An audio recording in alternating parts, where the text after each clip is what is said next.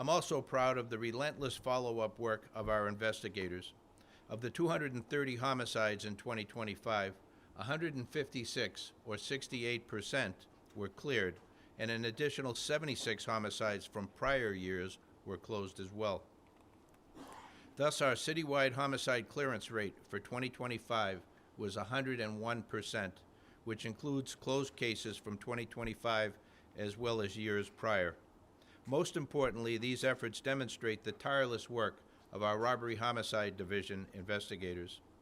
While any loss of life is unacceptable, the reduction in homicides is a meaningful indicator that these strategies are having an impact and that focused efforts to address the most serious violent offenses are working. At the same time, this report is clear, and I want to be clear, that progress in one area does not mean that our work is done. Other violent crime categories show mixed results, and property crime and quality of life issues remain real concerns for many Angelenos. We're not minimizing those challenges, and we're certainly not ignoring them. There was an 8% decline in the number of shooting victims in 2025, down to 899 in 25 from 981 in 2024. We believe one of the factors impacting that reduction is taking more guns off the street. In 2025, 8,650 firearms were seized by the LAPD. That's over 1,000 more firearms than in comparison to 2024 numbers. In 2025, our department advanced crime reduction through data-driven enforcement and strong community partnerships, leading to significant crimes in both property and violent crimes. Focused patrols, advanced technology, and dismantling organized burglary theft crews have all contributed to these results. We've enhanced our ability to combat the burglary problem plaguing some of the neighborhoods across the city through the efforts of Metropolitan Division, the Burglary Suppression Detail. This team identifies the most prolific burglary suspects and crews, some with a nexus to local street gangs, develops actionable investigative leads and supports case filings to hold the most prolific burglars accountable. Through Metropolitan Division's efforts, 109 total burglary arrests were made, with 26 burglary crews identified and 22 firearms recovered in the process. Our approach centers on precision policing, using crime data, trend analysis, and real-time intelligence to deploy resources where they have the greatest impact. That means focusing on the individuals, locations, and behavior that are driving the most serious crime, rather than applying a one-size-fits-all approach. These strategies emphasize prevention as much as enforcement. By identifying patterns early and responding proactively, we're working to interrupt violence before it occurs, particularly in communities most affected by violent crime.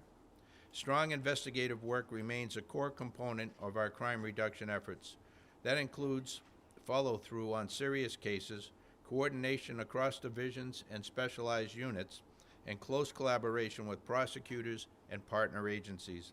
Our successes reflect the power of collaboration and intelligence sharing across jurisdictional boundaries. The power of these collaborative efforts was demonstrated most recently this past December through the successful disruption of a coordinated domestic terror plot, which underscores the threat posed to our communities by extremist groups. This incident served as a testament to the strength of a unified response, with LAPD's Counterterrorism Special Operations Bureau working in conjunction with the FBI's Joint Terrorism Task Force. Other notable joint operations include the efforts of LAPD's Gang and Narcotics Division, who in 2025 made 1,026 total arrests and removed 2,303 firearms from the streets, preventing further harm to community members. The strategies outlined in this report also recognize the importance of partnerships with community organizations, with other city departments, community stakeholders, as well as residents, because lasting crime reduction requires a coordinated effort with engaged community members. Nobody knows the issues within an area, what's going on, better than the people who live in that area. So our partnership with residents of the city is critically important to our public safety efforts. In 2025, I was honored to accept the International Association of Chiefs of Police Leadership in Community Policing Award on behalf of the department. The award recognized the Community Safety Partnership Bureau's innovative community-based program and its continued commitment to community-centered approach to policing. Ultimately, these crime reduction strategies are about accountability, effectiveness, and public trust. They guide how we deploy our officers, how we evaluate outcomes, and how we continuously adjust our approach to improve safety across Los Angeles.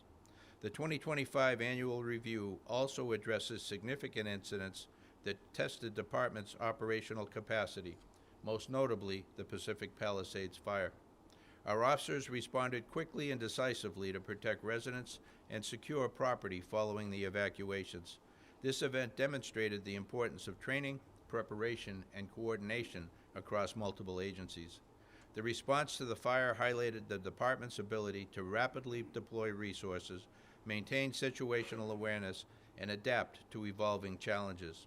It also reinforced our commitment to community safety and public communication, ensuring residents were informed and supported throughout the incident.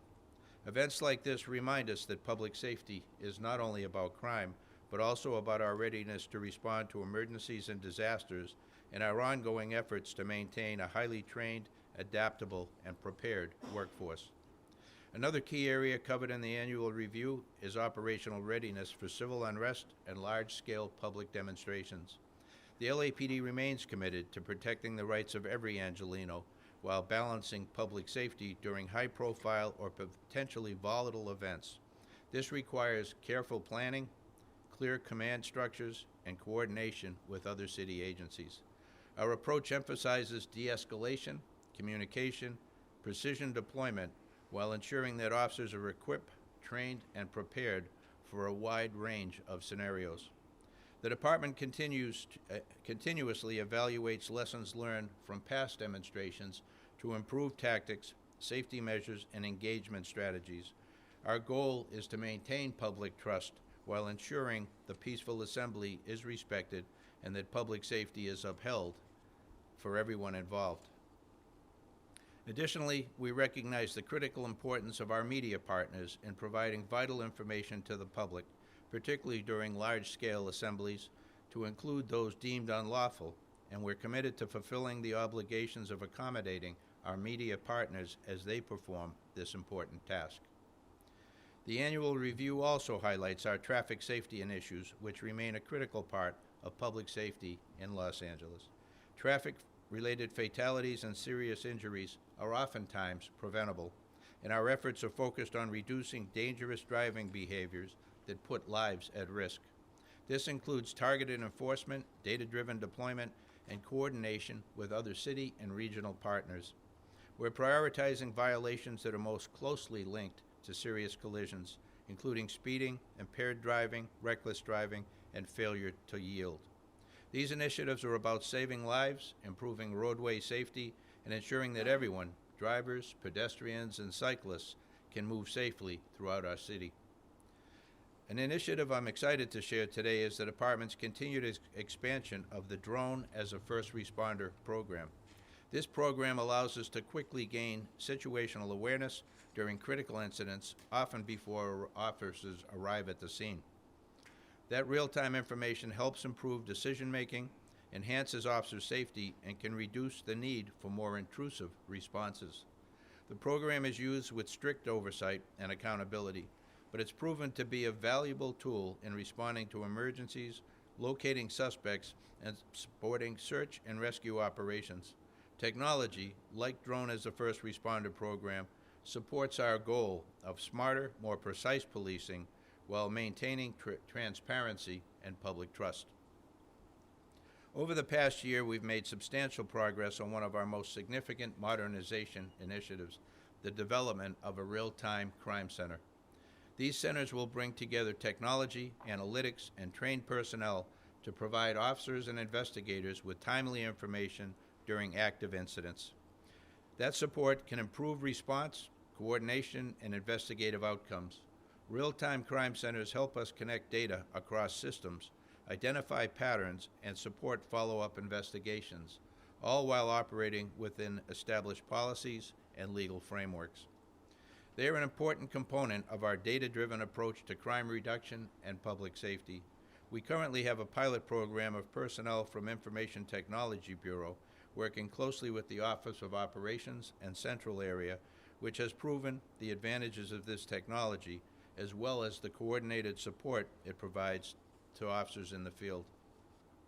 With promising yet demanding times ahead for the city, as we prepare to host events that will place us on the global stage, we remain steadfast in our efforts to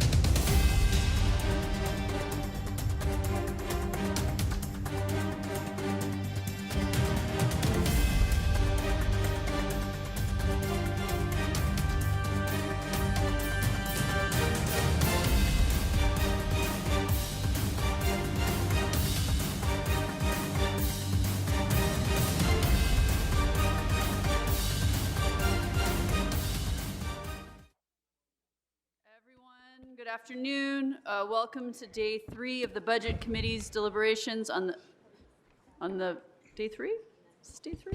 Day 4 if you include all the public comment. Anyway, welcome to today's hearing budget deliberations on the mayor's proposed budget for fiscal year 26-27. Would the clerk please call the roll? Yes, Madam Chair. Councilmember Yoslavsky. Here. Councilmember Blumenfield. Present. Councilmember Hutt. Councilmember McCosker. Here. Councilmember Hernandez. Present. 5 members present and a quorum, Madam Chair. Thank you very much. We're starting the day, colleagues, with a review of requested memos from yesterday. You all should have a copy of them. Please have your teams go ahead and review the memos requested today. I'll ask if you have any amendments or changes after we speak to our fire department. So you'll have about an hour and a half, hopefully. Let's move on now to the LAPD. Leadership from LAPD. If you want to come on up, Chief and team. Okay.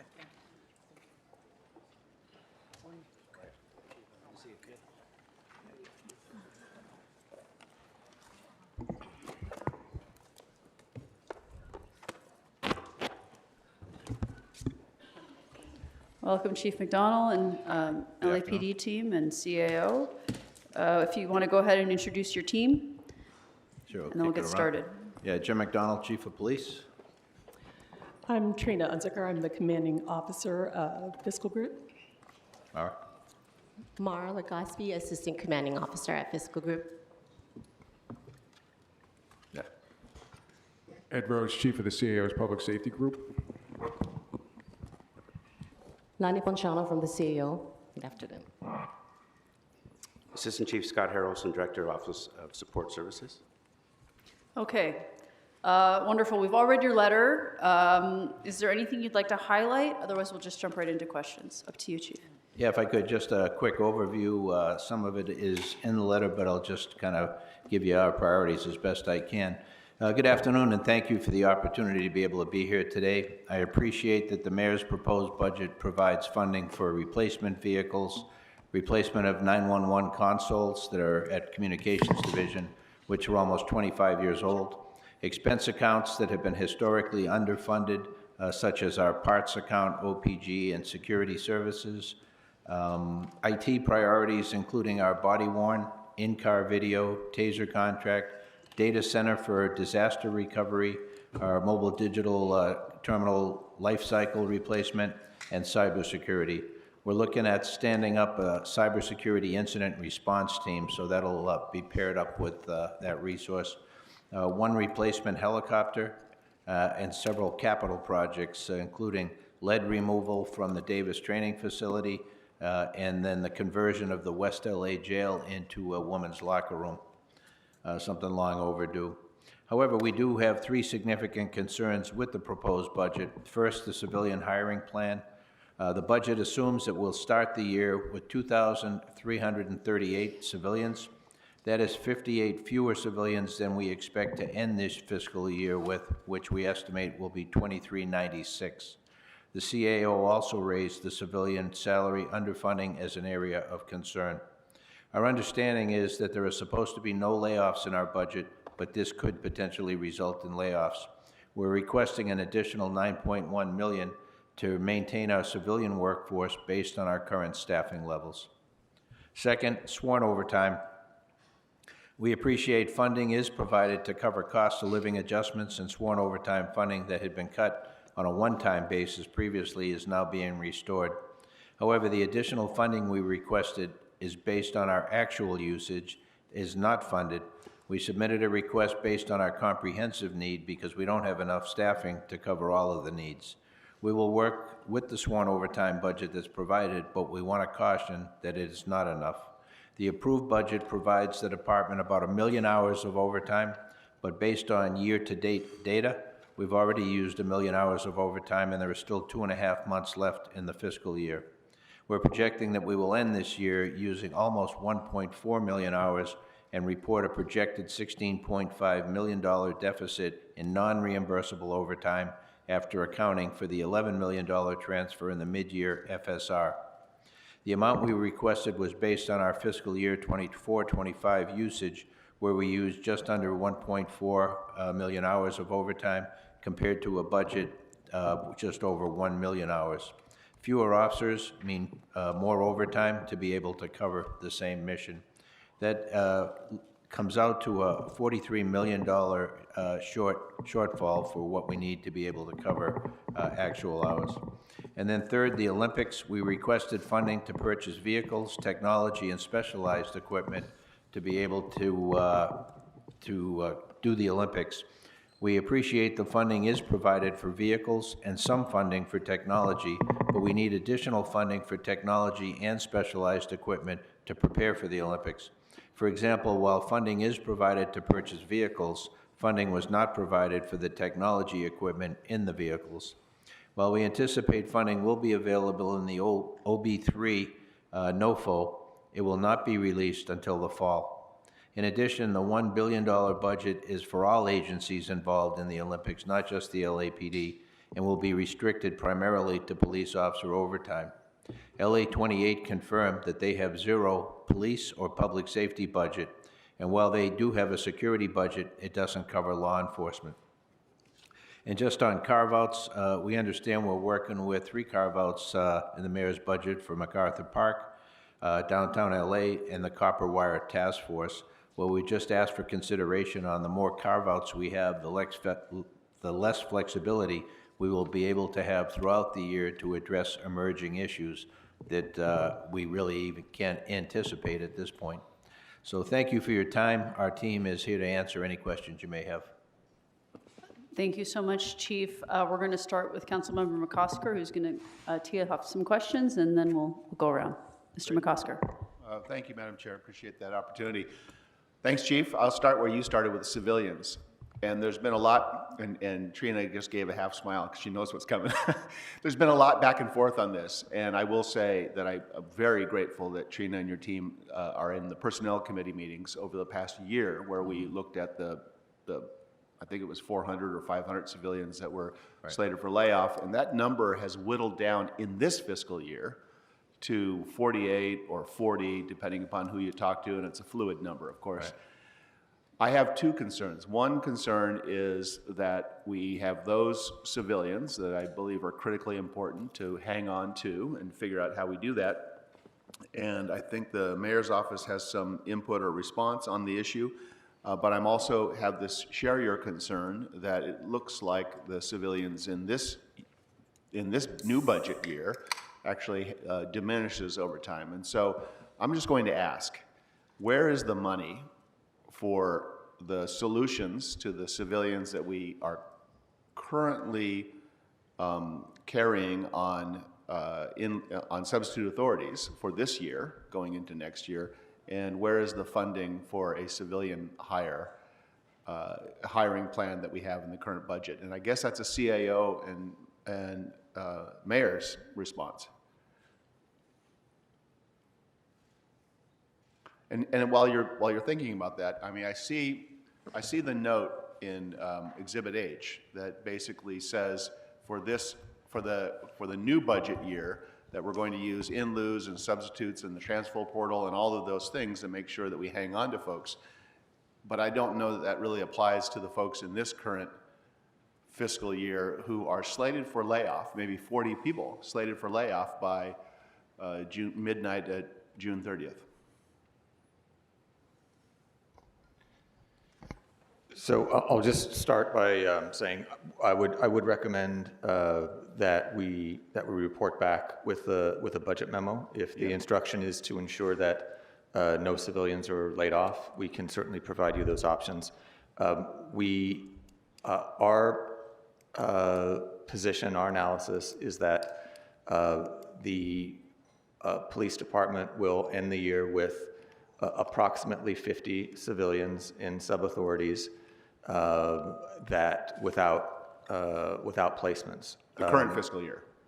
Current fiscal year. So one way to address that would be to add the funding. To add funding as we recommended, about $5 million in direct costs and 2.7 in related costs in order to allow to fund additional vacancies. So they have vacancies that we could move these, the civilian personnel into, but they need to be funded. They're currently unfunded. Again, as a reminder, the police department is the exception to the rule that we fund to a hiring plan as opposed to funding all of the authorized positions. So we could move the incumbents, the folks that are in the sub-authorities, to vacant positions, but we need funding for those positions. We would provide, our recommendation is to report back in a budget memo. If that's the instruction, we can provide the analysis to show exactly how much would be needed. Okay, we did request the budget memo, and so I would just like that information to flow into that memo, and I think we need to also reach out to the mayor's office and talk to the mayor's office about what they believe the strategy was for putting additional money into one of the line items, and we just need to get to the bottom of it. Because finding another $5 million and putting it in to hang on to civilians is certainly a worthwhile cause, but if the money is already there, we need to know that. And I believe there's a difference of, not opinion, there's a difference of fact between the mayor's office and and what I've found out in personnel and what you're saying. Right, that's right. And I would just want to say, I believe that the mayor's office intended and believed that they were fully funding the civilian positions. The issue is how many positions are funded and how many filled positions do we project will remain at the end of the fiscal year. And we have that difference. There's a difference between how many we think we'll end the year with and how many positions are funded for the subsequent fiscal year. So we may in fact need to add funding, but I do want to be clear that it is my understanding that their intent was to fully fund the civilian positions. It may just have been funded at a lower level than is required. Okay, that'll all be in the memo for us Yes, to understand correct. and then take action on. Thank you. Going to the sworn positions and attrition, if we could just get a description as to what goes into the attrition calculation and what we expect the attrition is going to be this coming fiscal year? Who best? For sworn officers. Right. This guy right behind.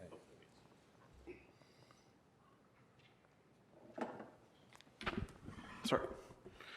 Brian Taft, Commanding Officer, Personnel Division. We're responsible for tracking our attrition numbers. We look at what our known attrition is coming into the year, so our drop, as well as the people who have expressed interest in it. This year, we anticipated around 530.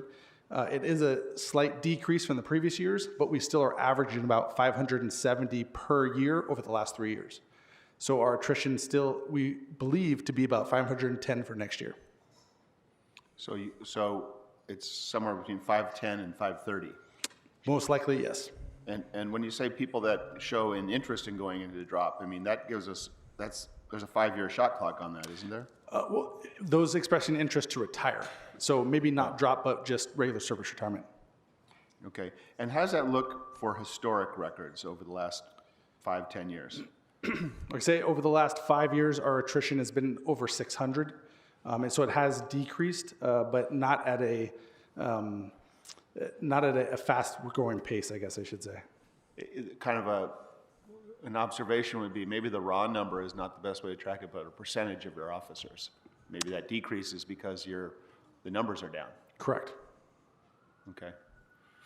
Yeah, go ahead. Did you have a follow-up on that? I do, but you ask yours. It might be the same one. Thank you. So this year, your budget notes that you expect 510 officers to attrit, with the total savings of $7.3 million. In this current fiscal year, you expected 530 officers to attrit with a savings of $24.2 million, which is a difference of $16.9 million and 20 officers. Why the drastic difference in the savings rate compared to last year? That I would have to hand over to our fiscal group to answer that. Okay, thank you. And if you don't have that information readily available, a budget memo on explaining that.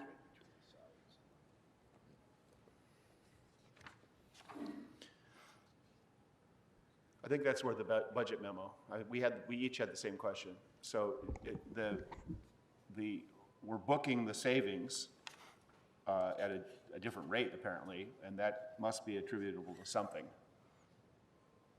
Okay? A follow-up question for Assistant Hernandez. Thank you. Thank you. I have a memo that I would like to add as well. I would like to request that LAPD, with the assistance of personnel and CAO, provide attrition rates by category, any expenditures tied to payouts as well as salary allocations that should have been recaptured into savings due to said attrition. The attrition category should include retired, fired, left for another agency, left policing, or other. The attrition data should include the number of departures by category, the classification of the officer departing, cost to the department from the departure, such as banked overtime, sick payouts, and savings from not paying the full year salary anticipated for the officer departing. And I also have another budget memo that has to do with attrition, but also the academy. Can I ask it here now? Great. And this goes with the question of how many officers graduated from the academy in fiscal year 2025-2026, both as an absolute number and as a percentage. Do y'all have that?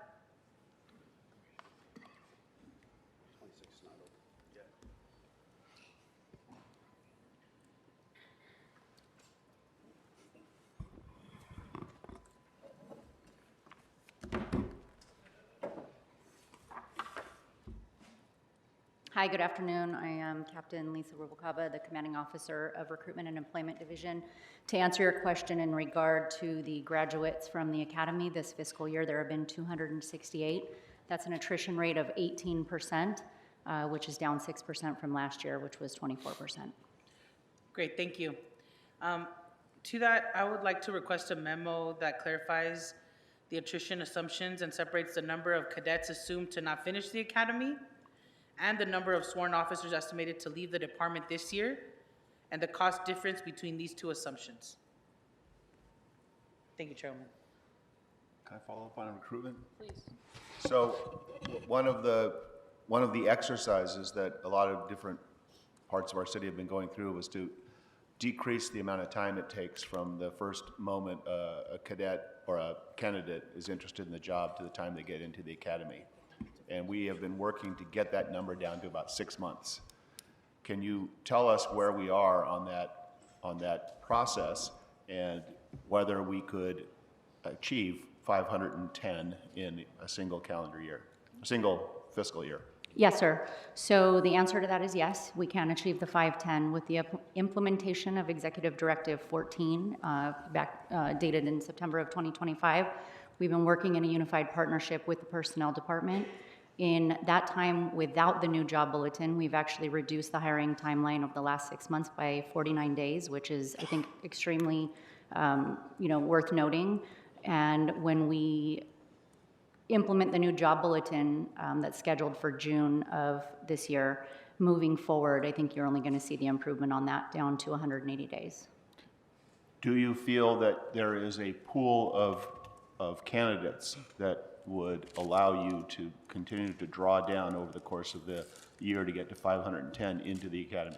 So as of today's date, we're at 11,593 applicants over this fiscal year, which is up approximately 1,000 applications year to date compared to last fiscal year to date. So I'm extremely confident that we have the pool of people. Our numbers are only trending upward. Our recruitment efforts and our outreach with the community and working in partnership with our marketing agency and all of our social media accounts is obviously working. So I am confident that we have the right people. One of your other partners in this is the Personnel Department. Yes, sir. Who I know that has worked very hard to bring down some of these times on the backgrounds, on the polygraph, on the medical. Do you feel that the Personnel Department is adequately equipped to be able to move as many people as it takes to get 510 people into the academy over the course of 1 year? The Personnel Department, as you know, is short several bodies, and I know that the general manager is going to speak to that, but I am in full support of them obviously having that assistance to help us. But I am confident that in totality, with the new relationships, with the new job bulletin, and hopefully with the implementation of those extra bodies for them, that I'm confident that we can hit that 510, where everything is trending upward, where it needs to be trending upward, and everything's trending downward in terms of the timeline. And to I realize achieve this that. might be out of your, I'm sorry, I apologize for That's interrupting you. This might be out of your wheelhouse, but if the personnel department didn't have those positions, how would that, what do you think would happen to the recruitment operation at the LAPD? I think it is appropriate that they speak to that, and I just would like to reiterate again my support of that. I think that it's extremely important knowing what shortages in my shop would cause that to look like, so I am going to let them speak to those parts. Very good. You want to open it up? Sure. Yeah. Questions? Other questions? Councilwoman Hutt. Am I on? Oh, I'm on now. Thank you. I have a couple of questions then. What's the proposed funding for human trafficking enforcement, and what are the resources the department deploys with respect to this issue?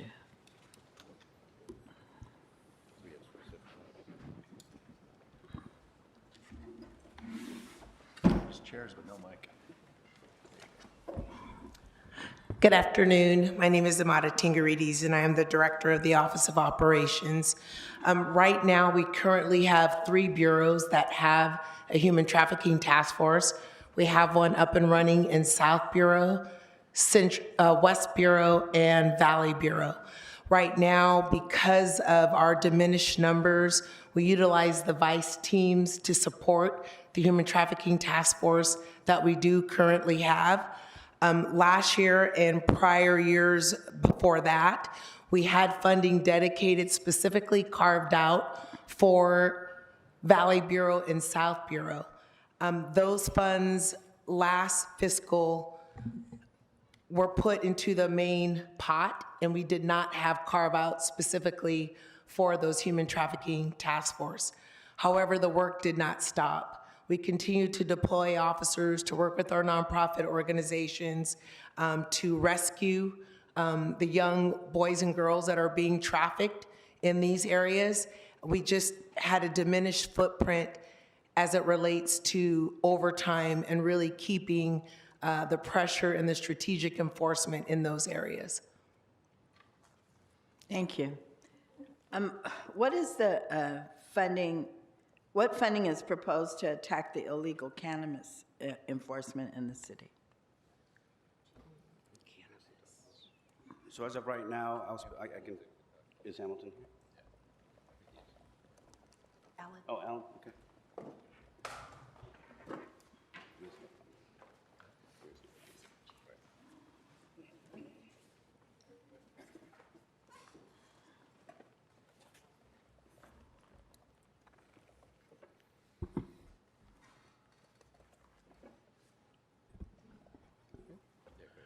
Okay.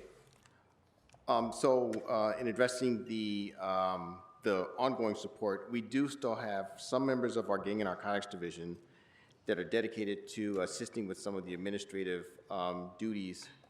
However, the task force that we had previously is no longer staffed.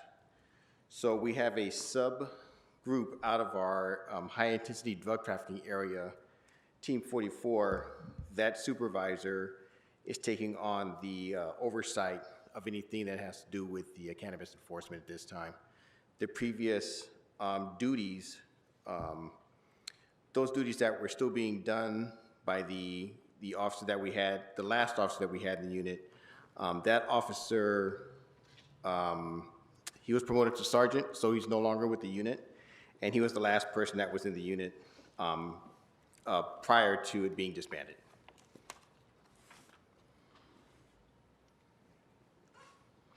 So I have another question.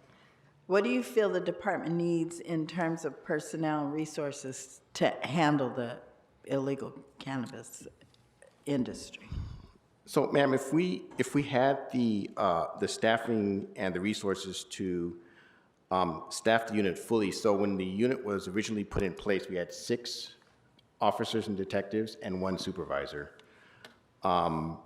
It's important to have enough resources to conduct the investigations in a safe manner, because we're also accompanied by other city entities. So we would ideally have those officers available. That would prevent us from having to cross-staff with other people in other divisions in order to conduct our day-to-day investigations. And we would have better control and oversight of the unit. And that unit, if it were to operate at full capacity, would be able to manage more effectively the enforcement and prevent the illegal cannabis sales, which would increase the tax base to the legal sales that would go on. And we would have better control over that citywide if we had a better handle on that activity. So that means fully staffing at 6 officers plus 1 supervisor? That was the original staffing when it was first established years ago. Okay. Then I'd like to request a budget memo from the CAO with the assistance of LAP to look at funding options to restore, number 1, civilian positions that were outlined in the department's budget letter with 6, 9, and 12-month funding options. That's all from me. Okay, Councilwoman Hernandez, I think, has a follow-up Yes. on that. Thank you, Chairwoman, yes. It is my understanding that illegal cannabis overtime was funded in last year's budget, but not spent. Where were those funds diverted to? CAO, can you speak to this as well?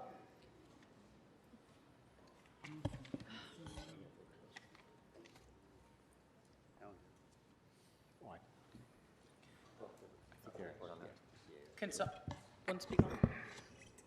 The council member will have to report back on that, if that's possible.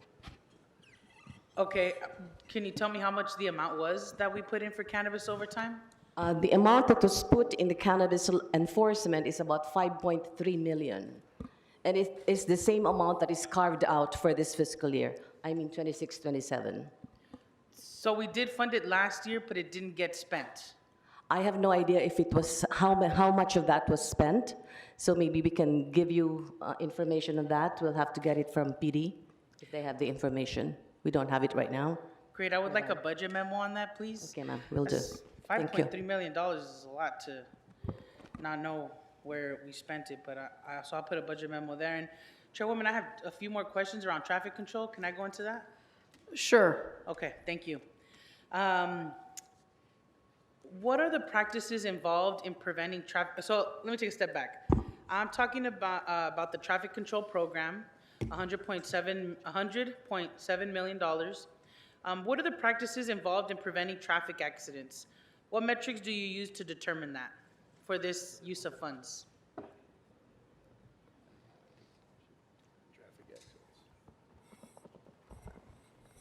I think that's going to be, yeah. So in the Blue Book, you know, they talk about a traffic control program that is funded about $100.7 million. And so that question is related to that. What are the practices involved in preventing traffic accidents? What metrics do you use to determine that? And if you want more clarity, can you please walk us through the protocol? Well, actually, I'll leave it there with those two. Yeah, thank you. That was a lot, ma'am. So I can't speak to the amount of funding, but what I can talk about is our traffic enforcement efforts and what it looks like. Each bureau has a traffic division, and within those divisions, there's a focus on traffic enforcement, also DUI checkpoints, community education, child car seats, and fatality investigations. And so there's a comprehensive approach to addressing public safety and traffic safety within each of those traffic divisions. There's also funding for overtime for DUI saturation checkpoints, specifically during the summer. And some of that funding also goes towards our street racing task force efforts. We do have officers assigned to that full time, and we're also integrated into a LA City, LA County street racing task force. And often those task force we utilize overtime for, or we do those task force outside of their regular work hours. Great, thank you. And My next question was, can you walk us through the protocol for something like a hit and run and how many officers show up and who does traffic control? It depends on the severity of the hit and run. Is it a fatality? Is it at a high injury network? Is it at one of our busiest streets? How big is the investigative footprint? But it is patrol officers and traffic officers that are assigned to those investigations. If it's involved with a city entity, then we have a multi-collision investigative team that will come out that have an expertise in investigating those type of accidents. Great, thank you so much. We also have our traffic motor officers as well. Sorry. Understood, no, thank you. And I've during the last budget cycle, and I think during Transportation Committee, I've asked a couple different times for more information on what we're actually spending that $100.7 million. And so today, I'm gonna try again to try to get that information, and I wanna put a memo from the CAO with support from the police department on the line item costs associated with the traffic control program. This must include our breakdown by type of activity, locations for the activities by council district, location for activities by police division, an average cost of these activities and measurable policy safety outcomes from it. And I have one more question around transportation and just the carve-outs. What roles does LAPD play in achieving the city's Vision Zero goals? For the overtime allocated for Vision Zero, where do you use this overtime and how are you tracking metrics? That response will be similar to our traffic units. I will say every division is focused on Vision Zero. It's not just specifically for our traffic divisions. It's a comprehensive effort throughout the department. And some of the task force, some of the crosswalks, education, all of those efforts are geared towards Vision Zero. I will say there is a component that I think as a whole, as a city, we could do better on, and that's the environmental design. Linking traffic lights, getting curbs painted, getting crosswalks painted, no left turns, no right turns. Some of that stuff is environmental, and that can help support the strategic enforcement, education, and efforts that the LAPD is doing. Thank you. So these environmental investments make it a little bit easier for y'all. Absolutely. Thank you. I would like to ask for another memo, and that's to instruct the CLA in consultation with LAPD to report on the overtime allocation for Vision Zero, including deployment. And then I just have two more memos, but no more questions, Chairwoman. I'd like to request a memo of a list of all the agreements with sports teams and entertainment venues that provide department reimbursement and revenue for these services. Explain the accounting for these agreements as well, please. And my last memo is similar to last year, showing the impacts. Actually, I'll stop there and I'll pass it back to you, Chairwoman. Thank you. Okay, thank you. Councilmember Blumenfield. Great, thank you. Appreciate the report. I know we've talked a lot about the hiring classes already, but I'm just curious if there's a formula. We're talking about 510 that we think we can reach. Is there a simple formula in terms of how much it would cost more or less if we were to increase that number or decrease that number? Is it as simple as just dividing the overall amount by 510 or 510 minus the 20 that we get paid for? So let's say by 490. Like, is there a way to predict if we were to get more folks how much it would cost, or if we hit less numbers, how much we would save?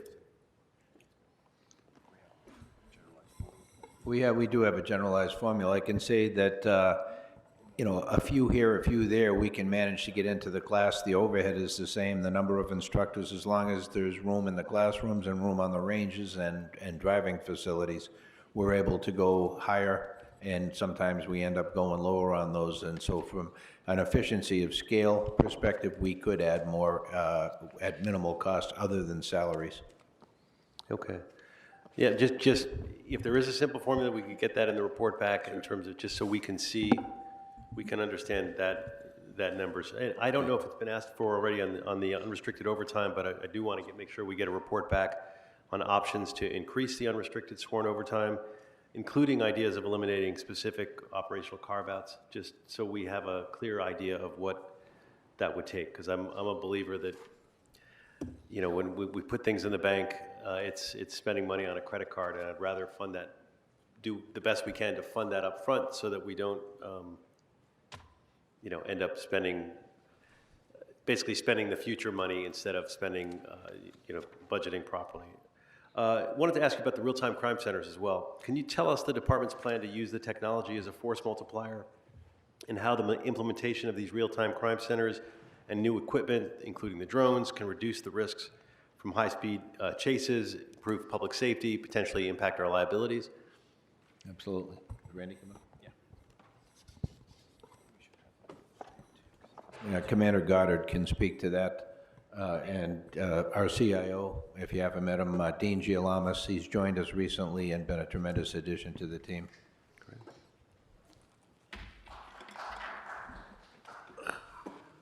Good afternoon, Commander Randy Goddard, Information Technology Bureau. I'm the Assistant Commanding Officer there.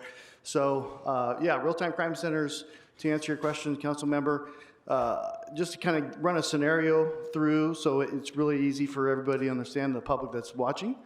911 calls come in. Part of the real-time crime center is software called Prepare 911. It uses AI to listen to the 911 call. If somebody says robbery in progress, weapon, something of violence, that alerts the real-time crime center operator. He can actually click, or she can click on there. They can listen to the 911 call in real time. Let's say there's a robbery at 1st and Main.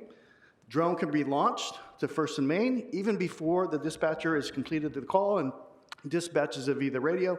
So the idea would be the drone gets overhead, locates the suspect, gets on the radio, the black and white vehicle that gets assigned the call, gets the vehicle in there, takes the suspect in custody.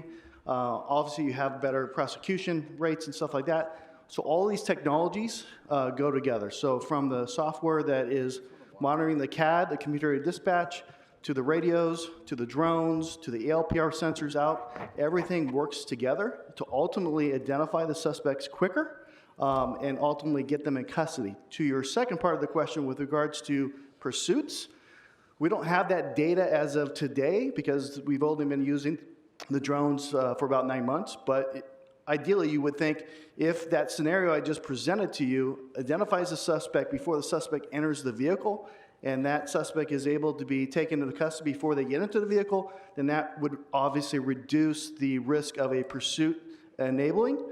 So as we expand the program and we collect more statistics, we'll be able to have better stats and facts to show how it could reduce those high-speed pursuits. Great. I mean, I'm excited about the possibilities, and I think it'll start impacting our budget numbers as well, because I think it's really going to help reduce not only crime, but reduce some of the costs and some of the liabilities.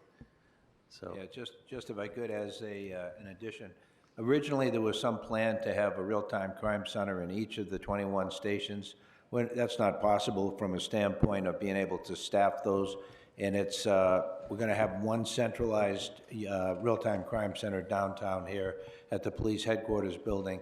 From there, all of the feeds, technology feeds from around the city will come in. Camera feeds, public and private, automated license plate readers, and then drone footage as well. It'll all be coordinated in a fashion where there are no barriers in the city. Depending on what division you're in, we're able to see the big picture and have situational awareness for the whole city, with the ability to be able to communicate with neighboring cities and agencies as well. So it'll be a tremendous, as you mentioned, force multiplier and ability to be able to reduce response to some calls. About 10% of the calls that a drone gets over, they determine that there's no police response needed, so they cancel the call. That's a tremendous savings for us. 10% at this point with a small number of drones we have, to be able then to move that and be more productive, be more efficient, and not be sending patrol units to calls that don't require that. yeah, great. We look forward to that, and drones that we have in the West Valley Topanga station that'll contribute to all that. So thank you. Just want to go back for a second to the overtime bank. I was just still thinking about that. Do we have a number in terms of how much the payout is each year, or the last 5 years, or the average amount of payout? Is that something we have, or we can get in a report back? For this fiscal year, we're projecting that the payouts will total about $10.3 million this year. And is that higher or lower than past years? I mean, is that really- about average? It really varies depending on how many people leave the department. For the overtime, okay. Okay, I mean, part of making sure we fund it is understanding that liability. So I'm going to assume that the average is about 10 million a year. Well, you know what? Maybe as a report back, if you could give us the last, it shouldn't be that hard to get, the last 5 years payout, just so we can have a visual of it. That would be great. That's it. Thank you. Okay, I have some questions. Starting on the civilian side of the House with police service representatives, more commonly known as 911 operators. So the state mandates 90% of 911 calls are answered within 15 seconds, but according to LAPD's February report, we're only picking up 57% in time. Yet I understand there's a 50% vacancy rate for 911 operators in the department. This seems like a serious problem. In discussion with the mayor's office, they confirmed there are sufficient funds in this budget to fill the vacancies to hire up PSRs to address this vacancy rate. Do you have a plan to bring down this vacancy rate this fiscal year?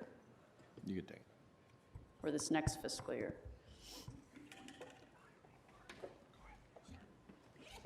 Good afternoon, Captain Officer Galani. I'm the new commanding officer, Communications Division. This is a senior PSR Chief Lydia Marcel, who's been there for a long time. I've been there for 3 weeks, so brought the expert with me. So in terms of our hiring, actually let me get my numbers out. We are down approximately 120 PSR positions right now. So our total number is about 550 at this time. So we have staffing. I don't know what I think you said 50% staffing shortage, but That's not right. Oh, no, that's not correct. Okay. Are you actively recruiting for PSR We are. positions? Actually, there's an advertisement is going to, just when it's going to be going out May 1st to May the 3rd in the community, actively a brochure to hire more PSRs. And we actually are in the process right now of hiring from the last advertisement. We're not exactly sure how many we have in the process just because of backgrounds and medical and everything, but we're hoping to get more in soon. And what's the retention rate for these positions? So,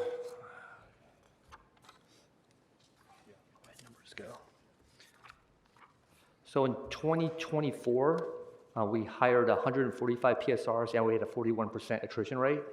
2025, we hired 55 PSRs.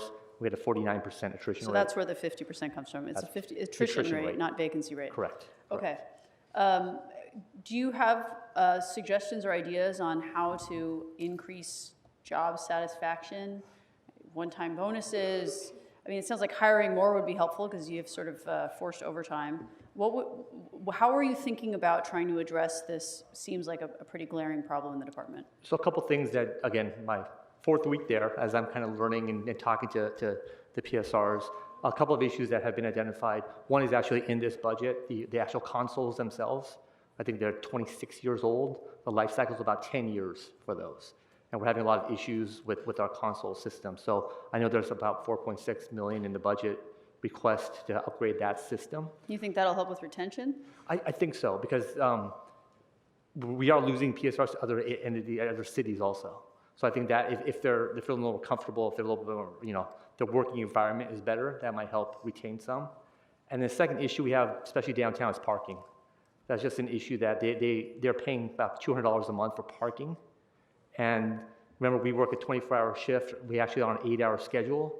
So I have PSRs coming in at 10 o'clock at night, dealing with parking issues and other issues downtown, just even walking into the building. We're trying to help with security, and we have security services that we try to walk them in as much as possible. But those are some of the issues that we're seeing. And I think if we can alleviate those two things, maybe we'll get some more people will stay, at least for the attrition rate, and then hopefully recruitment might be a little bit better. So you think new consoles and parking are going to help with our attrition? For morale, absolutely. Okay. All right. We have a huge garage under City Hall that's not used at night, so I suggest that Why are PSRs paying for parking if that lot's available and empty? They are parking there, but they have to pay also. There's a fee that's associated with that. Do you know? They're allowed to park there during the night shift, but not during day watch hours. Okay. So day watch, they do have to get on a list, and as the parking becomes available, it's given to the tenured people. So we And have a do lot of require PSRs that are PSRs to pay that out of their own pocket for that parking? for the City Hall East. For city? Yes. Okay. They pay monthly, yes. Okay. Questions on overtime. In your introduction, you raised concerns on carve-outs for overtime. My office asked the department for a breakdown of how overtime hours were allocated last year and haven't received that information. Can you please provide a memo on how overtime hours last year were divided? Or this year as well? So on attrition, for FY 25-26, we assumed attrition of 530. Was this accurate? Where are we at so far for the year on attrition? For SOAR attrition, we're currently at about 410. We still have 5 more pay periods left in this fiscal year, and we anticipate about another 130 people to leave before the end of the fiscal year. Wow. Okay. A few questions on sworn hiring. So earlier this year, the council moved funds to hire 410 new officers this fiscal year. Are we on track to meet that number?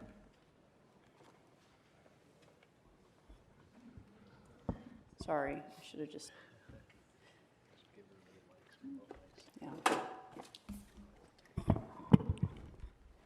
Yes, ma'am, we are on track to meet that number. We're currently at 381, which includes the class that will start on Monday. That leaves us with 29 to go for the final class, For June.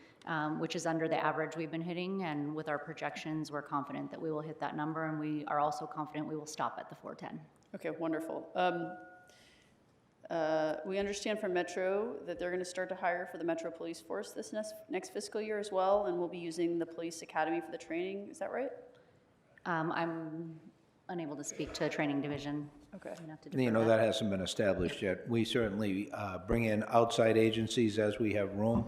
My hope is that the room will become less available because we'll have more recruits of our own. But we do have that partnership with others, and we do try and do our best to be able to meet the others' needs as well. Okay. But they're looking at building a big department. I've heard up to 700 officers over a period of time, so that would be something they would probably look to the sheriffs, to the LAPD, as well as to potentially Rio Hondo and other police academies. Okay, thank you. To hire 510, how many recruits do we need per class? So over the course of 13 deployment periods, that would equate to 39 to 40 per class. And what was the average this year? 32. Okay. This is helpful, thank you. So I agree with the mayor that hiring to attrition is a good goal and maybe the best we can do in this budget year if we can afford it. We're expecting a lot of information back on the attrition rate and on hiring capacity. I'd like to add to this list of memos a report on 2-year cost estimates, so the cost for FY 26-27 and 27-28 for this year's hires, if we adjust hiring to 410 or 460 versus 510, so that we can look at all of those, just depending on what happens and how things shake out. I'm hoping we don't need to go there. I understand the hiring plan to hit the 510 officers starts at 30 officers per class and gradually increases class size to 50 officers per class. Correct. I think this helps us realize salary savings by focusing most of the hires in the latter half of the fiscal year. I'd like to request that the CAO provide a memo with recommendations on mechanisms for ensuring LAPD follows that plan in terms of numbers and doesn't exceed previously approved class sizes. A few questions on MICLA Olympic vehicles. Oh, yep. Before you keep going, you said 2 years. Can we actually make that 5 years, please? Because that aligns with our fiscal outlooks, 5 years. Sure. Thank you. MICLA Olympic vehicles. The budget proposes 407 Olympic vehicles totaling 42 million, of which approximately 300 are black and white vehicles. What's the deployment model these 407 vehicles are based on, and the cost projections for that deployment model?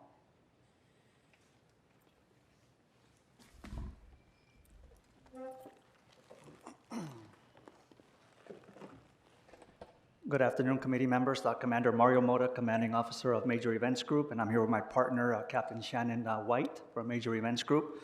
So the deployment model, although we're asking for all of those black and whites, we're actually going to be deploying 700 to 800 black and whites across all 8 Olympic venues for 66 days. Our actual deployment of LAPD officers is going to stretch for 84 days, but to cover the actual Olympic Games, the 2 weeks of the Olympics, Paralympics, and the break in between, it's actually 66 total days. In total, we're looking at deploying approximately 6,700 officers across the 8 venues, and that's something that I do want to stress. Those are on peak demand days, and on low demand days for the Olympics, it's 5,400 officers. Those are just preliminary numbers. We're pretty stable on those numbers, but we already are going to anticipate that those projections are going to increase, and that's just covering those cops on the dots across those venues. So when you're talking about getting 6,700 officers from 3 or 4 staging locations across the various venues, including covering the what we call the GRN, the Games Route Network, we totally need 700 to 800 black and whites deployed.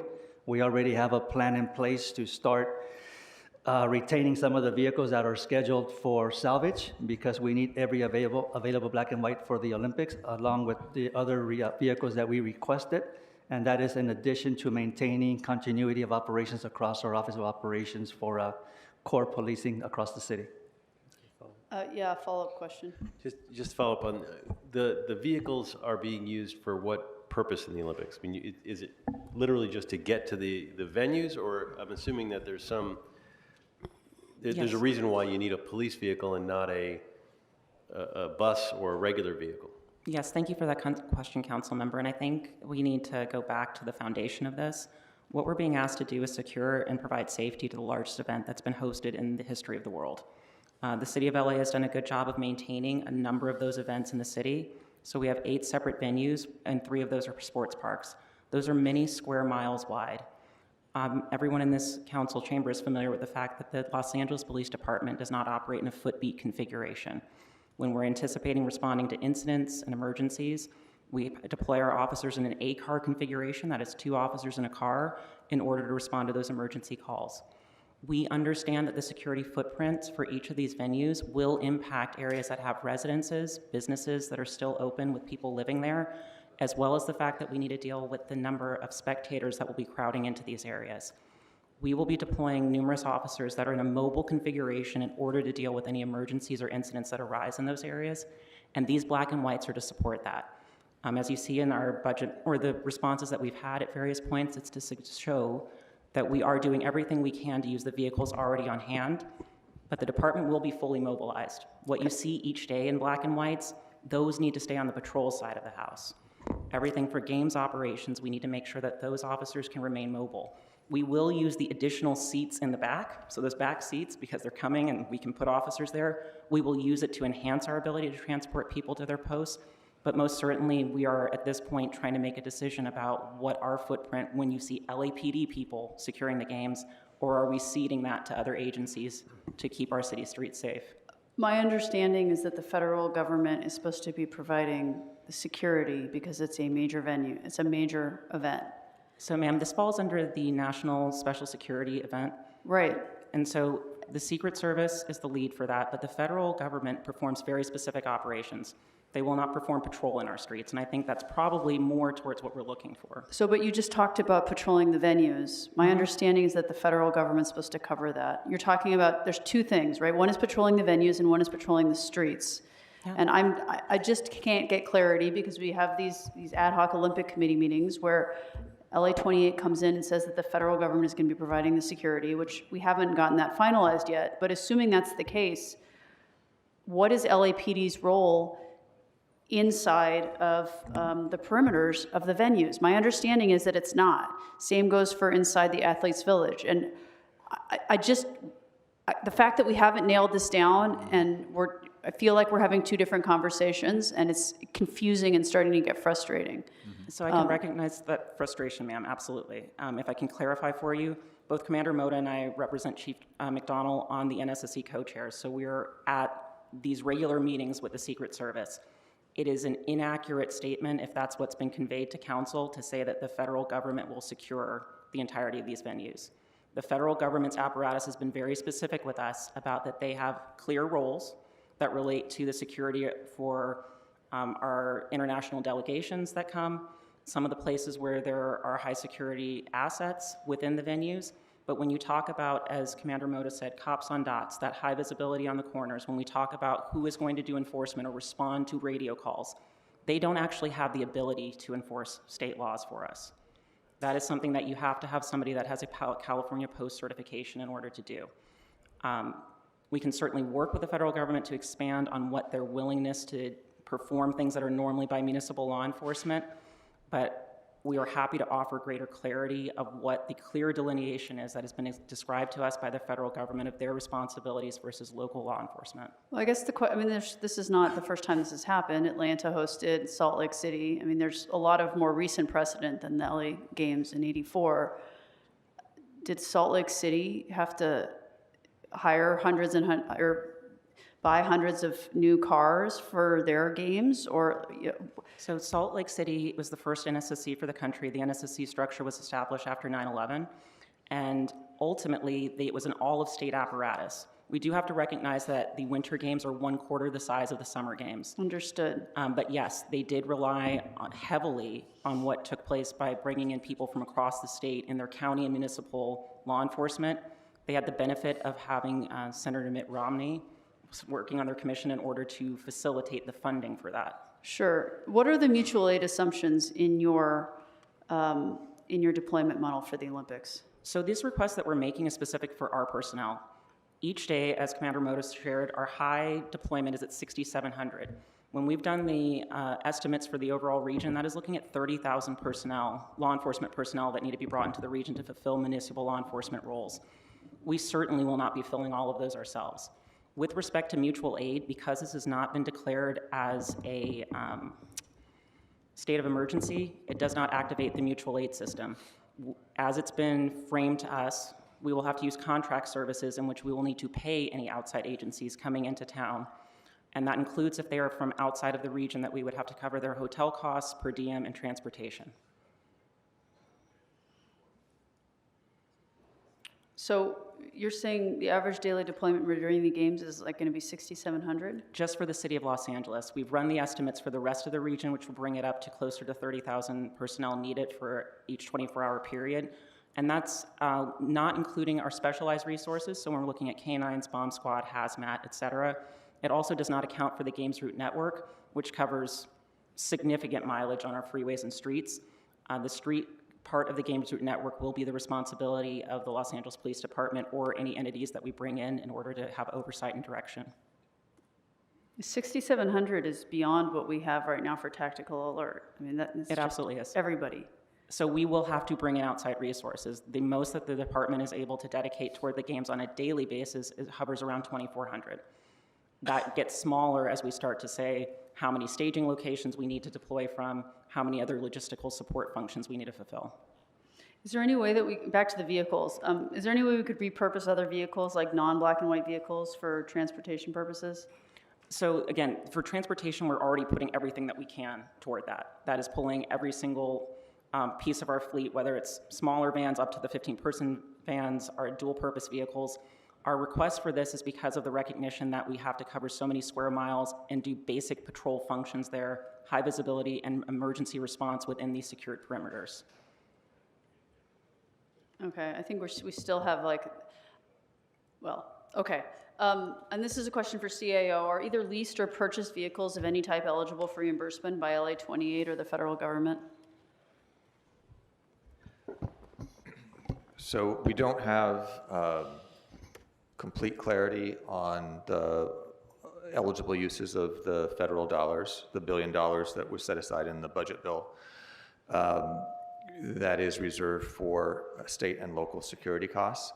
However, we have initial indications that costs associated with the games, equipment costs associated with the games could be eligible, but it would not, purchases would not be eligible because that purchase would extend beyond the life of the event. So we do believe that that leasing costs or rental costs could be So eligible. using MICLA to buy cop cars for the Olympics is not going to be reimbursable, but if we were to lease the cars, it would be, potentially? That's what our early indications are, yes. Okay. Councilwoman Hernandez, you had a follow-up? Yes, but it's around the overall Olympics. Okay. Yeah, go ahead. Great, thank you. I would like to request a budget memo that outlines LAPD's deployment model for the Olympics, what that cost will be, and what will the cost will be to contract with outside agencies to support with that. And Great. just for clarification, we will be able to give you some general ideas, but because it's yet to be determined if we'll be able to bring in out-of-state resources, that's an unknown as to what their average rate will be. We'll calculate it based off of our rate, assuming that that hovers around what their daily salary will be. That'd be great, thank you. If I could, Madam Chair, just a point on the consideration for lease vehicles versus purchase through MECLA. Many of the vehicles, as was mentioned, that would be salvaged prior to the Olympics, we're hanging on to. They will need to be salvaged once the Olympics are over because of the miles on them, and you know, they're way past end of life. Understood. Councilmember McCosker.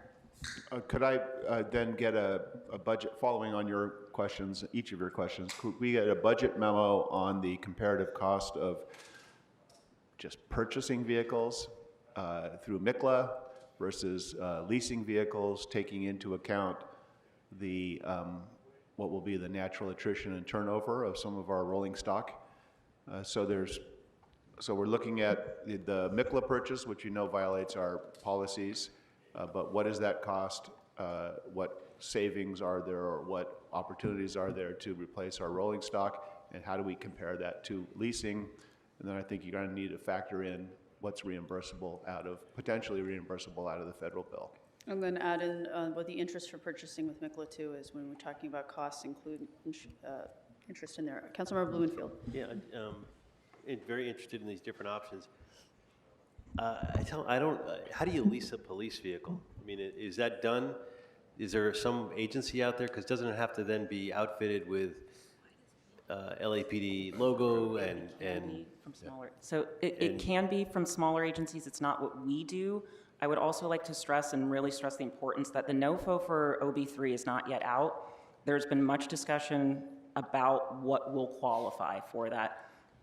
Salaries alone will greatly exceed what that is available. And so that's currently available. Currently, but that's knowing what we will deploy as a city of LA from our own resources can move beyond what OB3 can properly fund, and knowing that other municipalities will be looking to attach to that, as well as the city beyond just fire, police, and DOT. When we ran those calculations, we exceeded the $1 billion on our own salaries that are deployed towards those games. And so I would like to offer some clarity on that to make sure that as we're moving forward and looking to say, well, maybe OB3 can take care of this, we certainly, as the city of LA, will greatly exceed what is available, knowing other people will want to seek funds.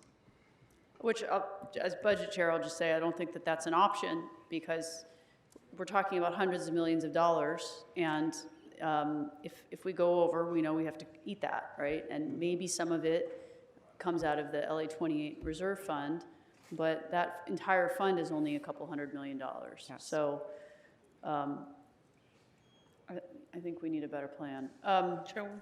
Yes, Councilwoman Hernandez. Thank you. Building off of Councilmember Blumenfield's question, considering that, do they all need to be cop cars? Can't we just get like big buses to transport a large number of officers to a location? If it's not a mix, like you're not gonna have police officers walking. Is every police officer just gonna be in a vehicle? No. I just want to understand, like, if we can lease not just police type vehicles, but also like everybody get on the school bus, we're gonna go to Dodger Stadium, like, you know, just thinking about all the options.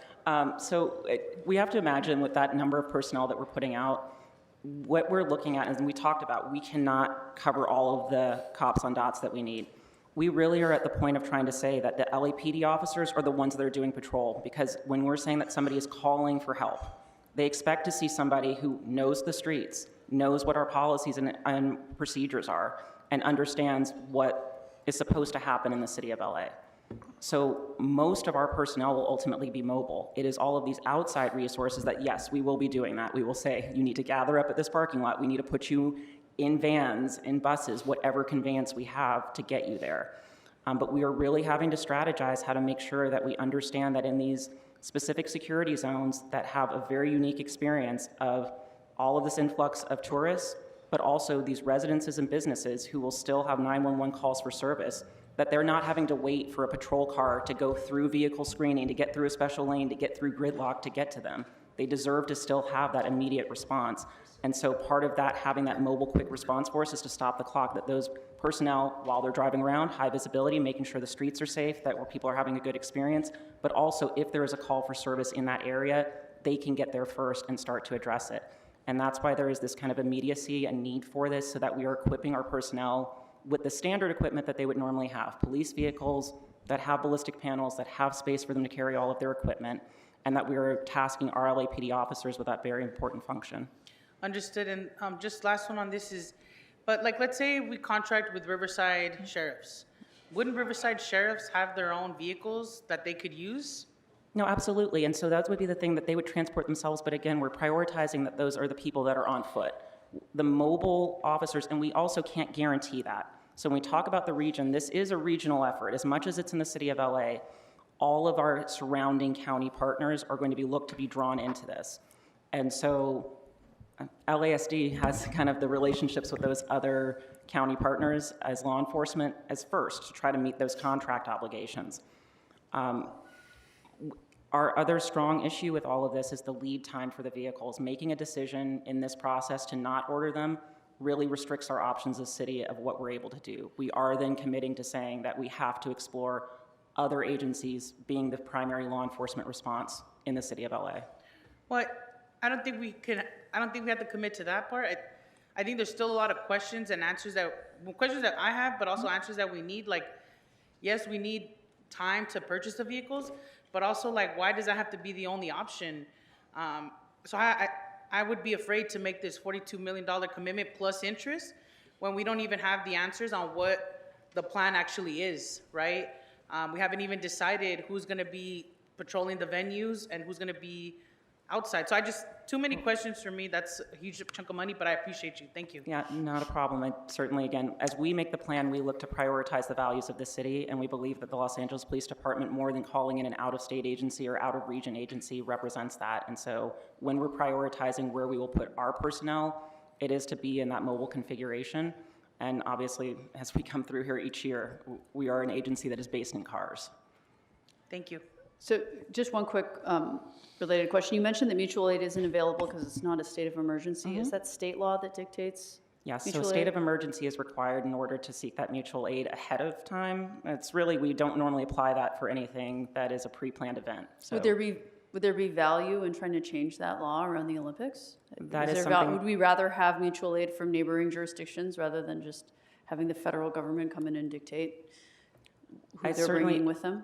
think that using a mutual aid system and activating that is something that people are more accustomed to and something that is worth exploring. But it would be asking people to shift their understanding of how we declare a state of emergency and looking at it and recognizing that we have a dearth of resources, but a very demonstrated risk to the city. For a time-limited period For a of time. time-limited period, but that would be a deviation from the norm when we talk about states of emergency. It is normally not something that we can say 2 years out we know, but we do know today that we are grossly under what we need to be able to staff this ourselves. Yeah, I mean, I wonder if we could change state law. I mean, we were in Japan where we met, they changed all sorts of national laws ahead of the Olympics. They declared new national holidays so that, Japanese citizens could go to the games. I mean, they did all sorts of things, right? So I wonder if we could change state law for this particular event on what triggers mutual aid, rather than saying that this is a state of emergency. We just change the law on what triggers mutual aid being something that's available that we could avail ourselves of. You had a follow-up, Councilmember Bloomfield? Yeah, no, and I very much like that idea of changing state law. I don't think it really needs to be that complicated. It doesn't have to be. Having served in Sacramento, I mean, that would be a law I think folks would be eager to create an exception for. I still can't get my head around the leasing option. I mean, it's an interesting option, but I want to understand what that looks like, because there's no company out there that has LAPD vehicles sitting around that's going to lease to us. So you'd be leasing from other, like the Alabama Police Department, and then they would give us a vehicle that says Alabama on it. What does that look like? Or would we be leasing generic police cars with ballistic sides that you would then, stick a cherry on top or something? What is it? I can't get my head around it. What does it mean? Good afternoon, Craig Field, Commanding Officer, Motor Transport Division. Yeah, you're right, sir. There's nothing that I know of right now, no system of leasing police vehicles. So would it be, and is there a system of leasing sort of generic police vehicles with no logos on them, or there's nothing like that at all? You could possibly lease plain police pursuit-rated vehicles. Right. Or you could lease cars and then put something on top to make it a temporary police car, I guess. I don't know. I hear the different options and I'm interested, but I can't. Has anything like this been done, and what does it look like? Because I can't picture it. Well, I can just speak from my time on the job, sir. No, nothing. We've never done anything like that. Okay. And again, I think the patrol car. Is there an imaginable? You have better imaginations than I do. So, when it comes to police things, what could it look like? Well, we could look at possibly putting, lights in plain cars to at least give it some visibility. But I think there's a lot to be said for the visibility of a black and white patrol car with a light bar and a siren.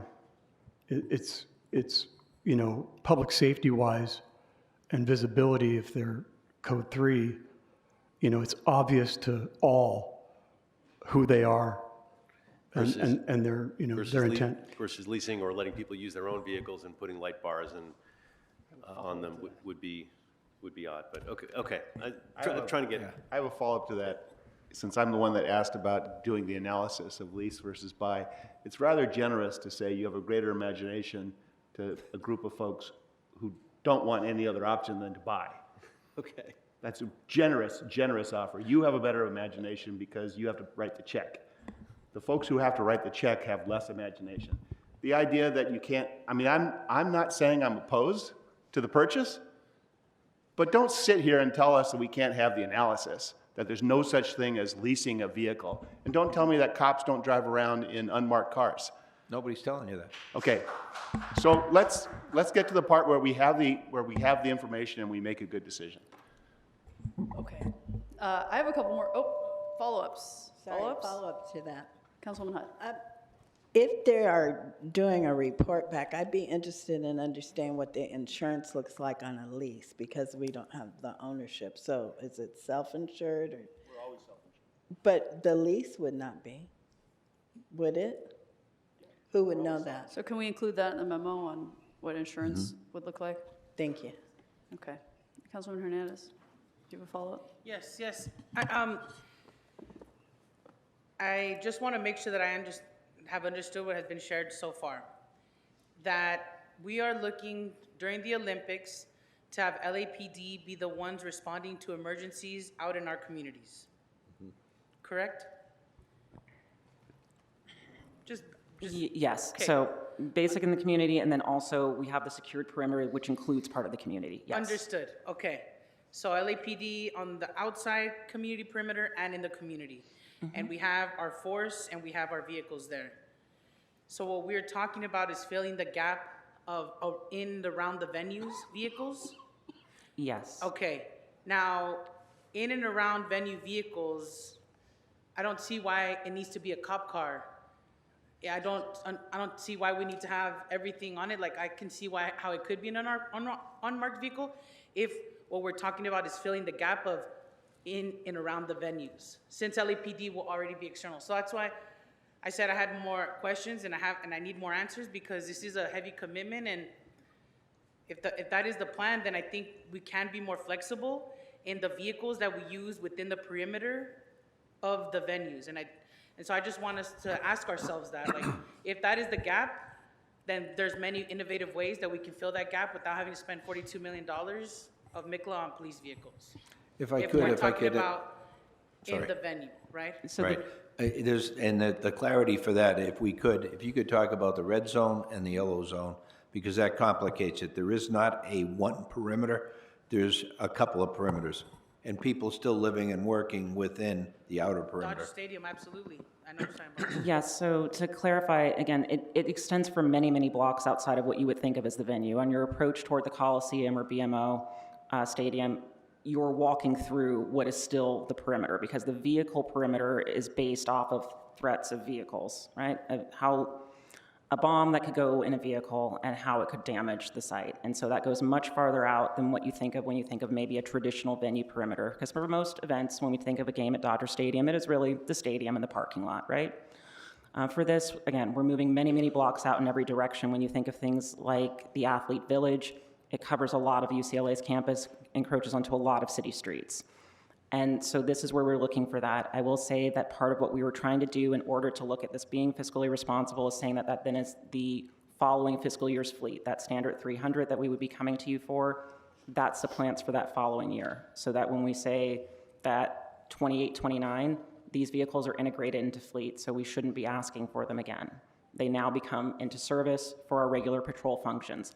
I can certainly appreciate the idea that we want to use alternative vehicles, and we will include that in the memo, but similar to any other time that we're saying that LAPD officers are conducting patrol, we don't do that in plain vehicles, and that is something that, again, if we're trying to provide the standard of service that we would normally provide, and then also in this heightened threat picture, to what Director Fields was noting, we do believe there is value in those being high visibility vehicles and the standard equipment that our labor force is used to using. Understood. Well, last question for me on the vehicles is, for this, in the more internal zone, you're saying that this would be our contracted law enforcement? So it would be also part of in the outer part as well on foot, because that is where you actually have the highest risk, because nobody has been screened. Any person walking in with a backpack is still possibly But that's a bad walking, actor. you said, right? Yes, so we will have taken care of anything that is a motorized conveyance coming in, but anybody on foot, you are free to move about that area without being screened until you get to an area where we've determined that you're ticketed and needing to approach the venue, and that's where we'll have our pedestrian screening areas. There is a need for law enforcement. Actually, the greatest concentration is in that outer perimeter area because of the threat that exists with the concentration of people, but not having screened any of them. So that is where you will see the highest number of personnel on their feet, but also balanced by people in police vehicles. And that will also be to support the Games Route Network on the approach on the city streets, as we need to keep that clear for the movement of athletes, officials, and dignitaries. Thank you. Okay, thank you. I have a few questions on civilian deployment, shifting gears. Oh, you have a follow-up? Well, I have one more question on the vehicles, but Okay. not the patrol vehicles, the 107 other vehicles. What are they? So those are a mix of various types of vehicles that are in order to support the games operations. And so in that, you will see that there were dual-purpose vehicles, unmarked plane vehicles, one-ton cab crew trucks. So those are logistics vehicles. It's quite the mix, and we can certainly give more description as to each one. But those are intended to support the logistical needs of the games as well as movement of personnel, then integrate into regular department fleet. Right, and those typically have a life cycle more than 6 years, right? I mean, those are more MICLA appropriate in that sense, right? Greg, did you want to speak to that? Yes, the answer to that is yes. Okay. Shifting gears, civilian deployment. Given our Yep. Just a quick follow-up. What would be the higher priority, the 107 or the 300 black and whites? You want to give an assessment Sophie's based choice on the here. I Olympics? saw that look. In my opinion, it'd be the black and whites. Okay. All right. Give it a shot. So civilian deployment. So there's an ongoing discussion about whether a force of 8,500 sworn officers at LAPD is sufficient, or if it should be 9,000, 10,000, 12,000, as the chief you stated in February. There's a high demand on our officers to do high priority criminal investigations and crime prevention. We also know our police department is often pulled in other directions with competing priorities. So my question here is, can we relieve some of the time pressure on our sworn officers by leveraging our civilian workforce? So like, for example, what tasks, calls, or responsibilities currently handled by sworn officers could safely be done by civilians? And what savings might this offer? And if that's not something you can easily answer at the table now, I maybe would like. No, I can easily answer that. We don't have enough sworn professional staff to do the job of sworn professional staff today. To free them up to do sworn, what are currently being done by sworn is kind of a fantasy to us. We're so low right now on both civilian professional staff and sworn, we're barely getting by. And so to try and say that we could free up sworn by putting civilian professional staff in some roles. Not into sworn roles, but you have, look at the RAND report, it looks like there are sworn officers who don't have to be doing the things that they're doing that could be done by civilians, right? They're on desk duty, and they're not injured. They're not there because of disciplinary reasons. They're there for other reasons. Maybe they're there because a civilian position was eliminated. So you have sworn doing work that could be done by a civilian that's more appropriately done by civilians. I'm wondering how many sworn you have that could be deployed doing more traditional sworn work. Gotcha. And if you don't have that right now, I might ask for a I special get where you're study on coming- what that looks right. like. Yeah, I don't have the number for you today. We can get that to you. But yes, I mean, due to the depletion of our professional staff, there have been sworn officers that had to take on some of those responsibilities, whether they're statutory or whether they're, policy oriented. But no, I do not have that number for you today, but we can get it for you. All right, I would like that. I don't know if that's a special study or if it's just a budget memo on, of the folks on the sworn side who are doing jobs that traditionally have been, or you would hire them now as civilians, how many of those folks, how many sworn are doing civilian jobs? Because you don't have the civilians to do it. Along similar lines, I know my colleague, Councilwoman Hernandez, has raised this. How does LAPD currently deploy drones as an augmentation or alternative to aerial support or other reconnaissance activities? Thank you. Yeah, that's a good question. Currently, we're just starting out. We've been up about 9 months with drone as a first responder. The feedback has been tremendous that it is a force multiplier for us. It is gets us quicker response than we would get from units on the ground or, in most cases, the air unit. They're not mutually exclusive. We have a need for a tactical flight officer and a pilot in the air to be able to direct ground units from an officer safety perspective during a tactical situation like a pursuit. Tremendous asset and saves lives every week. The drones are a supplement to that, to be able to get an eye in the sky that's quiet, that's there quick, and can do a video download to be able then to provide additional information and evidence collection for the responding units, or to cancel in 10% of the cases currently, to cancel the unit from having to respond so they can go to another call. It's a constant triage situation, but I think that the two, at least in the short term, the next 5 years, 10 years, there will be a need to be able to have both because they do different things, but they can supplement each other very well. Is there any opportunity down the line to replace, not all, but maybe one or more of the helicopters with a bunch of drones? I mean, we know how expensive helicopters are. Right. Deployment is based on some old studies and data, and also just everything you just raised makes complete sense. I understand you're never going to replace all your helicopters with drones, but I would love to see a special study on the legal limitations, necessary infrastructure, or other investments and policy considerations such as privacy protections that would need to be addressed in order to effectively and responsibly use drones on a more widespread basis. The report should identify any savings that may be achieved if drones are able to replace other activities, including some of the helicopters. So I guess one question is, how long do you think a report like that would take for us to see? I think it would be helpful information. I know that it's not one-to-one, that you can't replace, one helicopter with 10 drones or whatever, but do you see down the line there being an ability to reduce our reliance or our fleet of helicopters, which we know are very expensive and but also very important? Yeah, I'll give it to the expert in a minute. I'd say just from a 30,000-foot perspective, that when you look at where we are today relative to drones, 5 years ago, I couldn't have imagined that we would be able to do what we're doing with drones currently. To be able to speculate where we might be 5, 10 years from now, I think there's tremendous advances going to be made, and we may be surprised with what they're able to do. But in the short term, in the model that we use in police in the city of this size with the resources we have, I think the supplement is the way to go for us. Right? Right. I think that'd be hard to say at this point. We're so new into the program. I would say it definitely increases our efficiencies.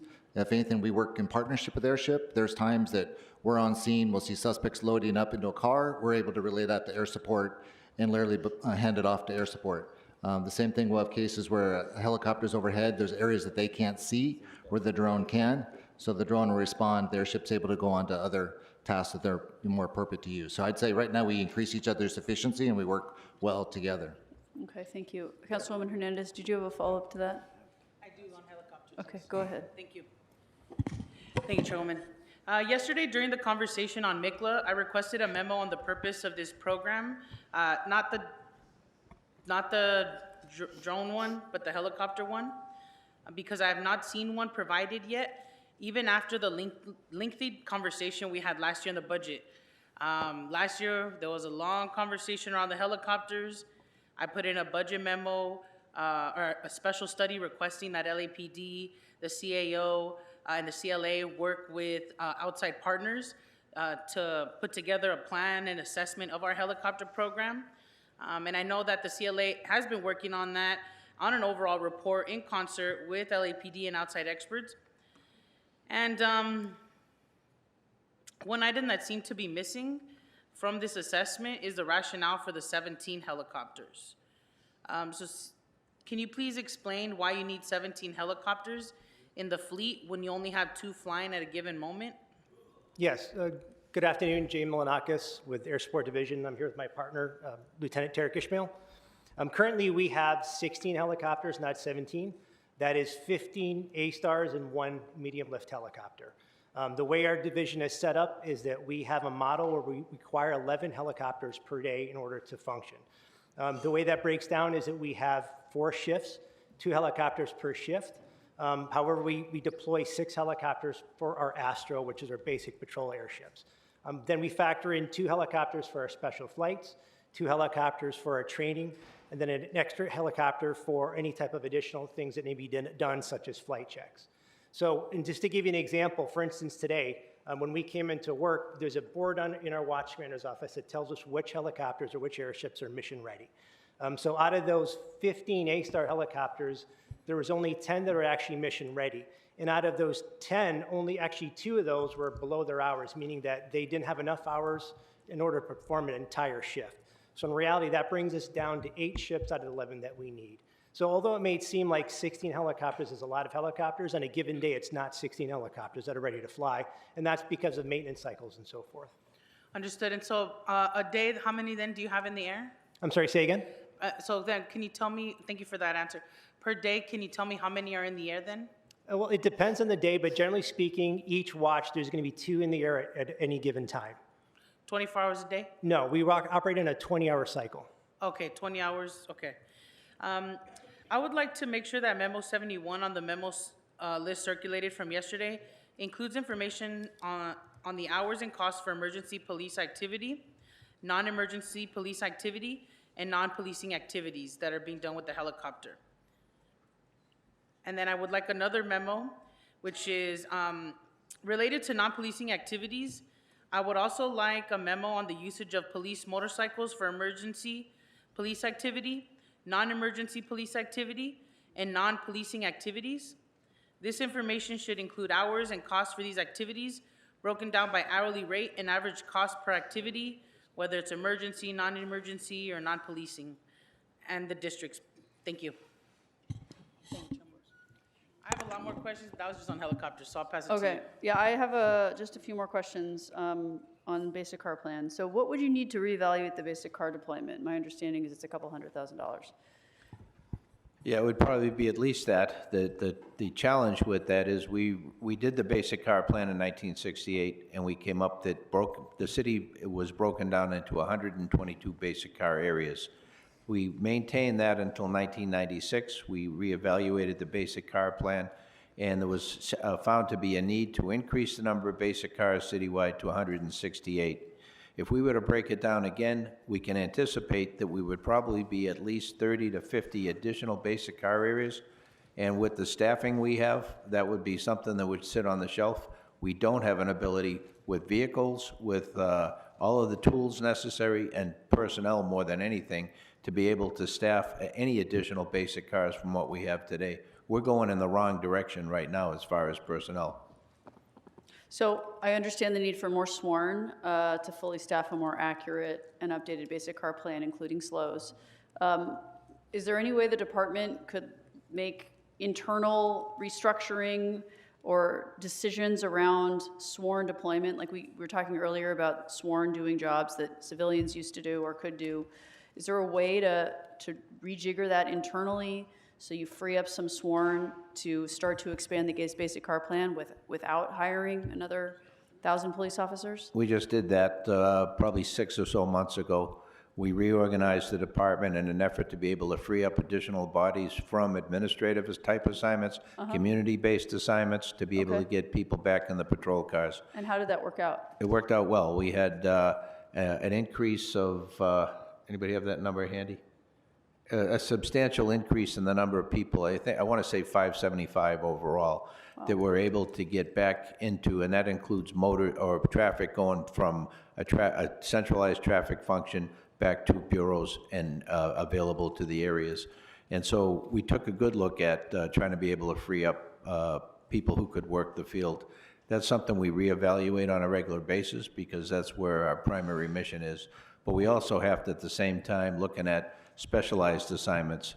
We're down, that we are as lean as you could imagine. We've combined various specialized divisions and created divisions that handle a variety of different crime types.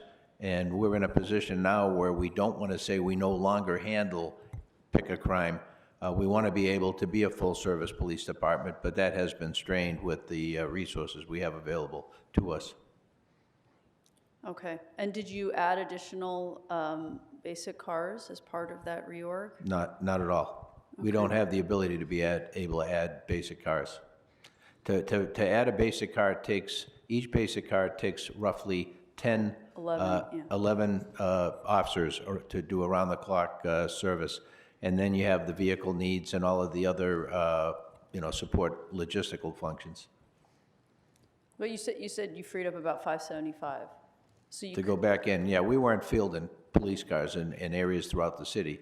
We've tried to do a large number of those were traffic, to be able to give the area captains and the bureau chiefs the ability to be able to focus their traffic resources on their problems in a more localized way. That was helpful. We had the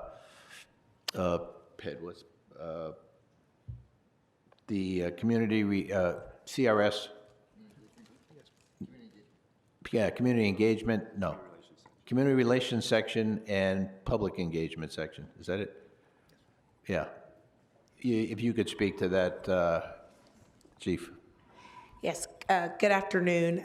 So we had a unit within the Office of the Chief of Police. We had a community relations section, and we had a public engagement section under the homelessness liaison unit. And those two entities were reorganized and sent back out into patrol.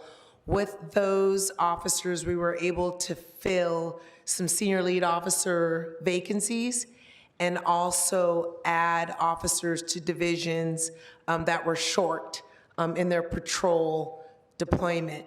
The traffic divisions went back to the bureaus so that the captains and each individual bureau could have strategic engagement and enforcement for traffic. So the reorg of the community relations section, public engagement section, and then sending the traffic divisions back into operations.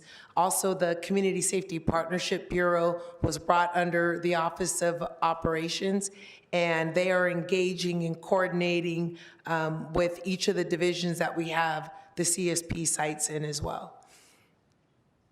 Okay.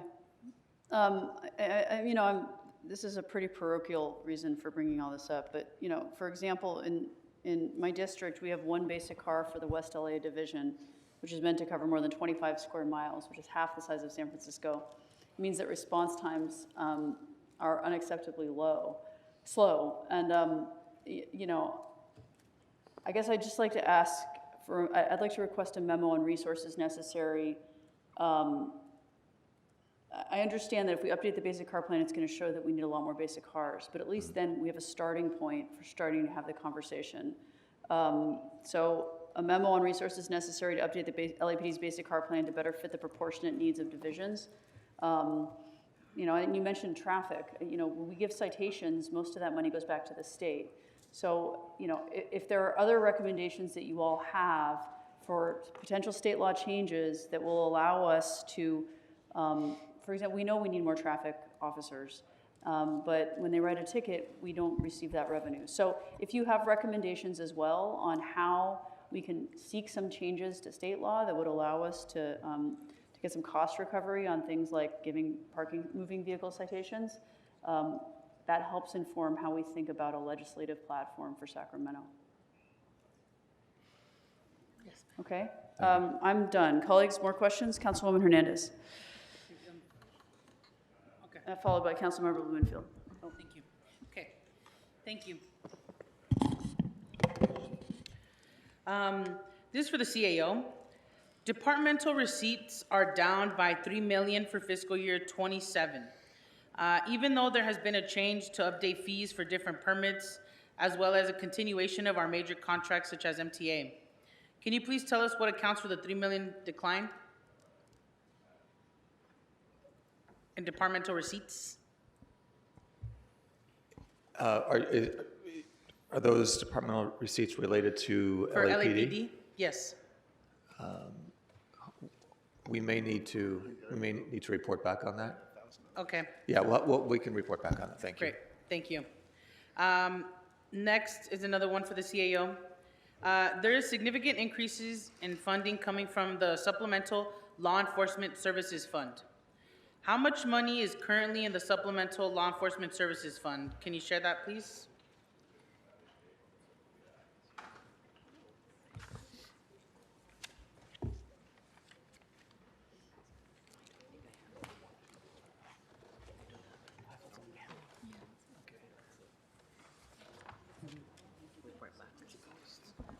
Yeah, we don't have that information in front of us right now, Councilmember. So y'all can report back then?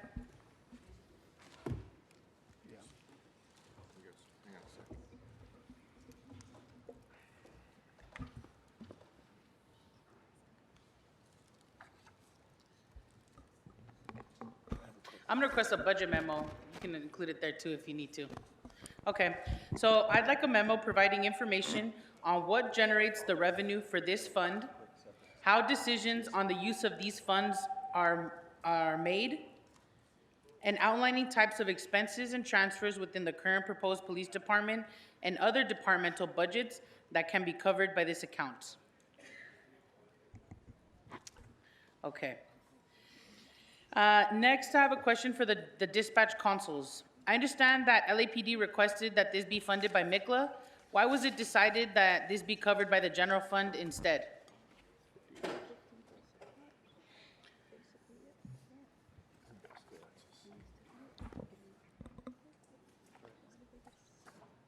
Maybe a mayor's office answer the question.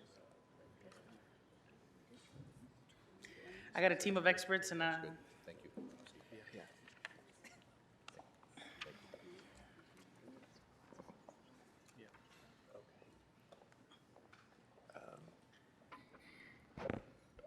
We can report back on that. I believe that it may not be eligible for MICLA. We'll report back on that. Okay, and I just want to name out loud we're talking about buying vehicles, black and whites, and going against our policy there. But these consoles, they've already been existing for like 2 decades, right? The ones we have, they're really old. Really old. So they last a long time, so I don't believe that they're not eligible. So I would like a memo moving the funds. I'd like a memo moving the funding of these dispatch consoles and any approved components of it to MICLA. Unless someone can tell me that it does not qualify for MICLA. We'll be happy to report back on Okay. that, and we can report on the eligibility at the same time. Okay, great, thank you. I have a few more questions. Is that okay, Chair? Yep. Thank you. 2025 has seen a reported 19% drop in homicide rates citywide, including a reduction in gang-related homicides. In the Olympic division alone, in the Olympic division that is covered by, that CD1 is covered by, we have at least 7 different gangs. When I did a ride-along with them, they showed me a lot of that information, and it was very jarring. And so my question is, can you please describe how community investments such as the GRID program contribute to LAPD's efforts to reduce gang violence and retaliation?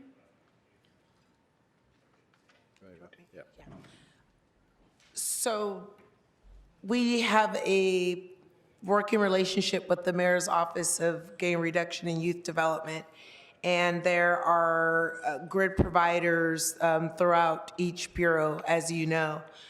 There is a protocol in place where if there is a gang-related incident or a shooting or a feud or an identified gang neighborhood day, there is a coordination between the gang unit, patrol, CSP, and the regional program directors.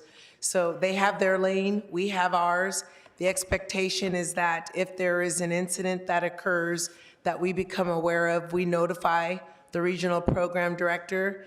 They launch their teams and they go out in the community to try to prevent retaliatory shootings and stop that violence. That gives LAPD enough time to provide high visibility in the area and have strategic enforcement rather than over suppressing the communities. So the GRID model has worked specifically in South Los Angeles.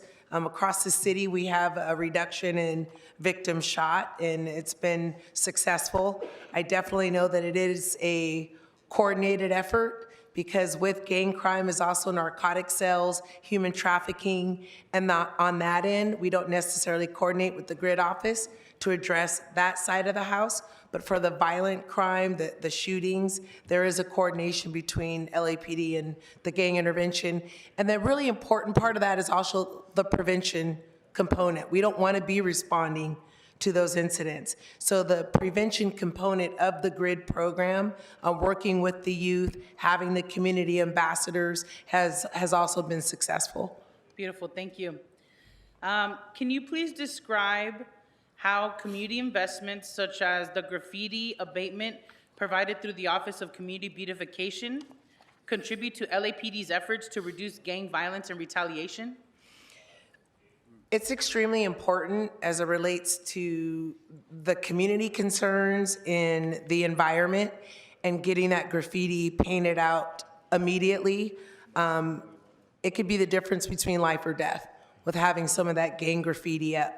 Our patrol officers, our senior lead officers are very diligent about utilizing 311 and ensuring that that graffiti gets cleaned up quickly. Not only the graffiti, but there's also a gang nexus to some of our homeless encampments. And ensuring that our gang units are out building those relationships, seeing where the narcotics are being sold, if there's graffiti or trash that can be immediately cleaned up and picked up, that can make the difference between a shooting or someone feeling like they can commit crime in this area because it looks chaotic and no one cares. So lighting is important. Graffiti removal is important, clean streets are important, and then the feeling of safety. Our business owners, people walking with no street lights, if I don't feel safe, then it's not safe. Thank you. Thank you for answering that. And on Thursday, we're going to talk about Public Works and the Public Works Department, including the Office of Beautification. And I do want to uplift that right now in the proposed budget, there's been an additional $900,000 reduction in the graffiti abatement programs. And I just think it's something to consider, as it does help LAPD do their job, but also prevents more violence. And we are talking about life and death, so thank you. Now, a question around the firearms and ammunition line item. What is the firearms and ammunition line item being used for?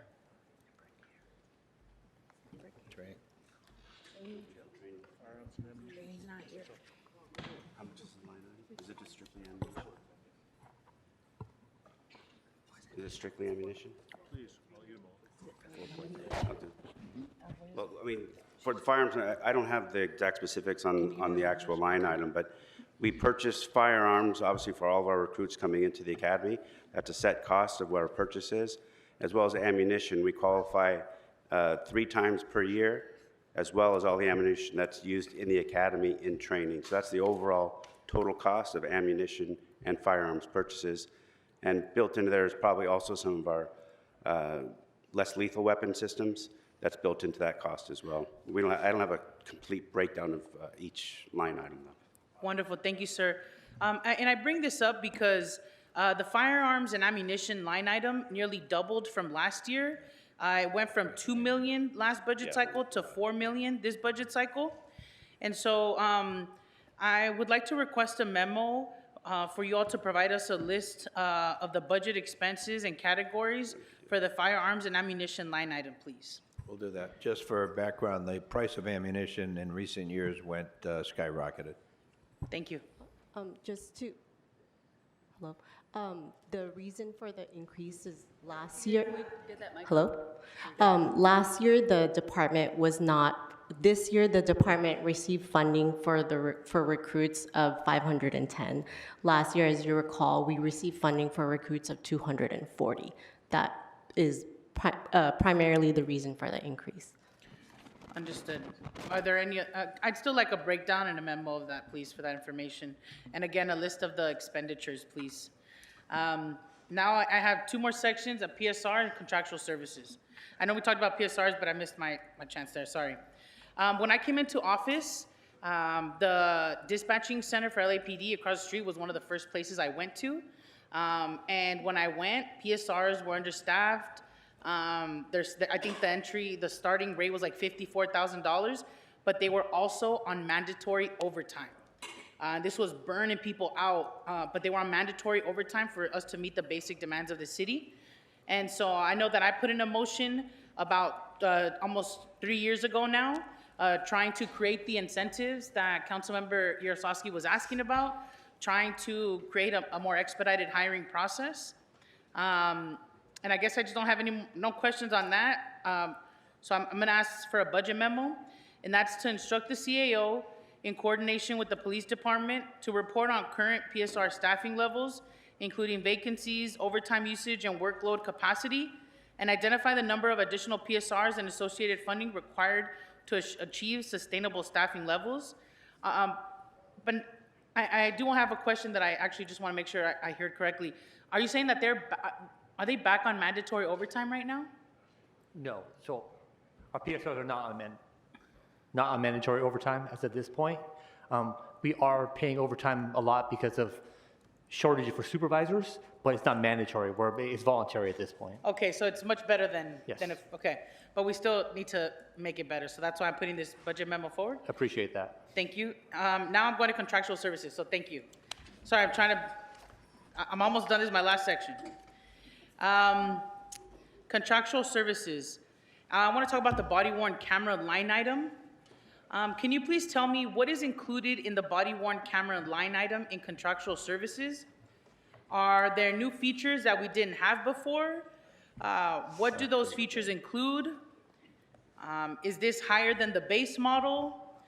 Are there tiers to the contract or the models? And does it include any enhancements around AI? Lots of questions, but and I can repeat them, but just, I want all that info, please. Good afternoon. I'm Dean Gialamas, the Chief Information Officer and Commanding Officer for the Information and Technology Bureau at LAPD. I'll try to get as many of them as I can, so if I forget one, I'm sure you'll remind me. The contract itself is for existing services of our body-worn cameras, our digital in-car video systems, and our taser units, the less lethal units that our officers carry. It includes an upgrade, so new equipment that is coming out that we have to replace. There are equipment refreshes that are also included during the lifetime and term of the contract.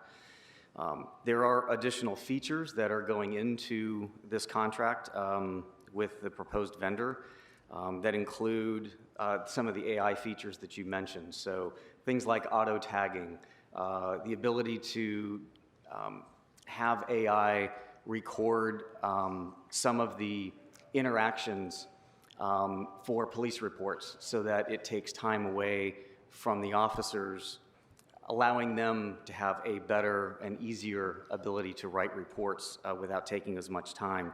You heard an example earlier about the Prepared 911, the AI-based system that's essentially listening to the 911 calls to be able to help our dispatchers deal with the calls in a much more timely fashion. It includes some of our ALPRs, the automated license plate readers that exist.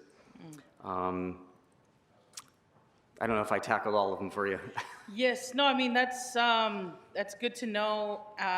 Can you tell me why the cost has gone up so dramatically from the first round of the contract to this next round? Yeah, the costs in themselves are due to equipment replacement. The cost of the contract, as was submitted, is a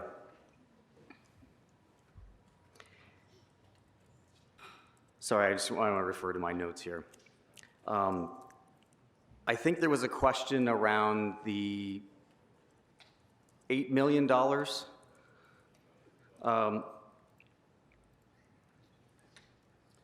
Sorry, yeah.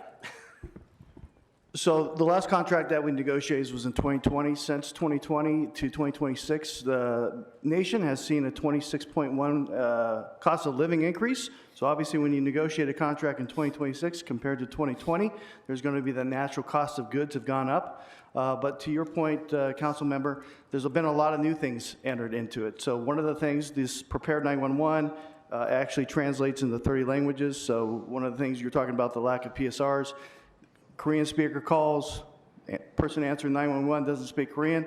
This actually translates into Korean in real time. And 20 other languages, that's one thing. One of the things that we're doing is sworn reduction of workforce, AI, to actually write the first draft of a police report so that when they get back to the station, the first draft is already written, they review it, make some adjustments. That's going to reduce the administrative time, gets them back out into your community for your constituents. All of these things, connectivity for the body-worn cameras, which we don't have right now, which we will have, which will bring us the foundation for the AI moving into the features, such as when we get to the Olympics, when we have people from all over the world come in that don't speak English, I can actually talk to you in real time using my body-worn camera to translate back and forth. So all of these things are baked in, plus the original contract in 2020 was only for body-worn taser. Now we're taking the other contracts, because I like the bundle, because every tax dollar does count. So we bundling things that we're paying all separately all over the place into one contract, such as the digital car video, such as some of these other things into one contract. So that's why you see all those reasons is why you see an increase in price. Councilwoman Hutt for follow-up. I have a budget memo. Go ahead. I just want to ask a question that goes along with your AI question. How do we verify that the AI translation is accurate, since we don't speak Estonian? Yep, so with any AI usage in the city of Los Angeles, obviously when you look at the vision of what the city's trying to go to, we're not replacing human beings with AI. there's always going to have to be that human oversight to actually read it, approve it, and send it forward to a supervisor who then I reads it get that and for the approves it. writing, but you said there'll be communication in Yeah, real so the time. communication part is the body-worn camera that they wear right in front will be able to listen to you speaking in your native language, compute it, then tell you in English what they're saying, and then me responding in English, compute it, and now put it back into their native language. It's pretty amazing stuff. So I'm just wondering about verifying that it is accurate. Like that, I get what you say the systems are. Yeah, no, they've done, obviously, this is a large company that's done this, publicly traded. They've done numerous testings, and it is 100% accurate. And then where else are they using this? In the United States? I can't give you an exact number, but they're using it in most major cities in the United States. Thank you. Thank you. Did we extend the contract, or did this go out for a competitive RFP? So this will be a contract amendment, so we can keep the current terms and conditions in place and make the process a little bit easier. I will say, though, to the term of the contract, it will be a 10-year contract, because what we're looking at is we're trying to save dollars. And when you get into a longer-term contract, what that means for the city of Los Angeles is we've locked in our prices. So if inflation goes up 2 years from now, 9%, 10%, that's not the city's problem, that's the vendor's problem. So we're really looking at trying to negotiate contracts, and just as an example for this contract, the MSRP price on it was over $350 million for that 10-year period. We were able to negotiate it through 5 months of negotiation down to $220 million. So that's over $130 million of savings that through negotiations, through bundling, and through this process that we've been able to save in tax dollars. So it'll cost us about $22 million every year? The first year, because of the situation, looking at where we are fiscally, I asked the mayor's office, there was 2 options presented. The vendor was willing to go to next fiscal year at a much reduced lower, and then amortize that out the 10 years, and hopefully that the fiscal situation will rebound fiscal year to fiscal year. So actually next year, the contract price is $13.1 million. Thank you. And why didn't we go out to RFP?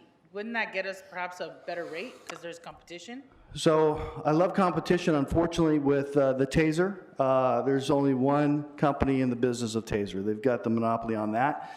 And then with regards to the body-worn video, digital car video, we have tens of millions of dollars of infrastructure that's already deployed in the city across 40 locations. You know, the docks that we put the body-worn cameras on, the back end of having 20 petabytes of data up in the cloud in Evans.com. There's so much infrastructure and so much investment of tax dollars into these things that it just wouldn't make sense to go anywhere else. Understood. Thank you. And you mentioned that this money is used for the in-car cameras, but the vehicles already come equipped with communications equipment. So how is this requested equipment different?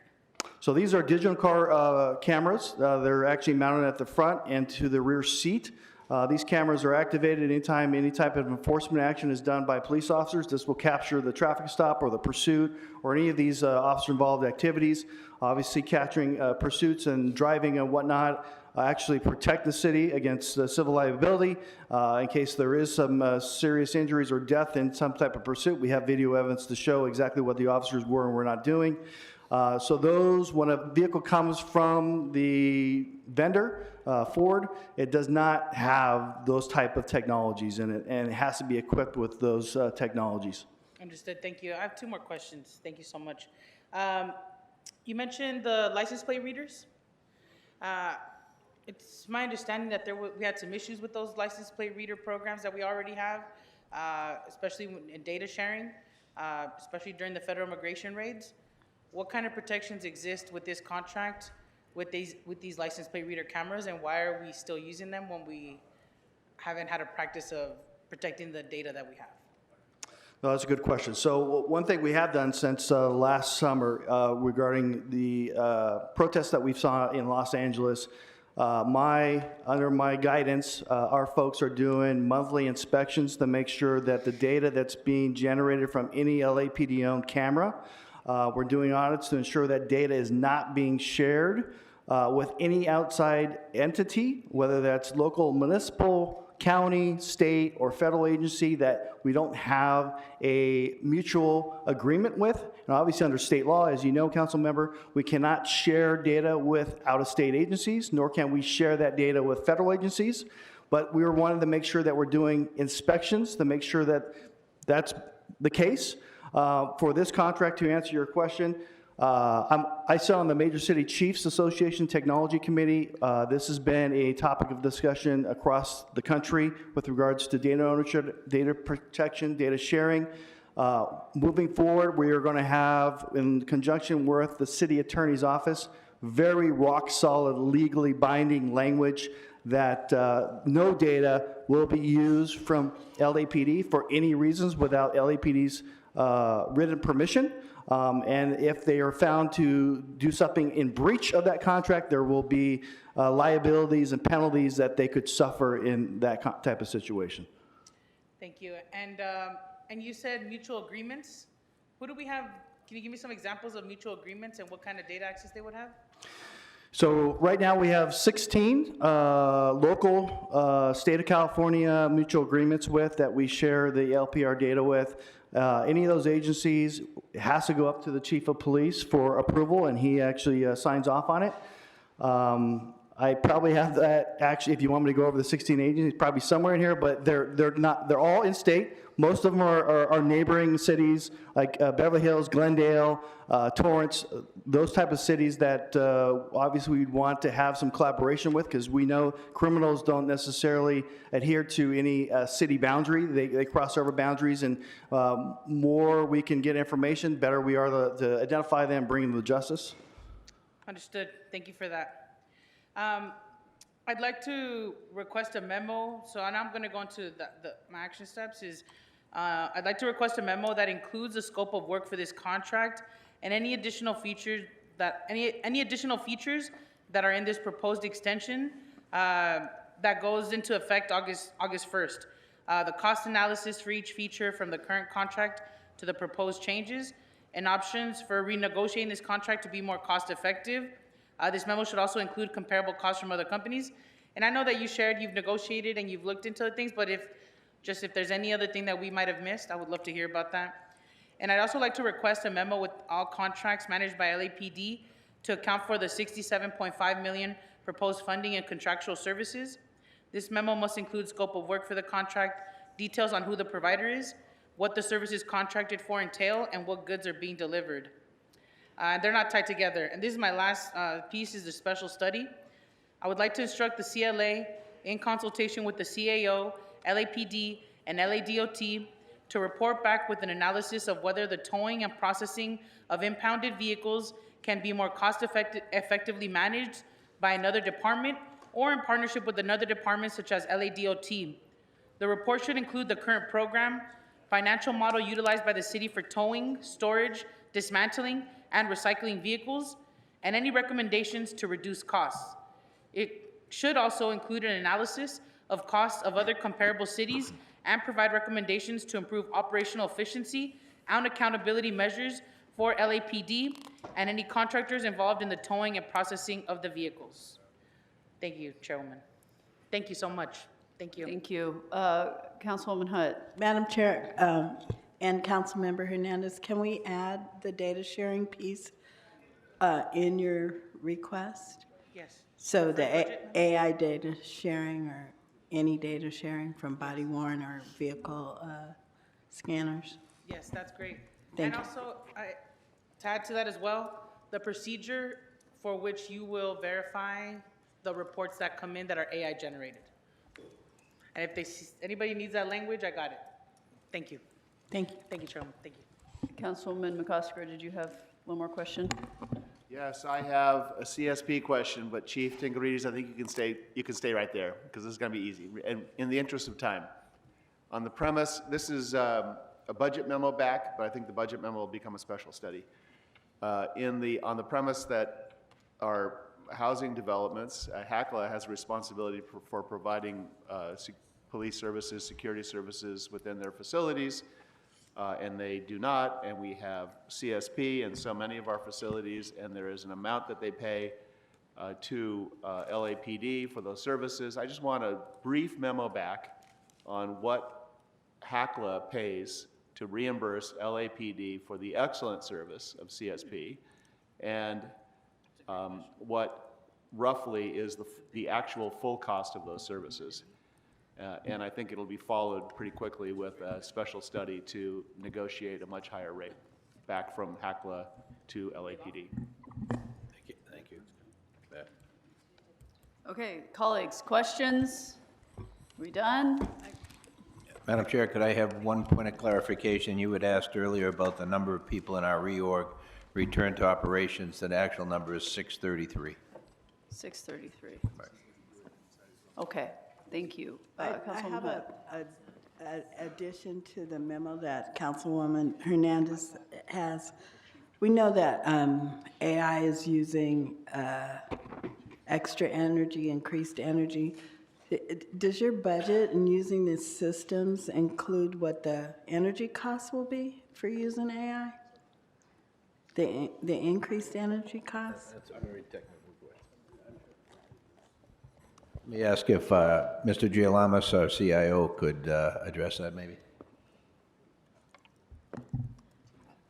Or, okay. If not, then I'll ask ITA later if we don't. Okay, thank you. We're not managing the data centers, so we're not necessarily going to have any increased costs for storage. Yeah, Commander, the question was, when we're using AI as we move forward here, is the cost of the data centers and the expense associated with the use of AI-type technologies, is that included at all in our budget request?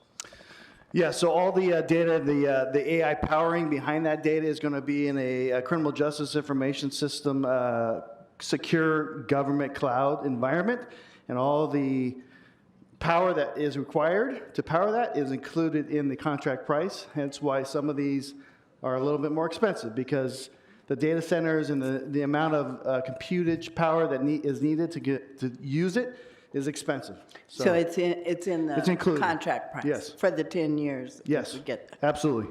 Understood. Thank you very much.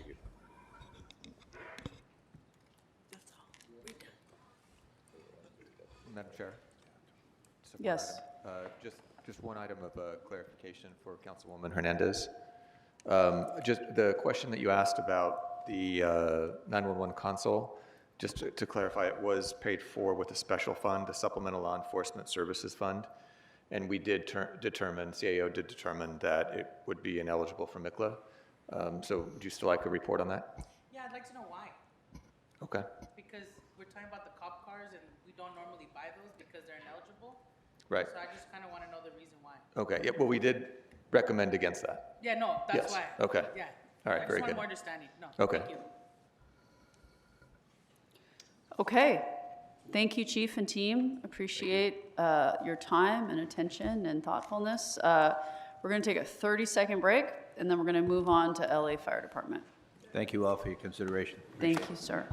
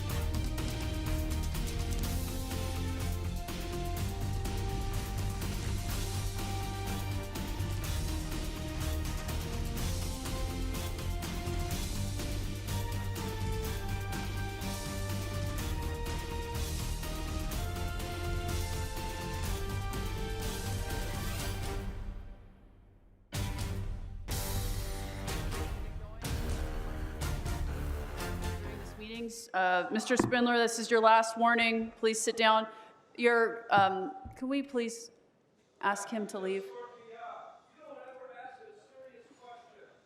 All right, you are disturbing the meeting. You've been given a warning. Please leave the room. Can we have him escorted out, please? You're subject to removal per Council Rule 7 and 12.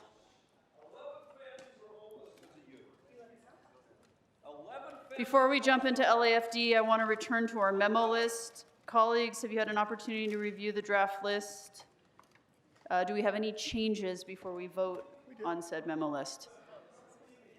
Yes, from yesterday, right? All right, I do, Councilwoman I Hutt. do. Yeah, we'll just go around the horn. Okay. If you want to go first, Councilwoman Hutt. 1 second. Sure. Sure. Take your time.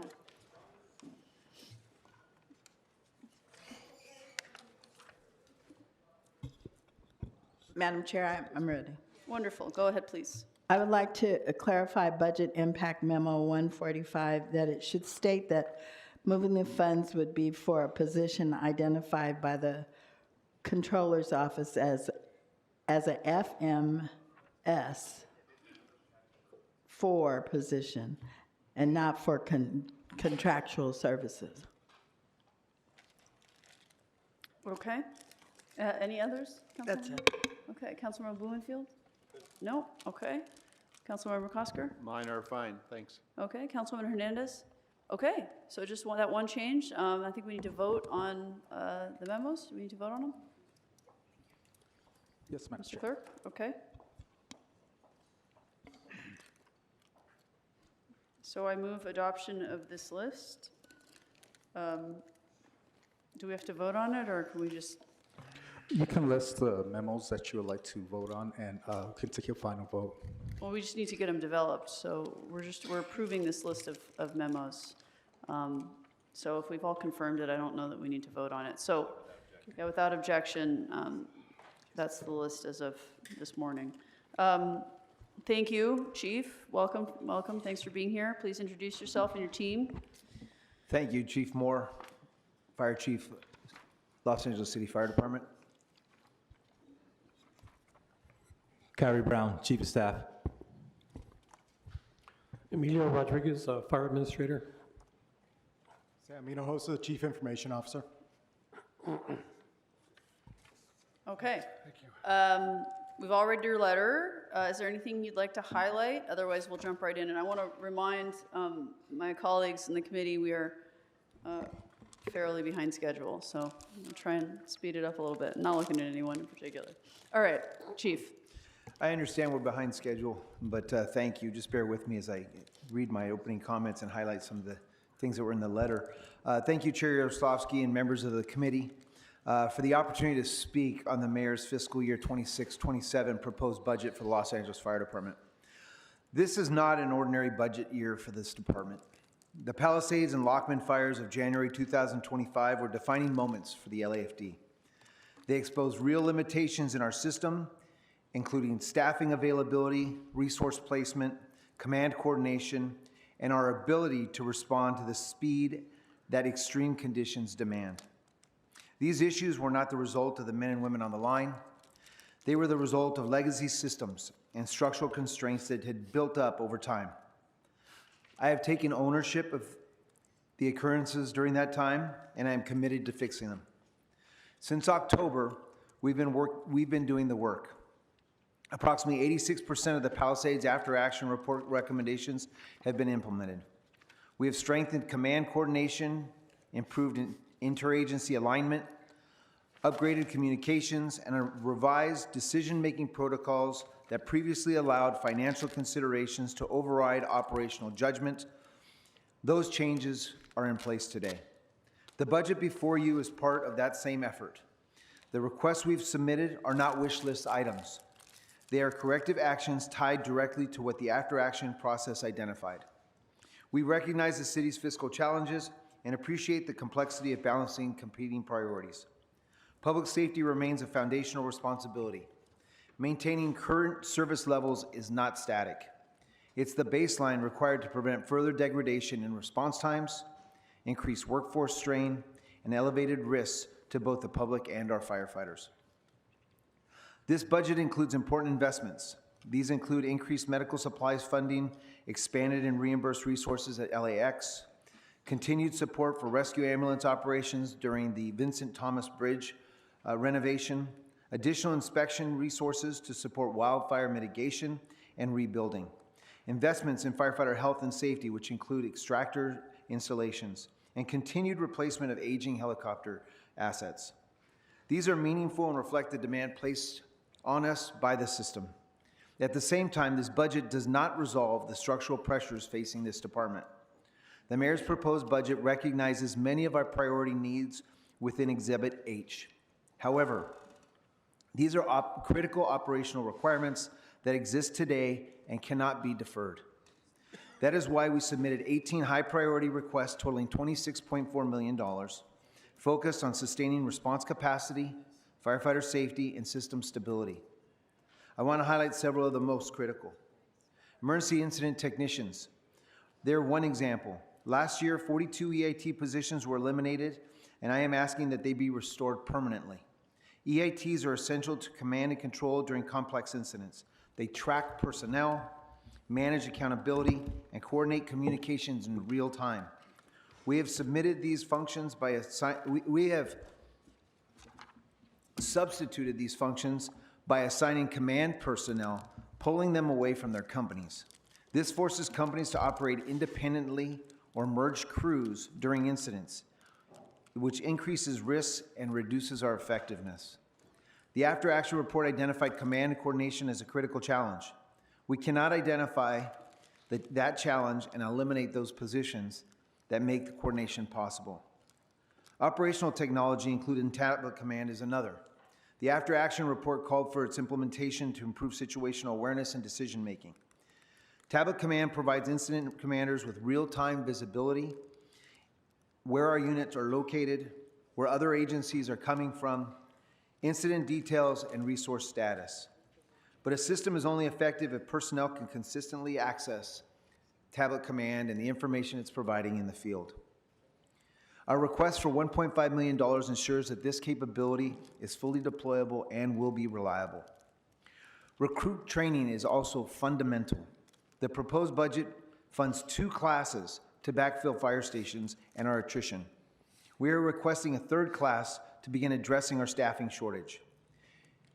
Please understand that every vacancy is a gap in coverage, an added burden on our members, and a risk to the communities we serve. At Fire Station 11 in the Westlake community, demand continues to exceed capacity. This is the busiest fire station in the nation, with over 25,000 calls last year. Units are operating at an unsustainable pace. Permanently staffing Engine 211 and Rescue Ambulance 211 is necessary for members' wellness, responsible community response reliability, and service equity. It's not a sustainable model, and it's not acceptable to do this long term. EMS battalion captain coverage remains inconsistent across the city. 8 battalions have 24-hour coverage, while 6 do not have this. That means the level of medical oversight depends on where and when an emergency occurs. We are requesting additional captains to ensure consistent, citywide clinical leadership, particularly as we look towards implementing a whole blood program in the field to provide additional service and better repercussions at incidents. Excuse me. Cybersecurity, communications, and operational technology are also critical to our ability to function as a modern emergency response organization. The Information Technology Bureau is requesting a consolidated technical package totaling $4.2 million to sustain and advance the department's operational capabilities. This includes $1.9 million in annual reoccurring costs for core technology systems and connectivity, $1.5 million that I mentioned in tablet command, and approximately $725,000 to fund 5 critical positions providing leadership, cybersecurity oversight, communications management, and system support. This is not an expansion of capability. It really is the baseline investment required for the department to operate reliably. By funding this, you're ensuring that we can operate on a regular basis securely and with continuity across all environments. Our 911 system, CAD, and communications infrastructure are mission critical. Without this level of investment and oversight, we assume unnecessary risk to system reliability, operational continuity, and public safety. Looking ahead, the City of Los Angeles will soon be on the world stage as we host the 2028 Olympic and Paralympic Games. This will place an unprecedented demand on public safety, particularly fire and EMS services. The expectations for preparedness, response, and coordination will be high, and rightfully so. The investments we are discussing today are not only about addressing current operational gaps, they are about ensuring this department is ready to meet that moment with confidence, capability, and professionalism. The items we put forward are not enhancements. They are foundational. In many cases, they are the direct corrective actions identified in the after-action report, and they position this department to meet both today's demands and the significant responsibilities that lie ahead. The Los Angeles Fire Department remains committed to responsible stewardship of public resources. We are equally committed to the families who lost loved ones in January of 2025, to the firefighters who operated under extreme conditions, and to every resident who relies on this department to be ready. As this city grows, this department must grow, as well as the budget. And this budget and the resources we are requesting is how we're going to meet those responsibilities that are being laid out before us. I'm now prepared to answer any questions you may have. Thank you very much. I'm going to turn it over to Councilmember McCosker to lead us off with questions again. Thank you. Thanks very much, Chief. We have your budget letter, of course, and my sense of reading through the budget letter, which is well thought out, was probably issued before you had a chance to review Exhibit H. And I wanted to ask you very generally about the overlap between Exhibit H and your budget request, and what in Exhibit H is missing from your budget request, from your budget letter, not your initial request. So as you look at Exhibit H, the items that are of high priority and they're not listed there is Recruit Training Academy, number 1. The Emergency Incident Technicians, number 4. The EMS Captains, Narcotic Inventory Tracking Systems. Most, if not all, the Information Technology. And as you go down the line, it also includes the help desk support and then the accounting of critical staffing. There are items that are in there that are fee supported, but they're not items that are not listed in there that are Fire Prevention Bureau items that are fee supported. Okay, I would like to ask that we have presented to us a modified Exhibit H that includes the items from the Chief's letter, given the spirit of what Exhibit H is and what it purports to do.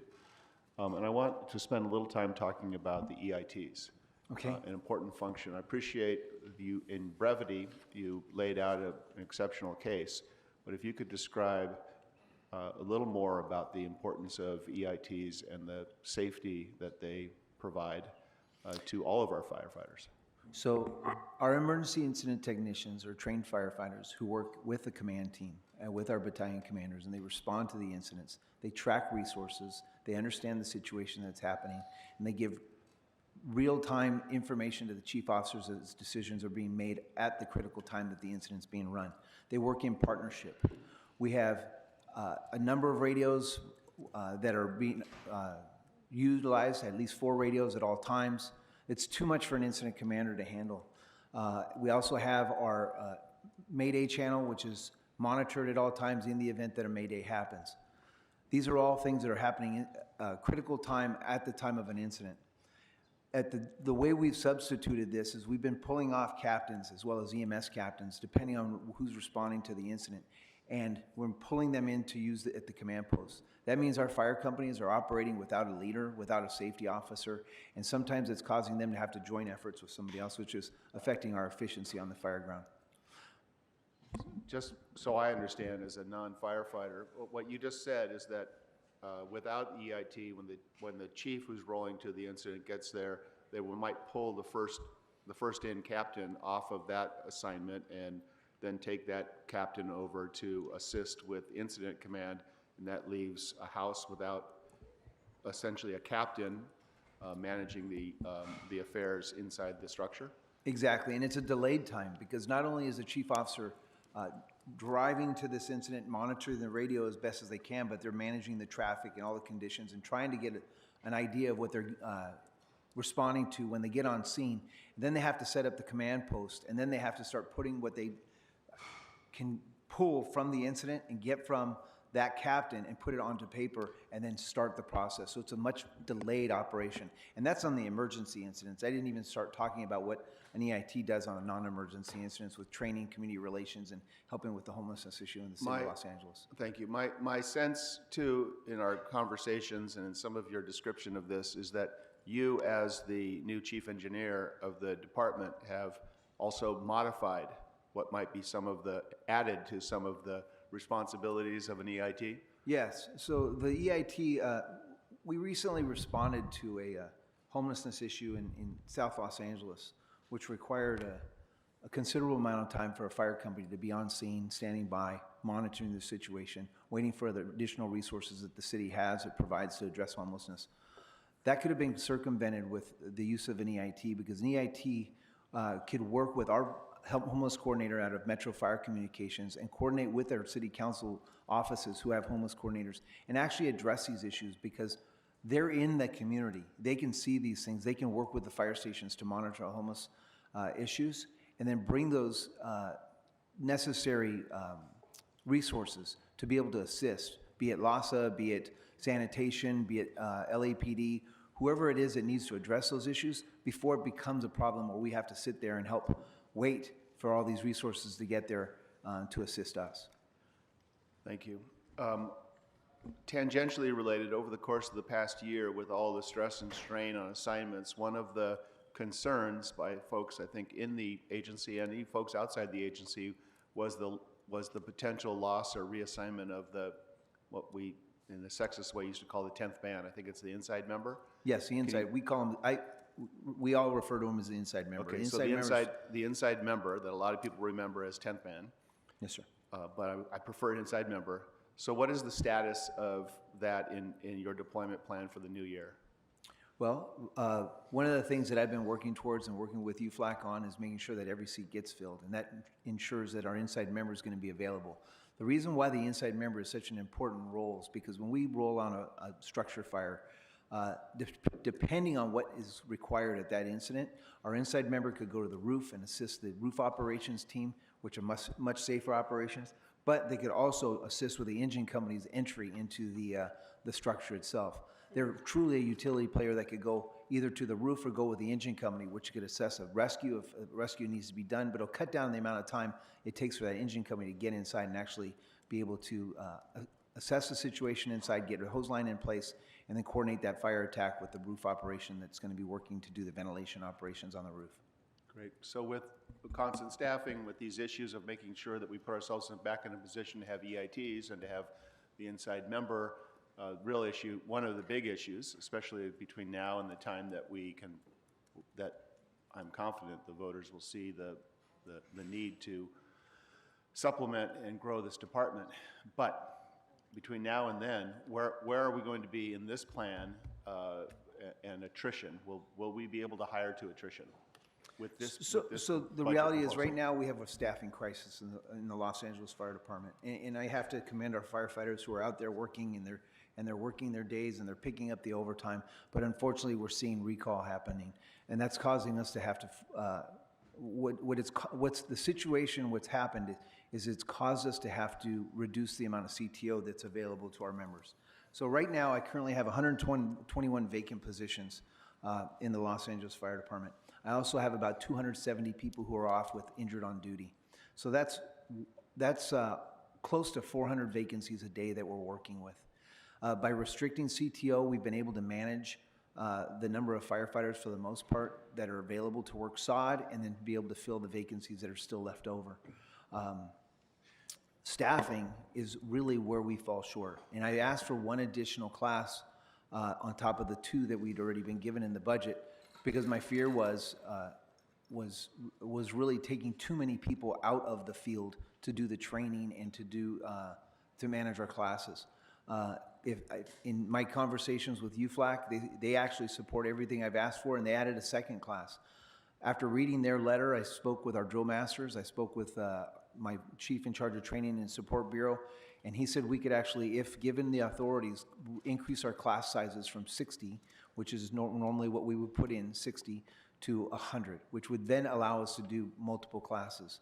So if there is the funding to do more than just one class, I would agree we could do more than one class. In reality, to fix the staffing problem, we need at least five classes to be able to really fix what we're dealing with here in the Los Angeles Fire Department.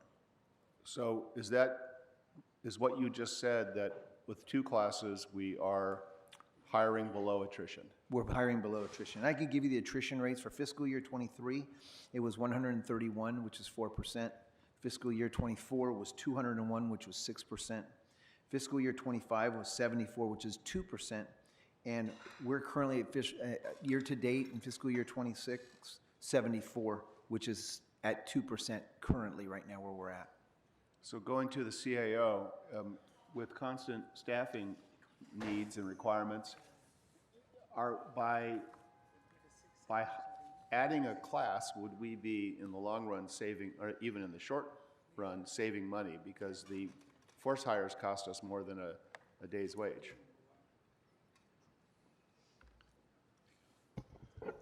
I don't think necessarily, but That'd should be a we study. report on I'd that, like or do to you see want the study on the cost. Yeah. With 2 classes over the course of the year, with 2 classes and constant staffing, I know we don't call it force hire anymore. What do we call it? Recall? We call it recall. Sounds so much nicer, recall. And with recall, can we compare that cost with, over the course of the year with the cost of having a 3rd class later in the year?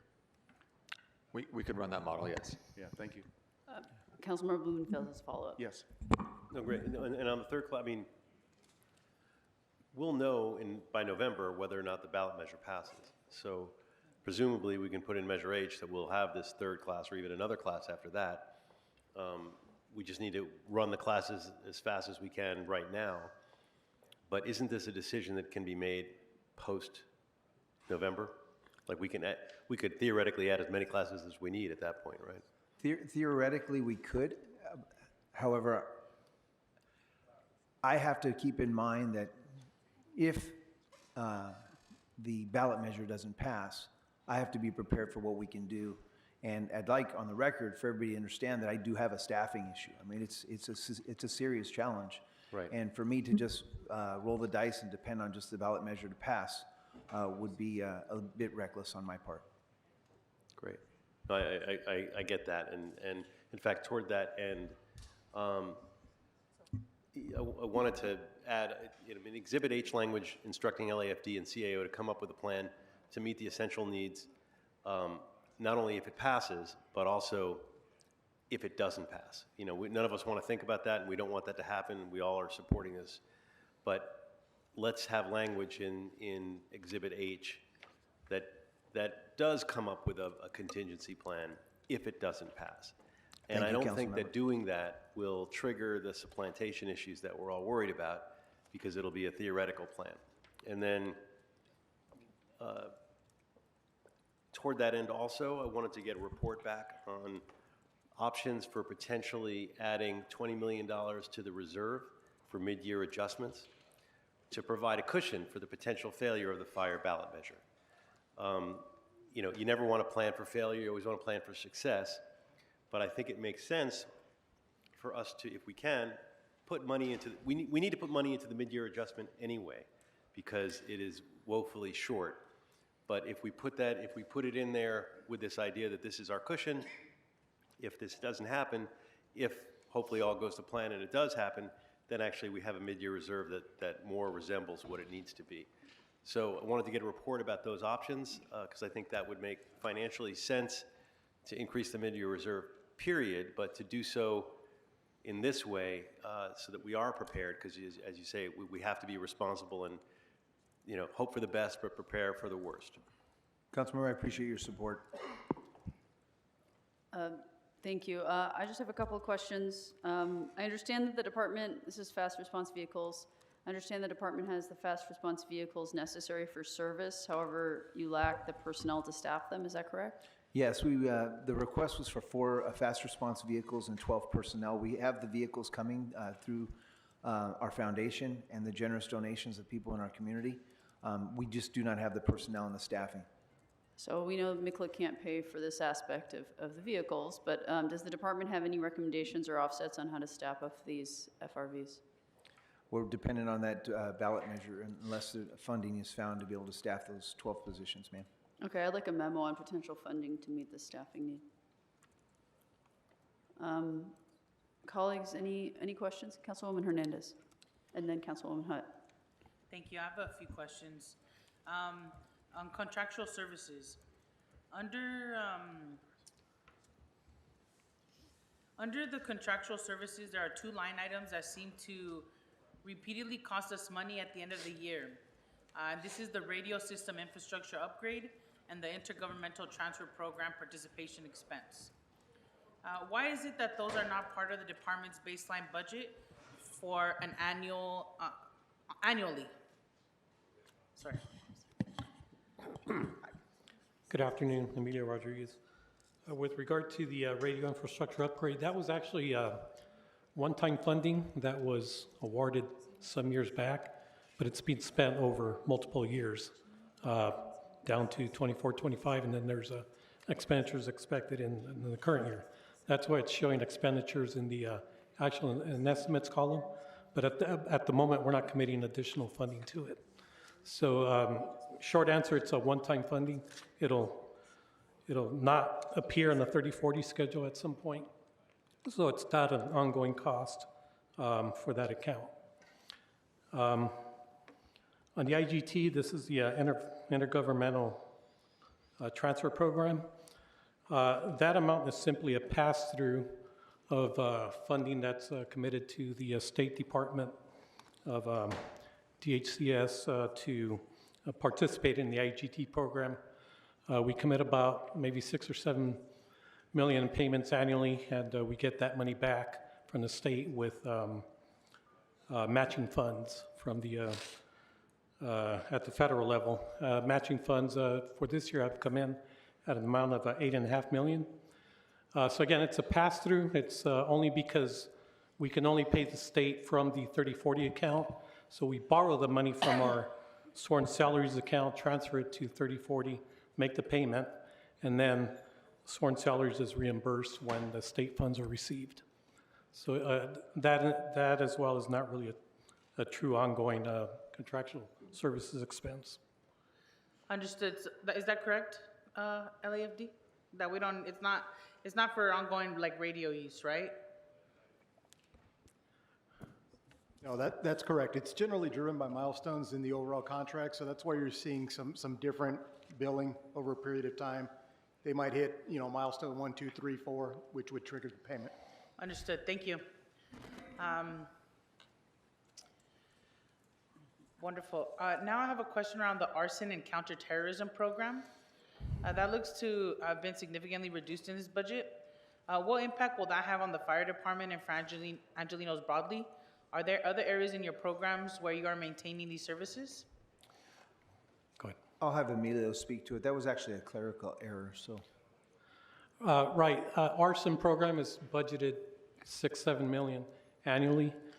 The 22 million that's appearing in the budget was basically an allocation of constant staffing funds that were spread across budget programs that amount should have probably been allocated to fire suppression, but in practical terms, it has no impact on budgeting or our payments to members, since it all comes out of one salary account anyway. Understood. Thank you. I'm glad to hear that it's just a clerical error. And I can assure you there's no decrease in services. Okay, wonderful. Just checking in. Thank you. Now this is on staffing and hiring. I know my council member colleague, Councilmember Blumenfield, brought it up, but what preparations are you making to ensure that you can hire up in the case that the November ballot measure passes? I just wanted more clarity on that. So I'd like to bring up Deputy Chief Justin Moore in charge of Training and Support Bureau. He could speak to the classes and what we're doing at the drill tower, especially having been a former drill master himself. Thank you.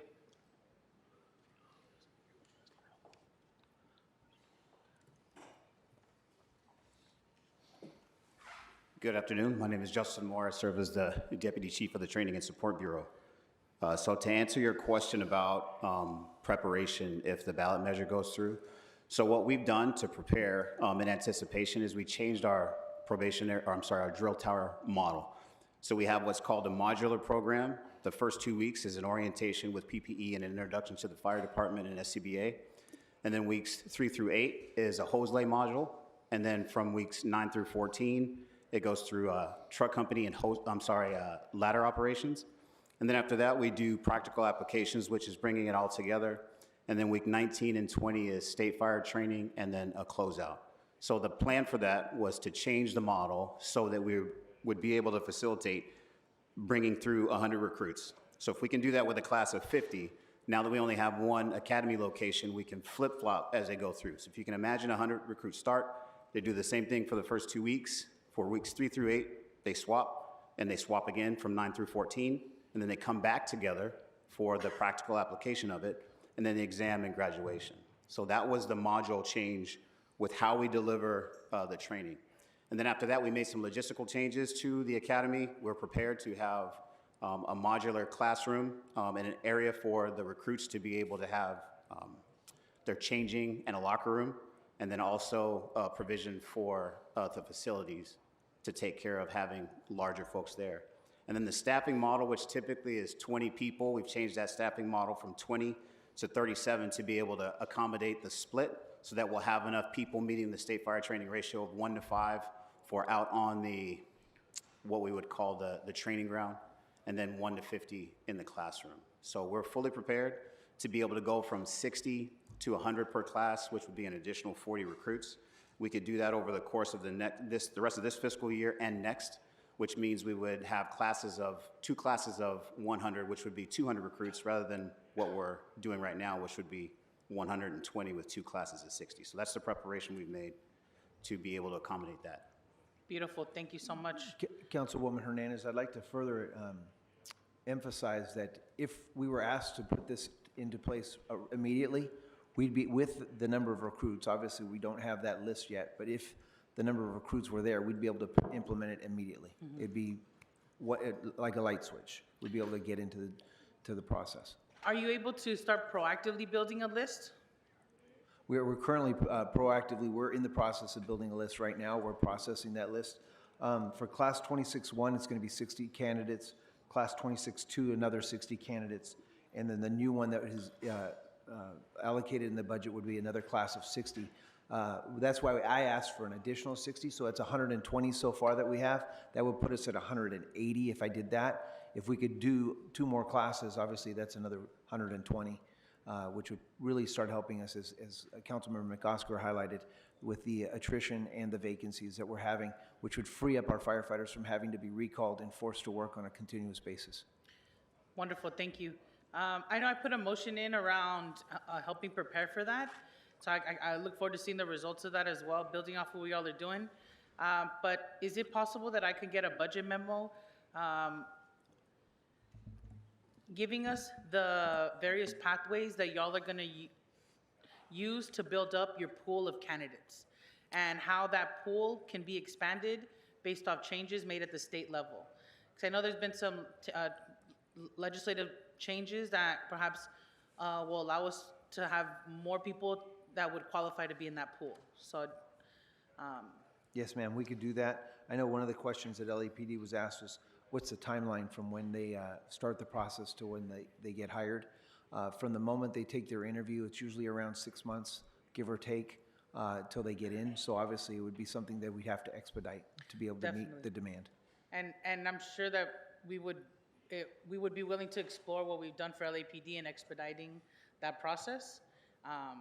Or we can help, we would love to help support that process. But Yes, ma'am. I just have 2 more questions, and can I pass it? But go ahead. Follow up to that. Yes, go ahead. Just a follow-up to that, and maybe it's not a question you can answer, but I know personnel is in the room.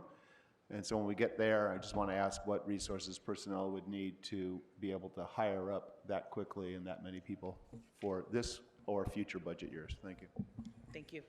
I just have 2 more questions. Is that okay, Councilwoman? Okay, thank you. Is it possible that I can have Chief Fields come to the table, please? This is Yes, around ma'am. Absolutely. Fire Station 11. Thank you so much. Chief Fields is the Deputy Chief in charge of Operations Central Bureau, which, as Councilwoman Hernandez mentioned, is the home of Fire Station 11, the busiest fire station in the United States. Which went up because I remember the first time we uplifted them as the busiest fire station, it was just over 22,000 calls. To know that it's over 25,000 calls now is pretty jarring. So that's, Yes, ma'am. Thank you. Thank you, Chief Fields. Now, we've heard that Fire Station 11 is the busiest fire station in the country and in the city, which means that the station frequently has to pull resources from surrounding fire stations to meet the demand. Staff, and I saw that firsthand when I went out on a ride-along with Fire Station 11, how we would respond to the MacArthur Park Westlake area, but we would see other fire trucks with other numbers driving past us to go to other parts of the neighborhood. So I saw it firsthand, and staffing that particular fire station has been a priority of ours to beef up, our public safety ecosystem. But can you please describe and share about what makes Fire Station 11 in need of additional resources? I'd be happy to. First of all, thank you, and good afternoon to all of the honorable council members on this commission. Chief Fields, a little closer, please, to the mic. Yes, ma'am. Thank you. So, Fire Station 11 is unique, and if we try to model Fire Station 11 after Fire Station 9, which is in the eastern part of downtown Los Angeles. And Fire Station 9 sits kind of on an island when it comes to surrounding fire stations. And so while it's very busy and has been historically, Fire Station 11 is unique in that, first of all, they're 1.6 square miles. That district that it serves has the highest call volume per capita anywhere in the city. There are more people there that demand our services than anywhere else in the city in that small area. And the LAFD, particularly Fire Station 11, as we're speaking about, serves as a primary health care for thousands of people in that area. They have no other resource to rely on other than calling 911 and the fire trucks and ambulances that subsequently respond to that area. Just as an example, last month, in a single shift, a single 24-hour period, Engine 11 responded to 43 calls for service in that one 24-hour period. 10 of those calls happened between midnight and 6 o'clock in the morning. The impact on our firefighters running at that pace is absolutely unsustainable, not only from a resource perspective, but from a health and mental health perspective as well. In January, and just to again put into context the impact of this, Fire Station 11 is surrounded by several fire stations that are also very busy. Fire stations in Council District 8, 9, 10, 13, and 14. And so in January, 63% of the calls that happen in a given time pulled Fire Station 11 resources out of that district, because when our dispatch system, the way that it's set up, Fire Station 11 just does not respond to that 1.6 square mile district. They may be pulled into other districts for response because they happen to be the closest resource. That causes drawdown from all of those resources in other council districts. And so 63% of the calls were responded to by other resources. That increases response time, that increases our ability to service, that increases the potential of mortality of those patients who need those critical services. With the growing societal changes there in that district, which is not trending down, which continues to trend up, as you mentioned, Councilwoman, when we first reported on this, an average of 22,000 calls a year is now up to 25. And with the growth in that area, with the impact of residential growth, the population density, as well as other services, such as the St. Vincent campus that is proposed to open in in 2027, that exponential growth of the potential patient count is not going to change. And so Fire Station 11 is overtasked as it sits today, but that's going to continue to grow, and that's why we felt it was prudent to ask for additional resources in that area. Thank you, and I just want to make sure that I heard this correctly, that because Fire Station 11 is so busy, that oftentimes calls from 911 that LAFD needs to respond to in the general area have to be answered by fire stations from outside of that area, from other districts, and you name them 8, 9, 10, 14, 13? Yes, ma'am. Which means that those communities have to wait even longer for emergency response from the fire department? Is that correct? That's correct, and several of those stations that would respond into Fire Station 11's district have only a single paramedic resource. Fire Station 13, Fire Station 29, Fire Station 26, and now they're drawn down, and now that neighborhood that the council person would expect to have a full range of fire department services does not. And because of extended wait times or extended travel times, that can be hours of resources now being drawn from different areas to respond to those council districts who are now vacant. Understood, thank you. I'd like a memo outlining how Fire Station 11 staffing levels impact surrounding fire stations and other council districts. This memo should include factors contributing to the need for staffing, which other surrounding stations are impacted, and the ripple effect lowered staffing at Fire Station 11 can have on the whole system, but especially those particular neighborhoods. And then my last, thank you, Chief Fields, thank you. And my last question is around brush clearance. Last week, the California Board of Forestry and Fire Protection Zone 0 Regulations Advisory Committee met and will be forwarding their final recommendations for adoption. I have a handful of high fire severity zones in hillside neighborhoods in my district, and I know a handful of us on this committee do as well. There will be these policies will be for existing structures, and it will have a 3-year phase-in for new vegetation rules and 5-year phase-in for new home hardening rules. And the city will have to act quickly to revise our ordinances to start educating property owners in very high fire severity zones. Is your current staffing levels in the brush clearance unit prepared to take on increased work this fiscal year to revise ordinances and provide citywide ongoing public education, including property inspection assistance?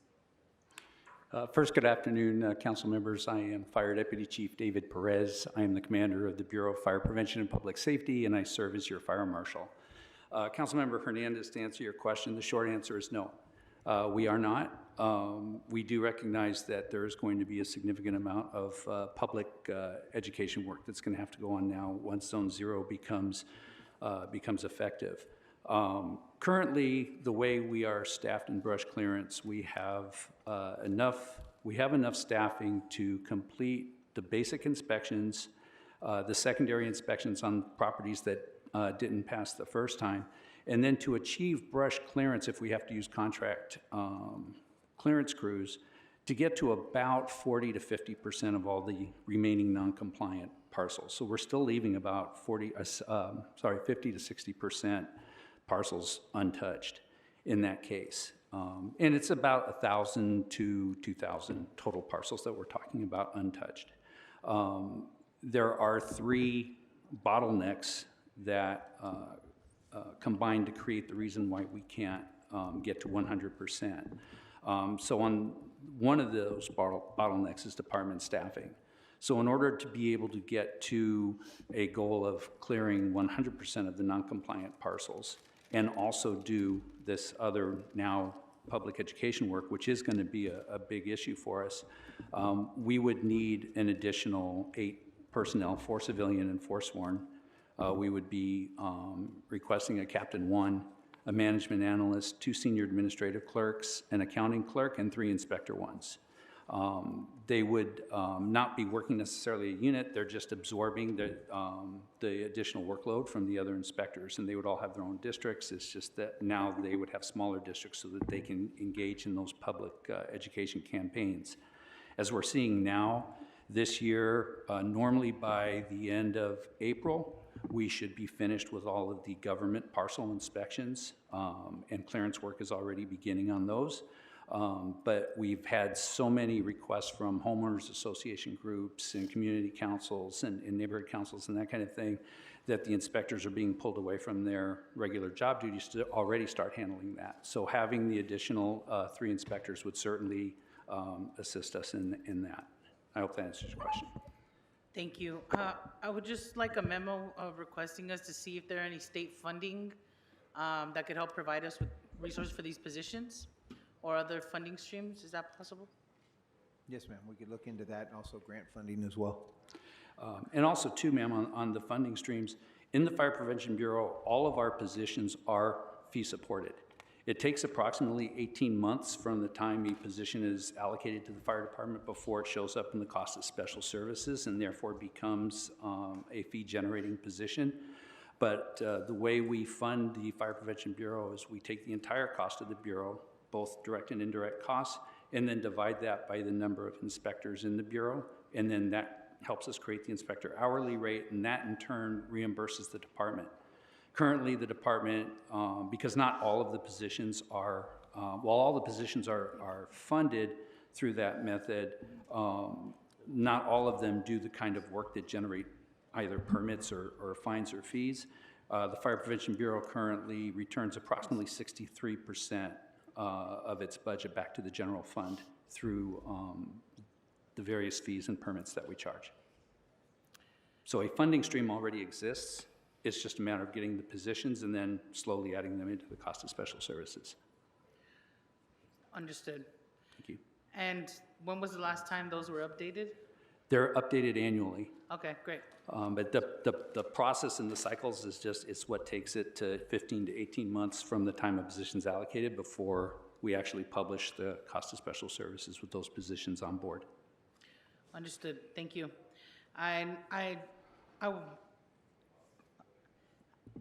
It's going to take too much time, but at some point I want to know why it takes that long, and if there's any changes we could make to reduce that timeline.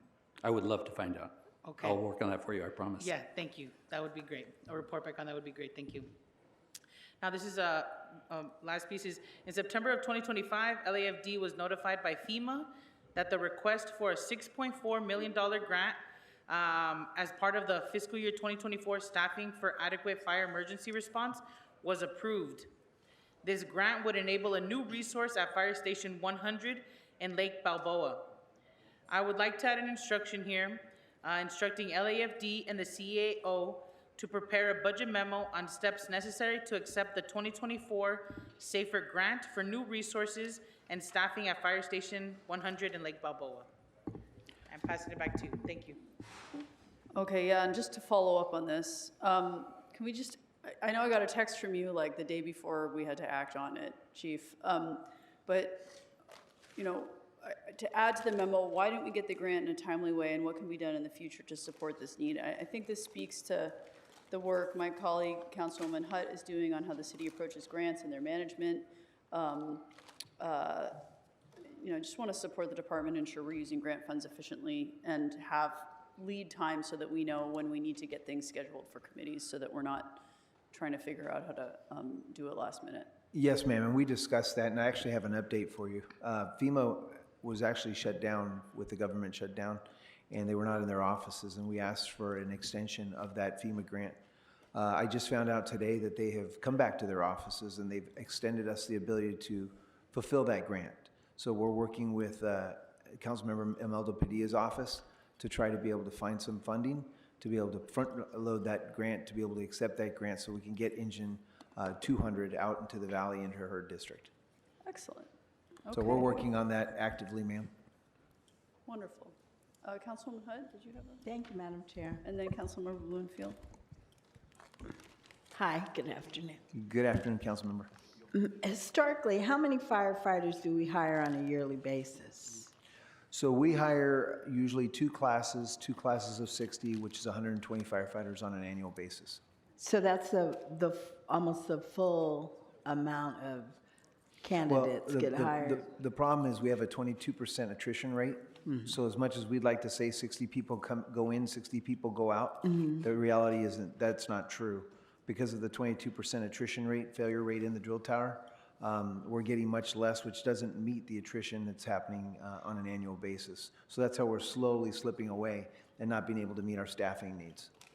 And so then, how many firefighters do we anticipate to hire in the proposed budget?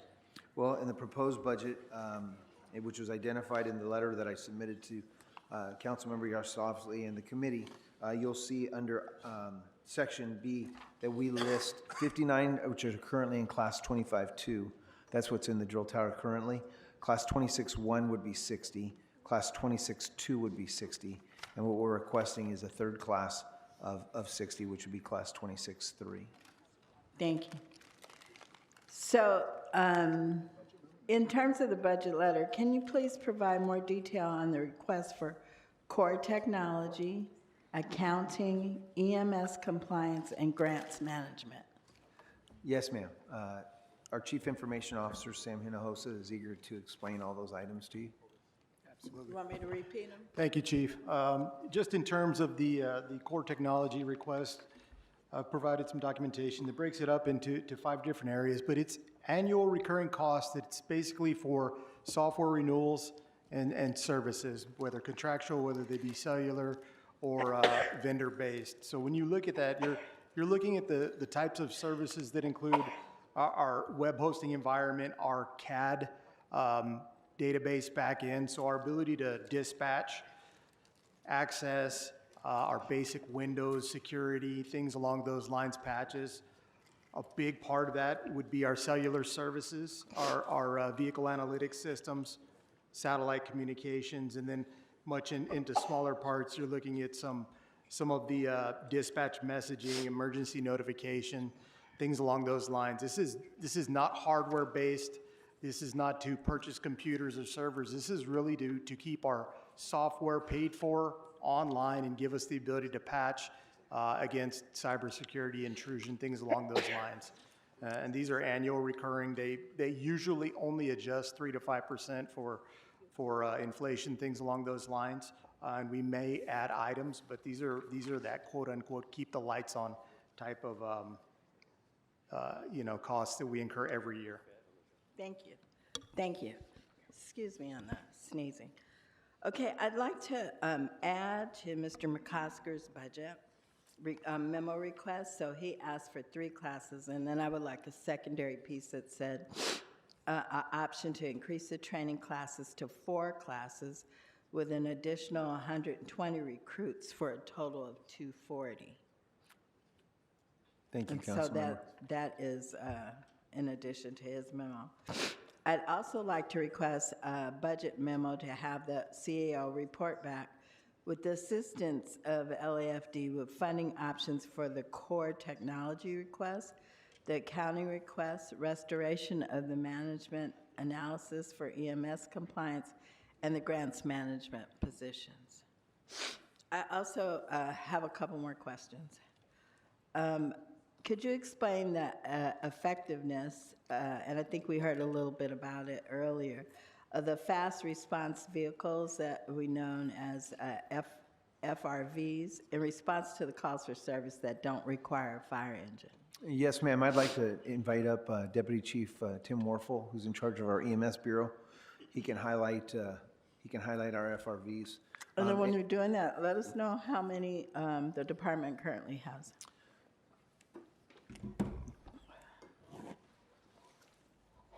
Did you hear that question? Yes.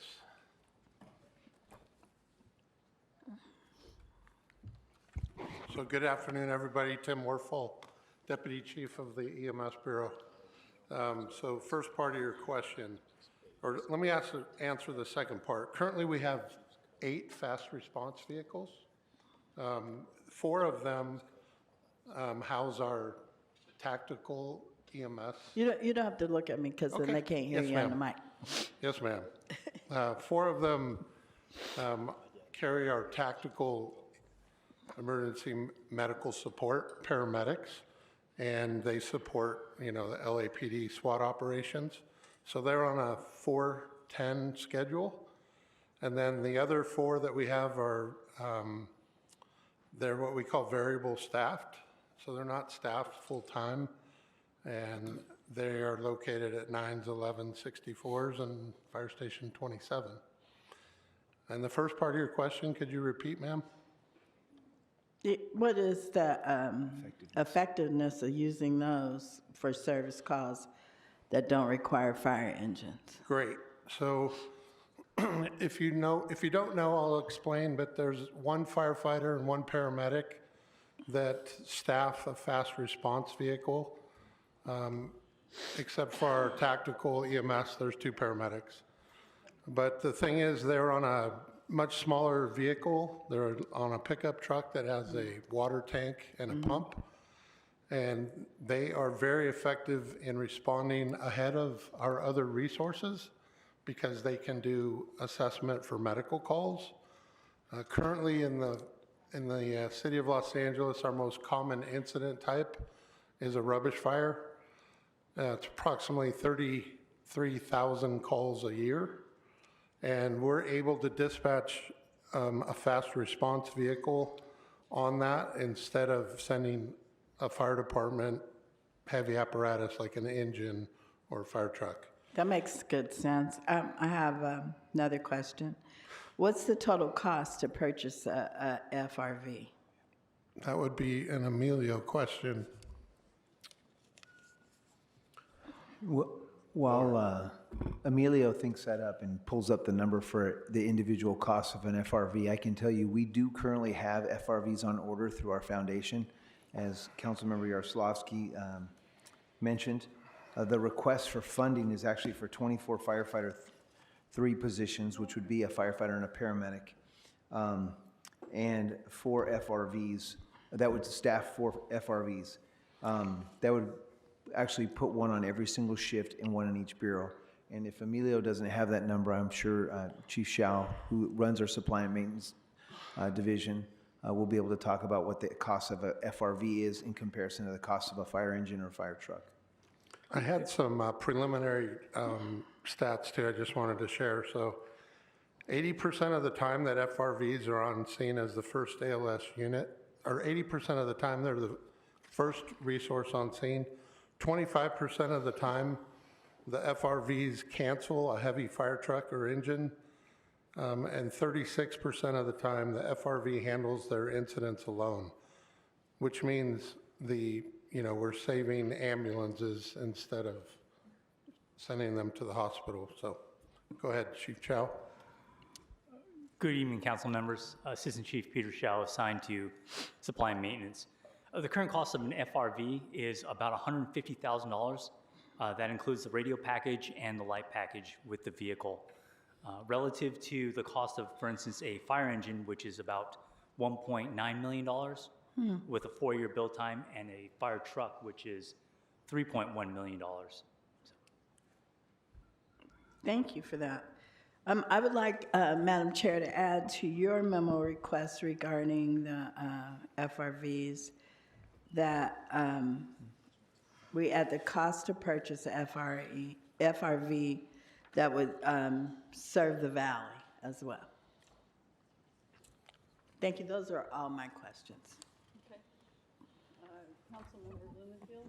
Great, thank you. And big fan of the FRVs. We rolled those out with the Innovation Fund a number of years ago, and it's one of those things. Fire department has been great about using the Innovation Fund to start new programs that end up saving a lot of money, and this is a great example of that. When we were talking about brush clearance, I just wanted to add on something. Every year, I've been talking about this for years, and usually we get chuckles. I talk about the goats, but the goats have actually been working. This year we had the first actual demonstration projects with them. We did it in Sepulveda Basin with a nonprofit, and then the first time that the city actually paid for goats to do brush clearance, I paid for out of my discretionary dollars, and they ate up Corbin Canyon and did a tremendous job of brush clearance. And it's old, it's high-tech, old school, so to speak. So anyway, I wanted to do a budget memo to identify $200,000, small potatoes, but to add to the brush clearance unit abatement fund to continue weed abatement with goats. We did it as a pilot with discretionary dollars, but I think a little bit of money, we can actually roll this out more citywide, and ultimately it's going to saves dollars. Proof of concept is there. So I'll just leave it at that. I know everybody always chuckles when I talk about the goats, and I've been talking about it for years, but we made it happen this year, and it was really effective. So I'll leave it at that.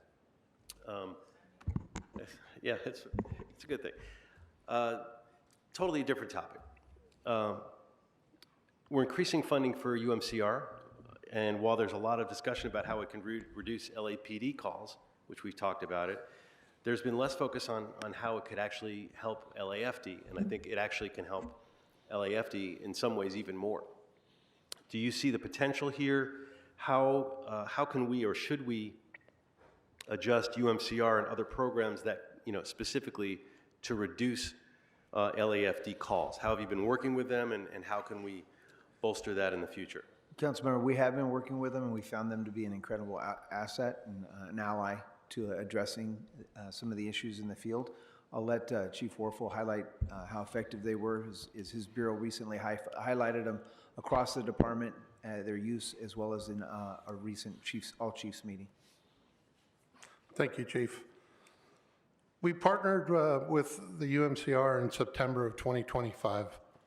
We found out that LAPD had partnered with them and were trying to defer calls on the front end for specific incident types, mostly people having mental health crisis, third-party person down type of calls, where there was really no description of a patient. So we started looking at those types of calls that we were still getting transferred to the LAFD and realized there was some reluctancy on behalf of the PSRs who don't have any medical training whatsoever, or the person that was calling asked specifically for an ambulance before there was ever any conversation about what was going on. So we found out that we were taking calls and dispatching fire department resources that qualified for this specific resource. In September, we rolled out a small pilot program where we identified specific dispatchers to transfer those calls manually to the UMCR. And then we began to integrate into our CAD, our computer-aided dispatch, some prompts for our dispatchers. So our call takers, who are sworn firefighters and paramedics, would process a call utilizing our tiered dispatch system software. They would get to a point where they would pick a code based on what they were being told, and a prompt would come up on the computer that said, "Consider UMCR." So based on their experience as sworn firefighters and paramedics, they would then transfer the call to the UMCR, who have their own dispatch center, and they have 2 dispatchers that are on duty 24 hours a day. We rolled it out slowly, and we're very careful about it, and it has proven to be very effective. In the month of March, we have transferred or deferred 144 calls. This month already, that's up to 162. And the way the UMCR is configured is that they have resources assigned to LAPD divisions. So they're currently operating in 6 LAPD divisions, and we are transferring them calls in 5 of those. On May 19th, they're hoping to expand, and we're hoping to expand with them. We'll both be dispatching in 9 of the 21 LAPD divisions. We've also begun, and it's my understanding that the city attorney is currently working on executing a hardware and data sharing agreement between Exodus and the city so that we can streamline the process between, a sworn Metro Fire Communications dispatcher and the UMCR dispatcher by utilizing an iPad to receive dispatch information. Today's process relies solely on a phone call to their dispatch center, and it takes a lot more time, so we're trying to streamline that process. So it's proving very effective, and we look forward to expanding the program. Great. I mean, is there anything that you think we should be doing differently or budgeting differently to help make that happen? I mean, to me, I want to do everything I can to facilitate it. I mean, I think that supporting the UMCR also, I don't know exactly how they get their funding. I know it's a CAO. Yeah, it's currently housed in the CAO's office. I think the recommendation would be to expand the program, get it into more police divisions, which would then get it into more of our battalions and our bureaus. We'd like to get it in every police division across the whole city, but we have to expand as they expand. Great. Thank you. Thank you, Councilmember. Okay. Colleagues, any more questions for fire? Councilmember McCosker. Thank you very much. I have a couple of Koopa questions. So I don't know who's... I'll invite up our Fire Marshal, Deputy Chief David great. Perez. So it looks like we're making a transition on reporting on the data platform, right? To Yes, next sir. gen? The California Next Gen program for SIRS. Yes, sir. So how are we on track for compliance with that data platform?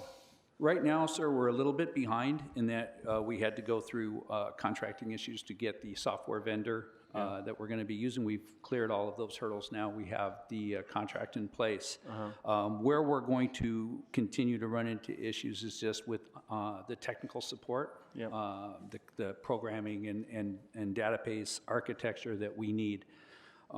In the past, we've used a systems analyst and a senior systems analyst and a programmer analyst that we borrow from ITB, taking them away from our Information Technology Bureau, taking them away from their regular duties to assist us. The senior systems analyst is gone now, and so we're really struggling on that part. We have requested a database architect, which is a very specific classification that would help us particularly in this developing the software and making the database changes between our current database and getting it configured and making all of the data fit the conventions that we need in order for it to properly communicate with the state's SIRS program. So let me just back up and for clarity, you know how much I rely, I think we all do, we all have Koopa issues, and I rely on it heavily in the harbor area, particularly around Rancho tanks and some of the other challenges we have. So compliance and being able to be mobile and responsive with Koopa is really, really important to us. This architect position, is this something for just setting up the transfer, or is this something that it would be required ongoing to make sure that we're keeping up on all of our circumstances, all of the responses, all of the needs as they change? Yes, sir. There's plenty of work for the database architect to continue with maintenance and system tweaks and updates as the state requires different changes to the way we communicate with their program. Okay, I'm going to ask for a budget memo then for the CIO to work with the LAFD to identify funding for a database architect position to support the CERS Next Gen transition as a permanent position. Excuse me, Councilmember, I think that position is fee supported as well. Am I correct? It is in the way that we fund the Koopa. Similar to how we fund the Fire Prevention Bureau, the Koopa is funded by taking the entire cost of the Koopa, including direct and indirect costs, and then dividing those by the number of businesses that are regulated and averaging in the time and motion effort it takes to do the various types of permits that Koopa issues. Unlike in the Fire Prevention Bureau, where we only recover approximately 63% of all of our costs into back to the general fund, that's because those inspectors don't always do fee generating or permit generating work. In the Koopa, everything they do is fee generating or permit generating. Therefore, our current reimbursement rate to the general fund is about 96%. So when we get new positions, other than the 15 to 18 month lag time to get them into the cost of special services, the positions are fully funded through normal Koopa fees. Okay, sounds like you're helping the CIO to identify the funds. So a fee supported, 100% would be great. but a fee-supported position for the architect. Yes, sir, and I think if we get to where Councilmember Hernandez was asking for us to somehow reduce that 15 to 18-month lag between a position's allocation and actually it showing up in the fee schedule, we could get a lot closer to 100%. Okay, thank you. Thanks for that. So that is what I'm asking for, a budget memo for the position, source of funds. Then going back to the... There's a follow-up here.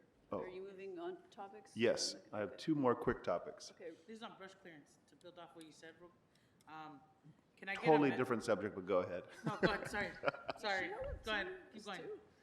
Yeah, no, I thought you were still on brush clearance, go ahead. We'll come back Yes, to you. thank you. Thank you. Just real quick, before we finish up, I heard you talk about the 800, the 840 on Terminal Island. Yes, sir. Yeah. Did you 840 say that was funded or not funded? That is funded through the Department of Transportation.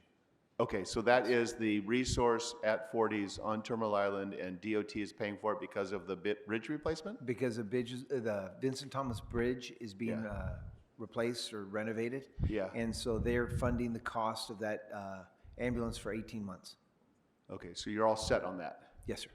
Okay, great. We're getting a lot, because of the redecking, we're getting some street work, we're getting some DOT, and we got you, just basically it's a relocation of the No, it was a variably staff-funded resource, so this will actually give it constant staffing with the funding that's going to be brought in for the Department of Transportation to pay for the personnel to be able to staff it 24 hours a day. Excellent, yeah. Caltrans didn't do that really willingly. They wanted permits from us to be able to redeck the bridge. Last question. A couple days or a day ago, or it feels like a month ago, we talked about maybe it was 24 hours ago, talked about the county pulling out of our JPA to do the lifeguard services at Venice Beach and at Cabrillo Beach. And I asked for a memo recently in these processes for an analysis of what it would cost for Rec and Parks to assume that responsibility. I'm going to amend that memo to also add sort of a comparison, a compare and contrast. What would it cost for LAFD to provide the lifeguard services at Cabrillo and at Venice? Not to the exclusion of Rec and Parks. I just want to see them side by side. We'd like to bid on it, sir. It'd be a bid, yeah. It's going to be a low bid, by the way. The winner's going to be the low bidder. But thank you.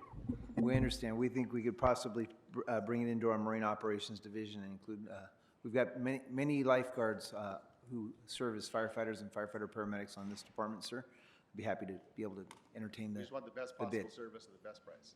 You got it. Okay, Councilwoman Hernandez with the follow-up on brush clearance. Yes, give me the language. And then anyone else? Are we good? Thank you. And the reason why I had connected it, because it was about fees. So fees, we were there with fees and fee-supported positions. I would like a budget memo that will provide information on permit costs covering 2 brush clearance inspectors and how much front funding we would need to make that happen. We'll be able to provide that for you, ma'am. Thank you. Thank you. Okay. Thank you. I think we're good. Thank you all very much for your time. I All know right, it's thank you late. so much. Appreciate your attention to our needs. Have a wonderful day. Be safe.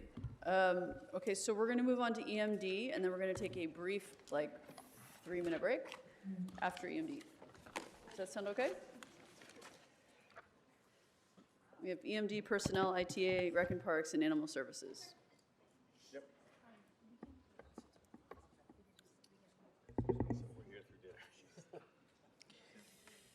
We can heat up the masticholi. Heat up the pasta. Just text me next time. I know, it was happening very quickly.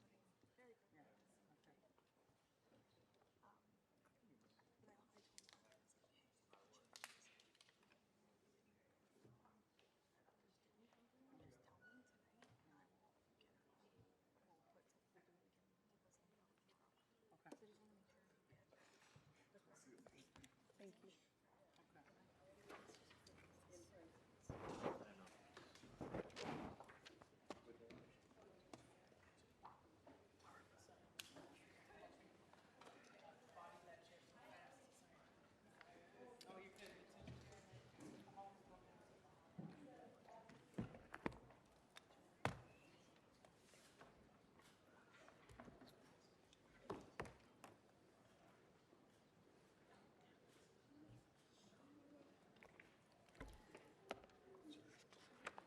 All right.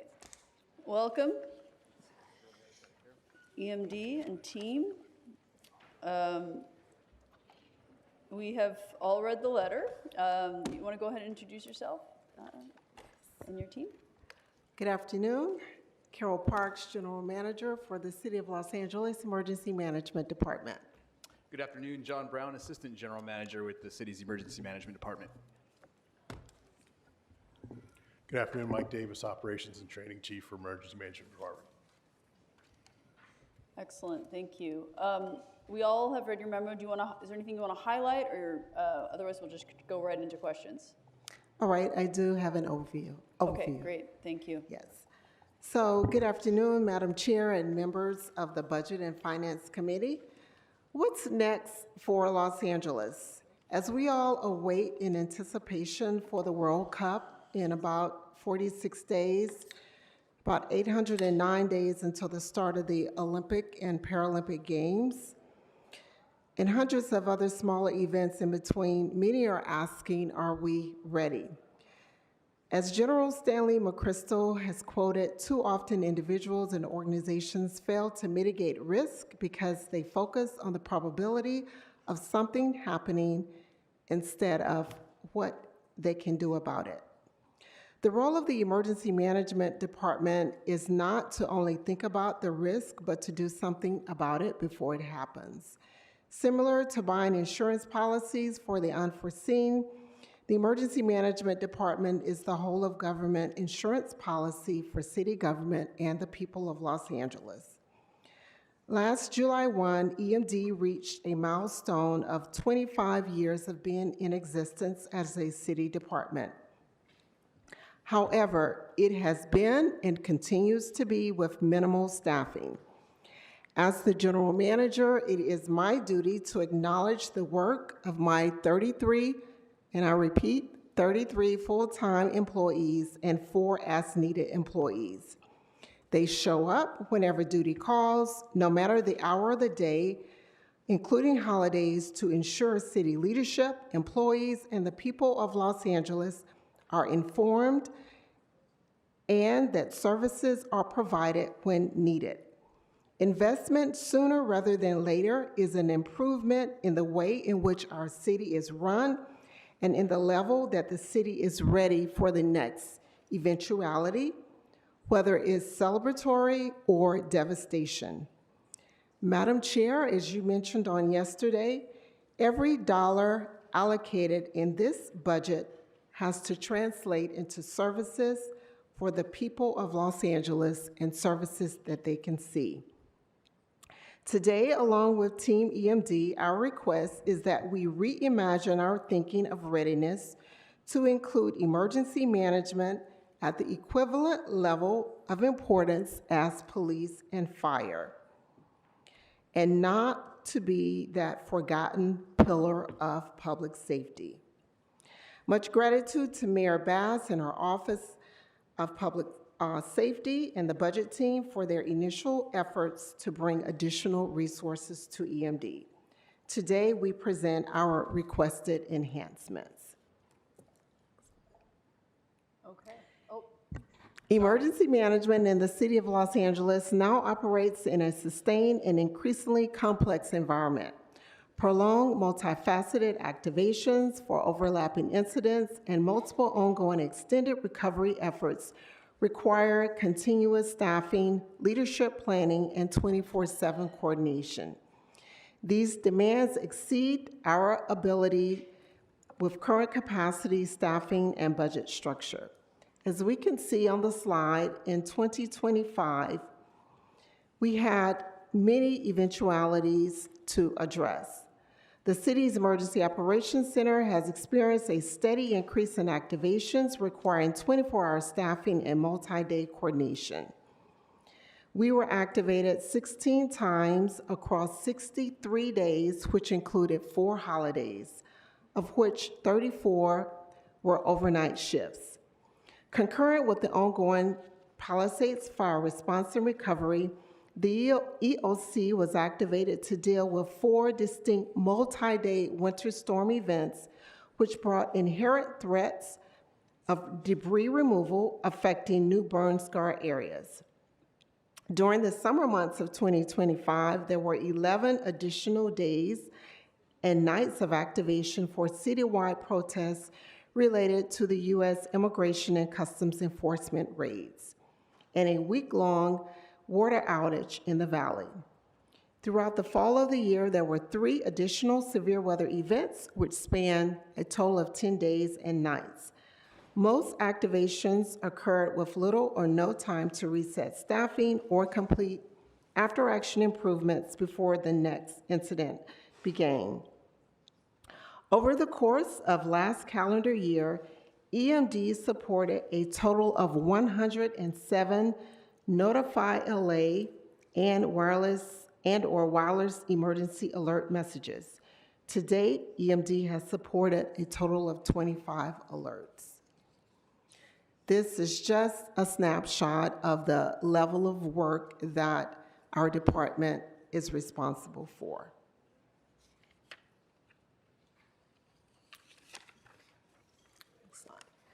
So that brings us to a summary of the mayor's FY 26-27 budget for Emergency Management Department.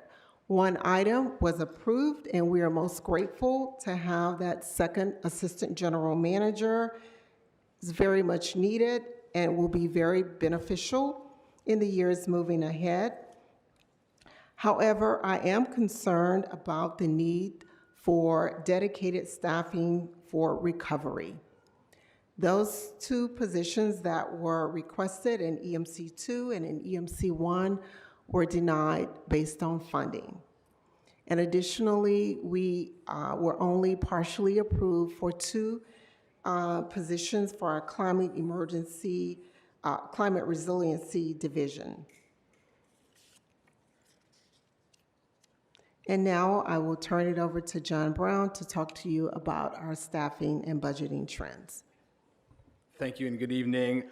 Since fiscal year 2019-2020, EMD has operated in an increasingly demanding emergency environment shaped by public health emergencies, climate-related disasters, humanitarian operations, and large-scale wildfire response. During this period, EMD has supported frequent multi-month EOC activations, including multiple fiscal years in which the city maintained an activation posture for more than half of the year. Despite this sustained demand, EMD's staffing levels have remained largely static and have not scaled with the duration, frequency, or complexity of incidents the city continues to face.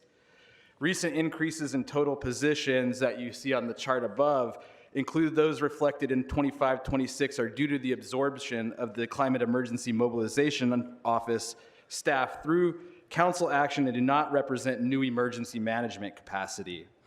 As a result, EMD's core emergency management functions continue to be supported by a staffing model established prior to the city's current risk environment. As Carol mentioned, the current proposed budget eliminates 4 positions with the adoption of 1 for a net loss of 3 positions. As she mentioned, we currently have 33 full-time employees, 21 emergency management coordinators, which are dedicated to the core functions of the department, 2 executives, including Carol and myself, 5 administration and finance personnel, 2 climate resilience staff, and 3 technical specialists, including a public information officer, a GIS specialist, and a public health liaison. Comparison with peer jurisdictions demonstrates that LA is significantly under-resourced in emergency management staffing relative to our city's scale, complexity, and risk exposure. The department we do maintain those 21 filled full-time emergency management coordinator positions, serving over approximately 3.9 million people, 500 square miles of the most at-risk geography according to FEMA's National Risk Index. So that's 1 emergency management coordinator per 186,000 residents. In comparison, for our 33 full-time staff, New York City has 242 full-time staff. Washington, D.C., 146 full-time staff. Philadelphia, 49 full-time staff. Carol and I have been underscoring the importance of our staffing gap for years. However, I want to point out a few of the independent investigations that are also stating these same facts. Following the Palisades fire, the mayor's office commissioned an independent contractor to do an assessment of our department. One of the key findings in that assessment was chronic staffing shortages within the EMD limit the department's ability to focus on preparedness, training, grants management, and continuous improvement. Operational success is heavily dependent on a small number of highly experienced individuals, creating single point of failure risks. The recommendations to remedy that were to reset emergency management staffing to reflect Los Angeles' hazard profile, operational tempo, and recovery complexity. Staffing shall be treated as a baseline critical infrastructure capacity and not surge improvisation. Create a permanent recovery and reconstruction division. Establish dedicated recovery personnel with defined authorities, grant management expertise, reconstruction, transition protocols, and federal documentation competency. I'd like to underscore, conversely, right now, it's been reported that despite a 7% decrease in the county's proposed budget, they're investing $10 million in their Office of Emergency Management to include the addition of 44 staff. Additional assessments that are forthcoming that will underscore the same gaps that these other reports have are the governor's commissioned report by the Fire Safety Research Institute, which we've already gotten preliminary indications that staffing will be included in that report, the California State Auditor's Office audit of our response, as well as our own City of LA's commissioned after action report. So if the city is going to invest in the emergency management function, what better time than after the most devastating disaster our city's seen in 30 plus years. So with that, I'd like to move back to Carol to describe some of the requests that we're asking to be reconsidered. And if we can do that quickly, that would be helpful. We have many more departments to get through, and we're about 2 hours behind schedule. Thank you. Really appreciate it. So in closing, we're asking for reconsideration for our number one request, and that's the establishment of our recovery division that will include 1 emergency management coordinator 2 and 1 emergency coordinator 1. Priority number 2 is a $50,000 increase in our overtime budget. We've spent about $150,000 per year, and we feel that an additional amount would allow us to be able to have the funds needed in order to be present in the ELC for many of the events that are on the horizon. Switching over to our emergency operations fund, that's the fund that provides the budget that we need to maintain the city's emergency operations center. As we've requested previously in prior budget years, we do need our security camera system funded. It still has not been funded, and it's required to modernize our facility. The system is the original system that was in place when the building opened, but due to obsolescence, other technological failures, we see the need to move away from the original analog system to a digital cloud-based technology. Other smaller budget requests are for funding for an ELC generator seismic retrofit. This request is for construction and design drawings in support of the study in order to properly scope capital construction and retrofitting costs. Also, we're asking for funding for infrastructure repairs and backup communications in the event that we have no notice technology failures or other repairs that are needed. We need funding for those eventualities. So in closing, if the value of emergency management were ever in question, the January 2025 fires resolved that debate. Emergency management is no longer about reacting to one crisis at a time. It is about managing and navigating the progression of technology, climate change, staffing shortages, and public expectation.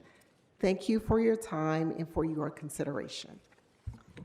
Thank you. Councilwoman Hutt is going to lead us off in these questions to get us started. Yes, I will. Thank you, Madam Chair. Good afternoon. Good afternoon. Good afternoon. My first question is, how much do we use outside contracting for EMD services? I just heard you mention an outside contractor that did an assessment, but other than that. Yes, ma'am. Specifically for the short and intermediate phase recovery, EMD utilized Haggerty Consulting to be able to provide that subject matter expertise and surge capacity so that we could carry that initial recovery effort forward while simultaneously responding to those multitude of EOC activations that Carol mentioned. That contract resulted in a $3.5 million of the not to exceed $10 million expenditures, and a portion of that is being put through the public assistance process with FEMA for reimbursement. But we highly believe that if the city invested in a recovery division within the emergency management department, that we would have leadership and the foundation to do many of the recovery functions in-house. I will say that with 2 positions, that is not enough. It's a start, but we were looking at a phased approach to be able to grow that. Our initial request was for 26 positions. You know, in the fiscal environment we are at, we scaled it down to 11 and down now even further to just 2 to have the leadership to start that division. So, how many other times do you use outside contractors? We use outside contractors for other like planning efforts and so forth, but those are fully funded through Department of Homeland Security grants, such as the Urban Area Security Initiatives, Emergency Management Performance Grants, and so forth. So there's no impact to the general fund for those contractors that we're using for those activities. Thank you. And so let me get the numbers right. You said you had 33 staff all total in your department? Yes, ma'am. Full-time employees, 33. And then what's the biggest challenge for the department to meet its responsibilities? So I'll start and then I'll pass to Carol. Right now, it's the constant pivoting, to be honest. We have a number of what we call blue sky mandates, right? The pre-planning for disasters and special events, the training and exercises of the Emergency Operations Center responders across the city, the community preparedness efforts. All of that is ongoing on a day-to-day basis, coupled with recovery efforts post-disaster. As we continuously have these more frequent EOC activations, we have to stop our efforts there to be able to respond and meet the needs of the city. And so, quite frankly, there are just gaps in being able to have the continuity to maintain those programs during normal times or in times of disaster, when we all 33 of us is all hands on deck to respond to whatever the eventuality of the day is, ma'am. Thank you. I'd like to request a budget memo for the CAO to report back with the assistance from EMD to provide funding options for the personnel, overtime, and emergency operations infrastructure requests in the EMD's budget letter. And then I'd also like to request a special study from the EMD with the assistance of the CAO to report back on a 3-year phase in building out personnel and resources for the department based on the independent assessments and the 2025 budget memo that have been provided in the last couple of years. Thank you, ma'am. We appreciate that. Thank you, Madam Chair. That's all for me. Okay, I have a few questions. I'm going to hand it over to Councilmember Bloomfield.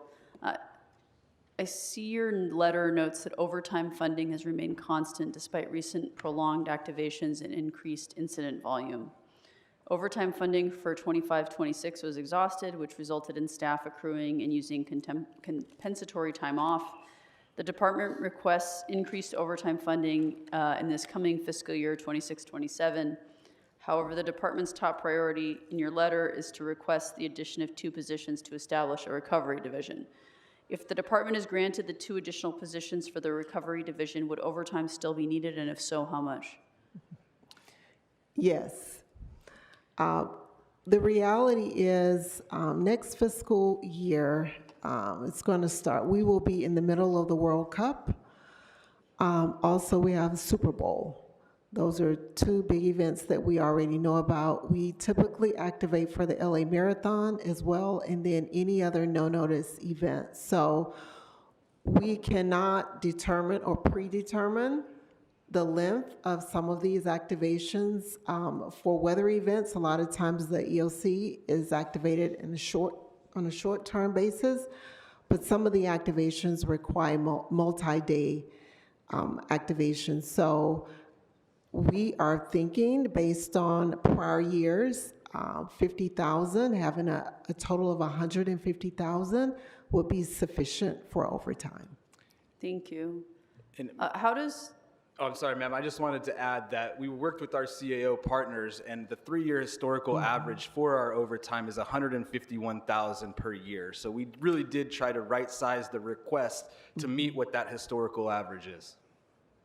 do you think the last 3 years is representative of what's traditionally been the trajectory of emergency management needs? I think 2025 is definitely an outlier, but I think if we even go back 5 years to COVID, that we would see a similar projection. So 150,000, I think, is the minimum. Do I think that disasters and special events are going to increase that number? Absolutely, but we wanted to be realistic and data-driven in our request. Do you think that if you add 2 more positions, that would then just increase the overtime needs? Because you hire new people, they're working overtime too. I mean, do you think that will stay fairly stable, even with the 2 additional positions? One of them is a salary position, so it wouldn't generate overtime, but the additional one, it would be minimal. Okay. Yes. And I think what it would do also is allow some of our other 21 emergency management coordinators to not be as burnt out. We could rotate a little bit more even with a single more person. Okay. How does the department balance maintaining readiness with controlling overtime costs, and what internal controls are in place to ensure activation decisions are cost effective? So we look at the level of risk and the need. A lot of times our activations require us to send out crisis messaging in the form of alerts via Notify LA. So we look at basically the various scenarios, and we activate based on the scale of risk or potential risks that could happen. So many of our activations are very conservative in staffing because most of them are level 3, which is EMD only. Should there be a sustained adverse weather event, then I will coordinate with police and fire, and we will elevate that to level 2, and that brings in more of our city family, incurring overtime not only for EMD, but for other city departments. So we do evaluate the need, and we try to be as conservative as possible. But I cannot close the EOC because I don't have overtime cost. Understood. Okay, thank you. Colleagues, questions? Councilmember Blumenfield. Great, thank you. I appreciate the work that you all do, and I wanted to focus for a moment on CMO. And I understand that there were some very recent changes in the office, and I wanted to see how you see that evolving and how you keep helping the city gain resources on this.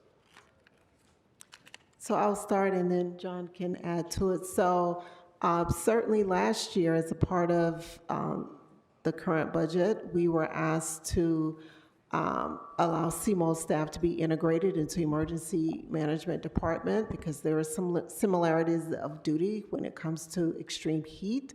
Their staff did transition in, and we're continuing to support the ordinance that currently exists. We're also working with the mayor's office. The mayor has just issued a new climate action plan in which we are supporting through the creation of a heat action resilience plan. So staffing we came over, I believe last year, there were a total of 4 staff to transition out to other departments. And we have had a staff change very recently, and we're currently in process of backfilling that position. But we still wholeheartedly support the ordinance. There may be some changes that need to come about as we reevaluate the current priorities of the mayor and city council, but we are still moving forward with the development of the heat action resilience plan.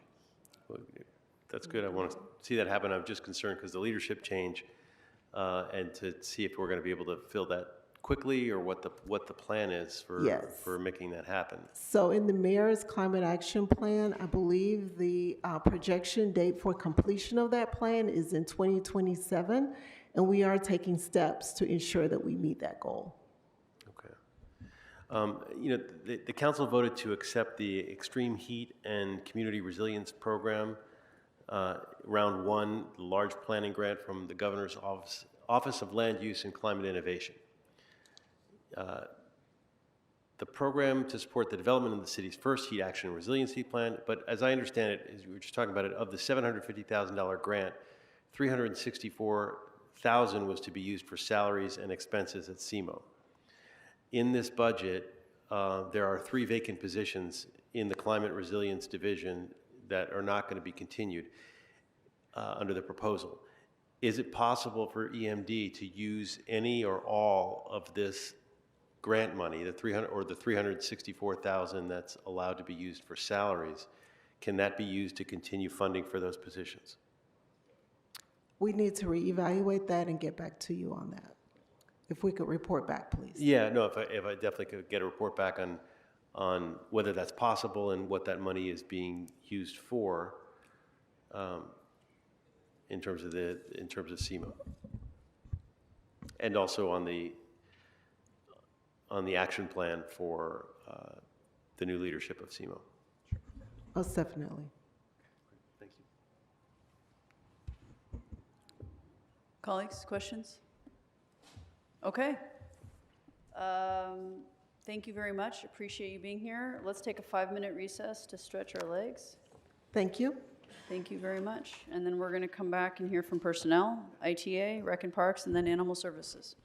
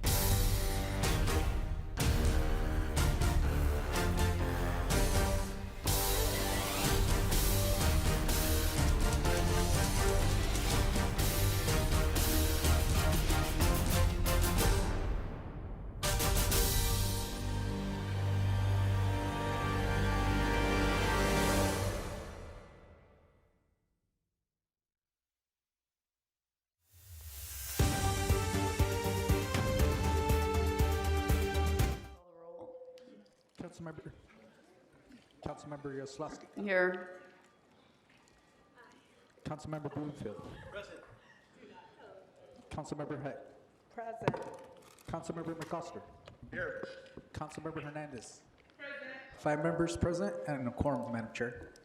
Thank you very much. We're going to move on to the Personnel Department. Welcome, General Manager Billups. Would you please introduce yourself and your team? Hello, my name is Malika Billups, General Manager of the Personnel Department. I am here with my Chief Administrative, Chief Management Analyst, I'm sorry. She's over Administrative Services Division, and I conflated the two. Jenny Yao, and my Chief of the Police Hiring Division, Vince Cordero. I have a brief statement. Brief is appreciated. I promise. Thank you. Or at least it's brief to me. It's brief to me. But I also have my assistant general managers here and a number of folks here who will be able to assist if there are specific questions related to their work. So thank you for your consideration of the budget. I definitely want to thank the mayor's office for the proposed budget. Last year, the personnel department was hit with 116 position eliminations, the second highest in the city behind LAPD. And the diminished resources certainly have impacted the city in a variety of ways, and I am pleased and grateful that some of those positions have been restored in order to provide a little bit more stability for the personnel department. Our most pressing need that we want to address is the significant public safety hiring mandate under the proposed budget, and coupled with Executive Directive 14, the Personnel Department would be expected to hire 510 police officers this fiscal year and ensure each candidate's process takes no longer than 6 months. This expedited timeline requires more than our existing capacity and the proposed budget's new investment. We are in a position where right now we would have to literally rob, as I say, Steve to pay Vince in order to make that happen. And we can't hire everyone at once, even when they are priority positions. And when I say everyone, I mean not just public safety, but also the civilian positions that are high priority. So the top priority in my request today is securing 7 essential resolution authority positions for the police hiring division. It's crucial to bridge the gap, but to effectively manage the hiring process and meet the city's specific goals. To complement the staffing, we're also asking for increased salaries as needed staffing for public safety background investigations, restoring the funding level previously held. This sufficient funding is vital to meet the increased LAFD and LAPD hiring demands presently before us, and to provide coverage for full-time employee absences, including costly onboarding delays. Beyond public safety, our proposals include key requests to mitigate liability and streamline operations. We seek to restore 1 senior industrial hygienist position, to revive the industrial hygiene program, which is essential to proactively identifying and mitigating potential exposure risks and reducing workers' compensation claims. We're also requesting restoration of the $47,500 for executive management training to support senior management and executive staff across city departments. Finally, we're requesting a structural change to better align client services staffing with the consolidation of the new Community Investment Department, which is projected to result in a net general fund savings of just over $80,000. We also need to reestablish our occupational health leadership in order to handle the new state mandates regarding workplace violence prevention. So we respectfully request your favorable consideration of the Personnel Department's proposals, and we are here to answer your questions. Thank you. I'm going to turn it over to our Personnel Chair to kick us off with questions. Thank you very much. So going to your first priority, your ability to hire the 510 officers. Mid-year, we did go through the exercise of hiring an AGM for this very function. What was that exercise, and why wasn't that sufficient then, or why wasn't that the time to build up this function? So the request, the mid-year or the interim budget request, we requested... The interim budget request for the AGM for the Personnel Police Hiring Division. Right, so we requested 9 positions in the interim budget request, and we had also requested those 9 positions according to the budget. 4 of those 9 positions were awarded, including an assistant general manager. Last year was the first year in over a dozen years where the personnel department had lost an assistant general manager position over the public safety division or the public safety group of divisions within the personnel department, which was a significant loss for us, coordinating fire department resources, hiring issues, promotional issues, along with LAPD and the other departments that we use, requires sort of a broader cross-functional viewpoint, where right now we were only staffed with the assistant general manager, who has done a great job, who oversees both civilian hiring and public safety hiring, which was split out years ago for a very specific and clear reason. So we have gotten that AGM position back. We are in the hiring process for the AGM position. Yep. We don't have it on board yet, but that is just to help oversee the big picture of how we do public safety hiring, not to actually do the legwork of background investigations and sending notices and reviewing documents. That's a leadership position that the office really needs. But I don't want to punish you for doing a great job, but this past year, you were able to support the 240 hires through 6 months? Yes. And then the 210 that followed that? Yes. With the personnel that you have, like, how did that happen? So we were able to do that largely through, so while we were hiring these folks, we were also in the process of creating a restructure. One of the key aspects to getting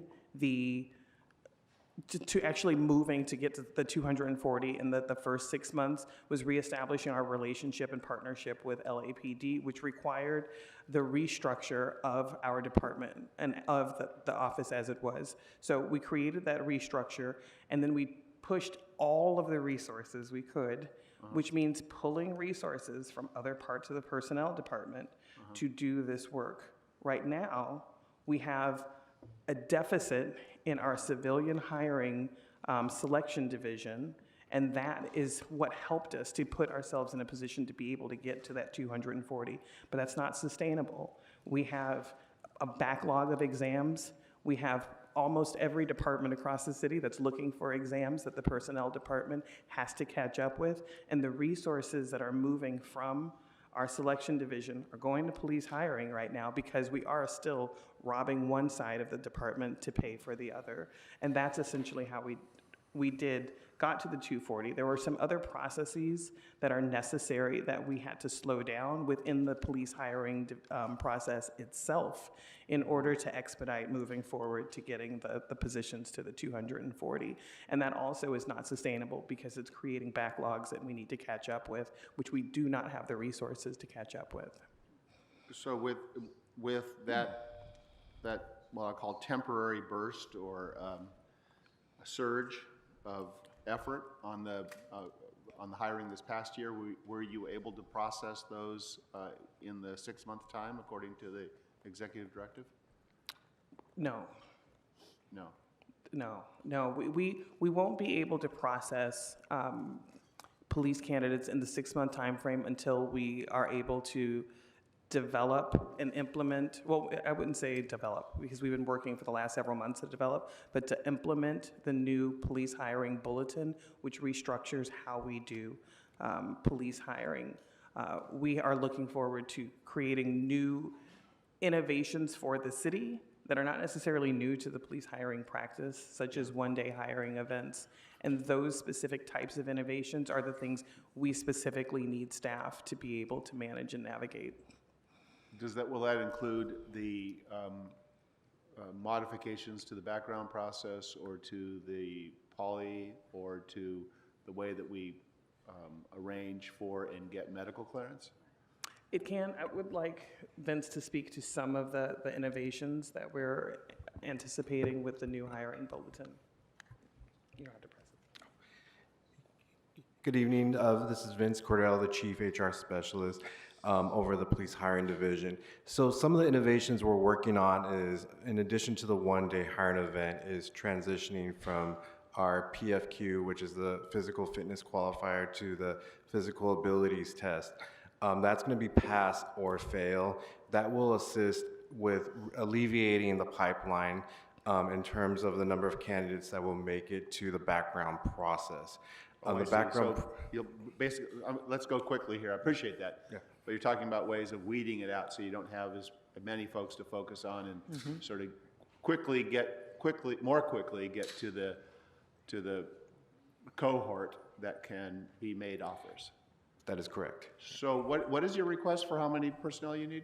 7 additional, including a chief human resources specialist.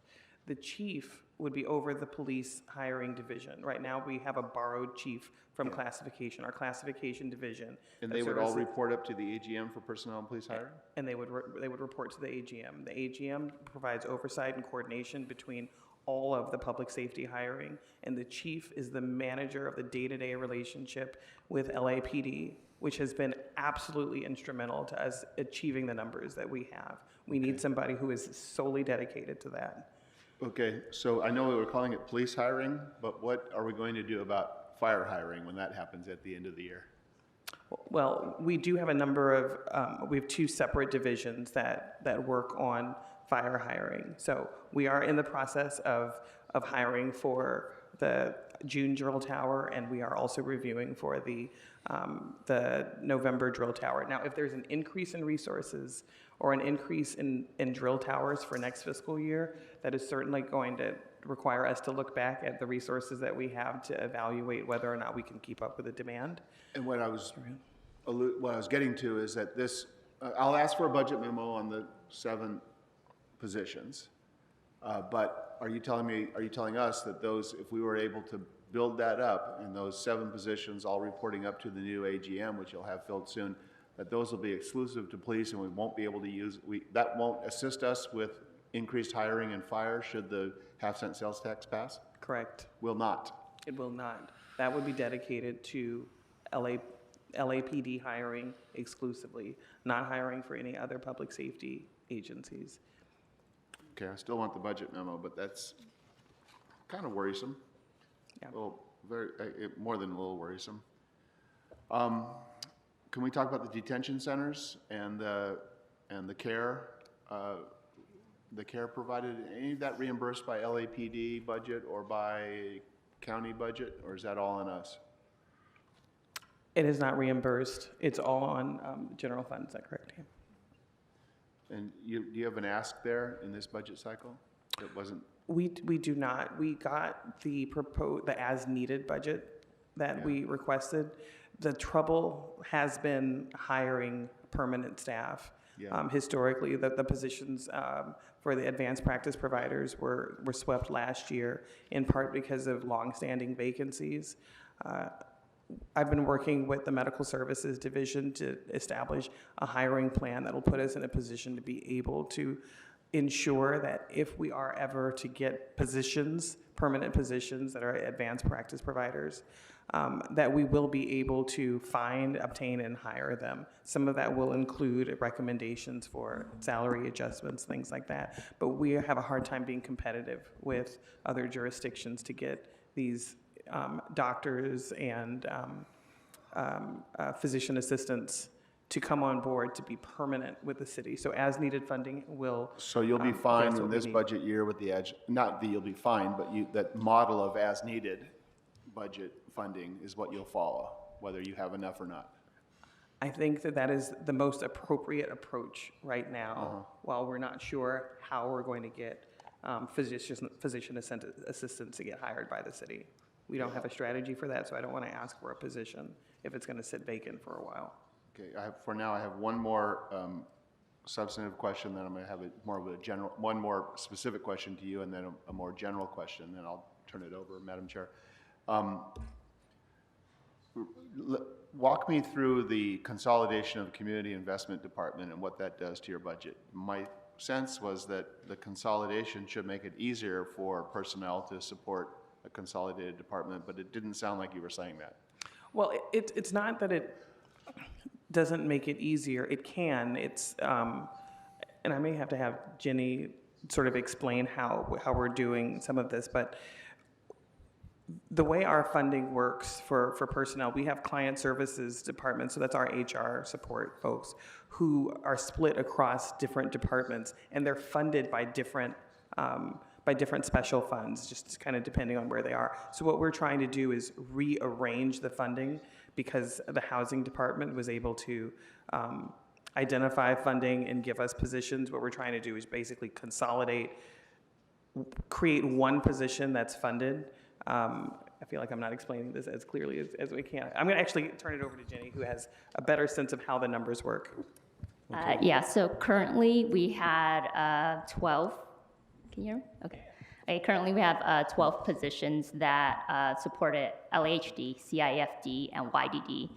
And essentially the 12 positions were split in terms of funding source based on the percent of time they spent on each department. This second priority proposal is to make the 12 positions full-time LAHD, which would be 100% special funded, and the 12 positions that were initially providing sort of 2 to 10% support for YDD, which was general fund. We would be transitioning that to special fund for LAHD support. And then that general fund portion would essentially be returned back to the general fund, since housing would be special funding those positions. Okay, so the efficiencies, the arguable efficiencies created by the consolidation also creates efficiencies for you. Right, so basically instead or savings for us. Right, instead of having the work done by piecemeal by 12 people. Right. We would request that it's one senior personnel analyst doing that work. And that hopefully is a story writ over and over again as to why a consolidation makes sense for a whole bunch of service sites. So the very general question, I'm not going to ask for the same budget memo for the 6th time, but you've been following this whole discussion about whether or not the civilian positions at LAPD are funded or not funded. And we will have a memo on that. But my understanding is that when we read the note on Exhibit H that says basically no layoffs, and we'll figure it out. I mean, that's essentially what H does, what that note does with in-lieux and with transfers and the transfer portal. Are you prepared to keep the transfer portal from this year open into next year and to work with those folks who are sitting on sub-authorities now, and then also keep it open for folks next year? Absolutely. We can keep the transfer portal open as long as it's available, and we will continue to work with, as long as a need for it exists, and we will continue to work with departments and with candidates to ensure that they have opportunities to transfer within the city, whether it's to save their jobs or to ensure that the ongoing economic stability of the city. Absolutely. Great, thank you. Thank you, Madam Chair. Thank you. I have just a couple questions about CAD and LAHD efficiencies. In your letter, you provided a proposal to support the consolidation of the new Community Investment Department by realigning client service staffing and funding currently shared across several departments. Your letter states that this would alleviate the general fund by just over $80,000, as the general fund salaries cost for the portion of staff salaries previously supporting YDD and the additional cost of the upgraded director position are offset by the LAHD funding realignment. Can you walk us through realignments and how they'd be helpful now? Okay, I'll have to ask Letty Ortiz to walk us through the... Thank you.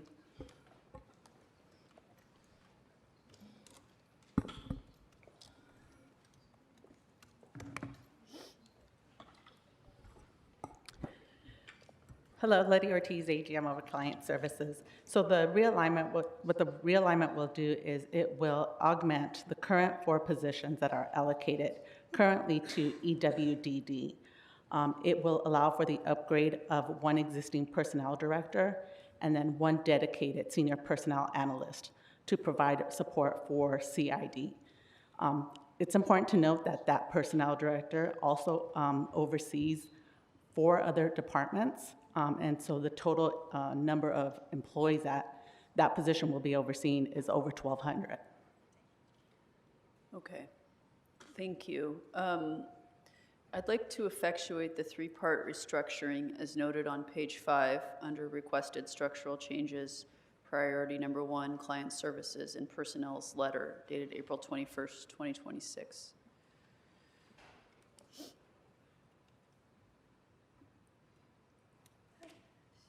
Can you walk us through your second request in your letter under requested structural changes related to occupational health?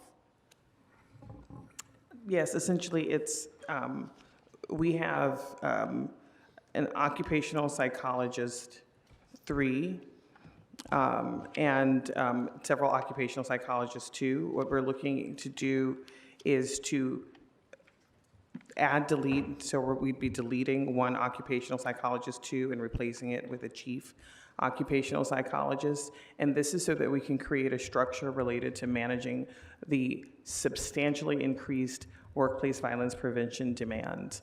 This year, the laws were upgraded and changed with respect to city and employer requirements with respect to providing and managing workplace violence prevention policies. And so the chief chief occupational psychologist will take on that responsibility of not just being responsive to concerns related to workplace violence, which is the structure that they manage right now. People call in with complaints, the citywide threat assessment team assesses, they go in and provide support, to what is now required to be a proactive approach to navigating departments through their workplace violence prevention plans and providing training to those departments. So essentially, we're creating a different structure to allow that person to lead that work and to have folks, the occupational psychologists, to support them in those outreach efforts. Thank you. I have an instruction. I'd like to instruct that we delete 1 occupational psychologist 2 and add 1 chief occupational psychologist. Colleagues, questions? Councilwoman Hernandez. Thank you, Chairwoman. The proposed budget includes hundreds of positions slated for hiring, including traffic control officers, Bureau of Street Services crews, and Bureau of Street Lighting staff. How will your office work with departments to expedite recruitment and onboarding for these critical positions? And do you currently have the staffing, systems, and resources necessary to deliver timely hiring? Are there established lists for these positions, or will they require a new application process? I'm going to ask Steve Rivera, the chief over our selection division, to provide a little bit of context, but big picture. We won't have to have new applications, but the concern that you're bringing up is the specific concern for why I'm asking for the positions for LAPD hiring. It is because in order to meet the needs, we always will share positions if we need to move people around, so to the extent that Councilmember McCosker asked me earlier, would those 7 resources be dedicated to LAPD? They would be until there's an emergency and we need to dedicate some of them to the fire department hiring process. And until there's an emergency and we have to dedicate some of those resources to hiring civilians. But essentially, what we do is we have to move people around to identify where are the priorities popping up. But the problem is with hiring, it's not just a quick process where I can move someone and say, okay, you're gonna work here for 3 weeks. These hiring processes are long. Exam development takes quite a bit of time. And there's a workload and there's a caseload that needs to be managed. And so how will we ultimately manage it? We manage it by trying to figure out where the absolute necessary priorities are, and we'll plug those individuals in to perform the duties they can. So do we have the resources? All in all, yes, we have resources somewhere in the personnel department that will have to stop work somewhere else in order to allocate that time to that sort of work. But I'll let Steve speak specifically to your questions. Steve Rivera with the Personnel Department. To answer your question, the Personnel Department does meet with various departments to go over their hiring plans, and we do that on either a monthly or bi-monthly basis. Some of the departments that we meet with, Building and Safety, the various bureaus of Public Works, Planning, we meet with them to discuss their hiring plans, and we'll do so again this fiscal year. To your point, I think you mentioned DOT, definitely reach out to them. To give you some insight though, some of the job classifications we do have eligible lists for. Some of them will expire soon, so we'll have to do another exam for those as well. We've implemented a lot of technology and a lot of efficiencies through process improvement to bring down the selection process. Right now, from the time that a bulletin opens to getting a list established, we were down to about 125 days on average, so it moves fairly quickly once we are able to open it. It's been taking longer as we've lost some staff, unfortunately. So like General Manager Billups mentioned, we've lost some of our staff to go to other divisions to help them out. So to your question, I'm confident that we'll be able to do some of those exams, but I'm confident that some of those are going to sit for a while, because if we don't get these additional positions, the staff that are on loan are not going to come back to me. So that's why at least those 7 positions are extremely critical right now. And we have implemented, to give you an example, online testing. We're using some stats to help us in terms of developing our tests a lot quicker. So our efficiencies have been there for the last 3 years. And although we continually look for efficiencies, we're kind of tapping out, where it's like at some point we just need more staff. Understood. And if we were to expedite the hiring for the Public Works bureaus and DOT, you would need that staff on the other side to handle the police hiring, right? Yes, I can tell you, like, we go through a list of priorities that they have. This includes LAWA, this includes Building and Safety, Street Services, and some of those lists are critical for the Convention Center project. I think they've identified 24 eligible lists that they needed. We were able to provide them with 23, but that took a lot of effort. And so now we're getting a list from, say, Street Services. They provide us with a list of 10 exams that they need. And so the list of critical vacancies or positions that they have just continues to grow. And although we're managing, it's not sustainable. Understood. So we're making trade-offs then. Understood. Okay. We hear a lot about, and thank you for that. We hear a lot about the attrition rate at LAPD, but how does that compare to our civilian workforce in other departments? I'd have to get back to you on that. I don't think that we have data readily available on the attrition rates across departments. So I'd have to get back to you on that. Yeah. Great. I'll take that as a report back. Okay. Thank you. Or a special study outlining what the attrition levels for civilian positions are in the city across all departments. How has that turnover in departments impacted service delivery? And if there are adequate resources within personnel to address attrition citywide, while also prioritizing departments fill new position authorities to meet department hiring needs. So special study report back is fine. Thank you. Pass it back to you, Chairwoman. Thank you. Councilmember Blumenfield? Sure. Followed by Councilwoman Hutt. Okay. Thank you. Most of my questions have been very well covered by my colleagues, but just a couple other quick things. Regarding workers' comp, could you discuss the need for the senior industrial hygienist? And is it something where we could actually expect the position to pay for itself in terms of reduced workers' comp and or medical costs and reduced employee time off? It seems like one of those positions that ideally would pay for itself. Good afternoon. Paula Days, Assistant General Manager. The answer to your question, council member, is yes. With a single senior industrial hygienist would be able to take proactive approaches in handling issues such as establishing mitigating factors or advice for departments to mitigate the risks associated with CalOSHA-regulated carcinogens like lead or silica or asbestos.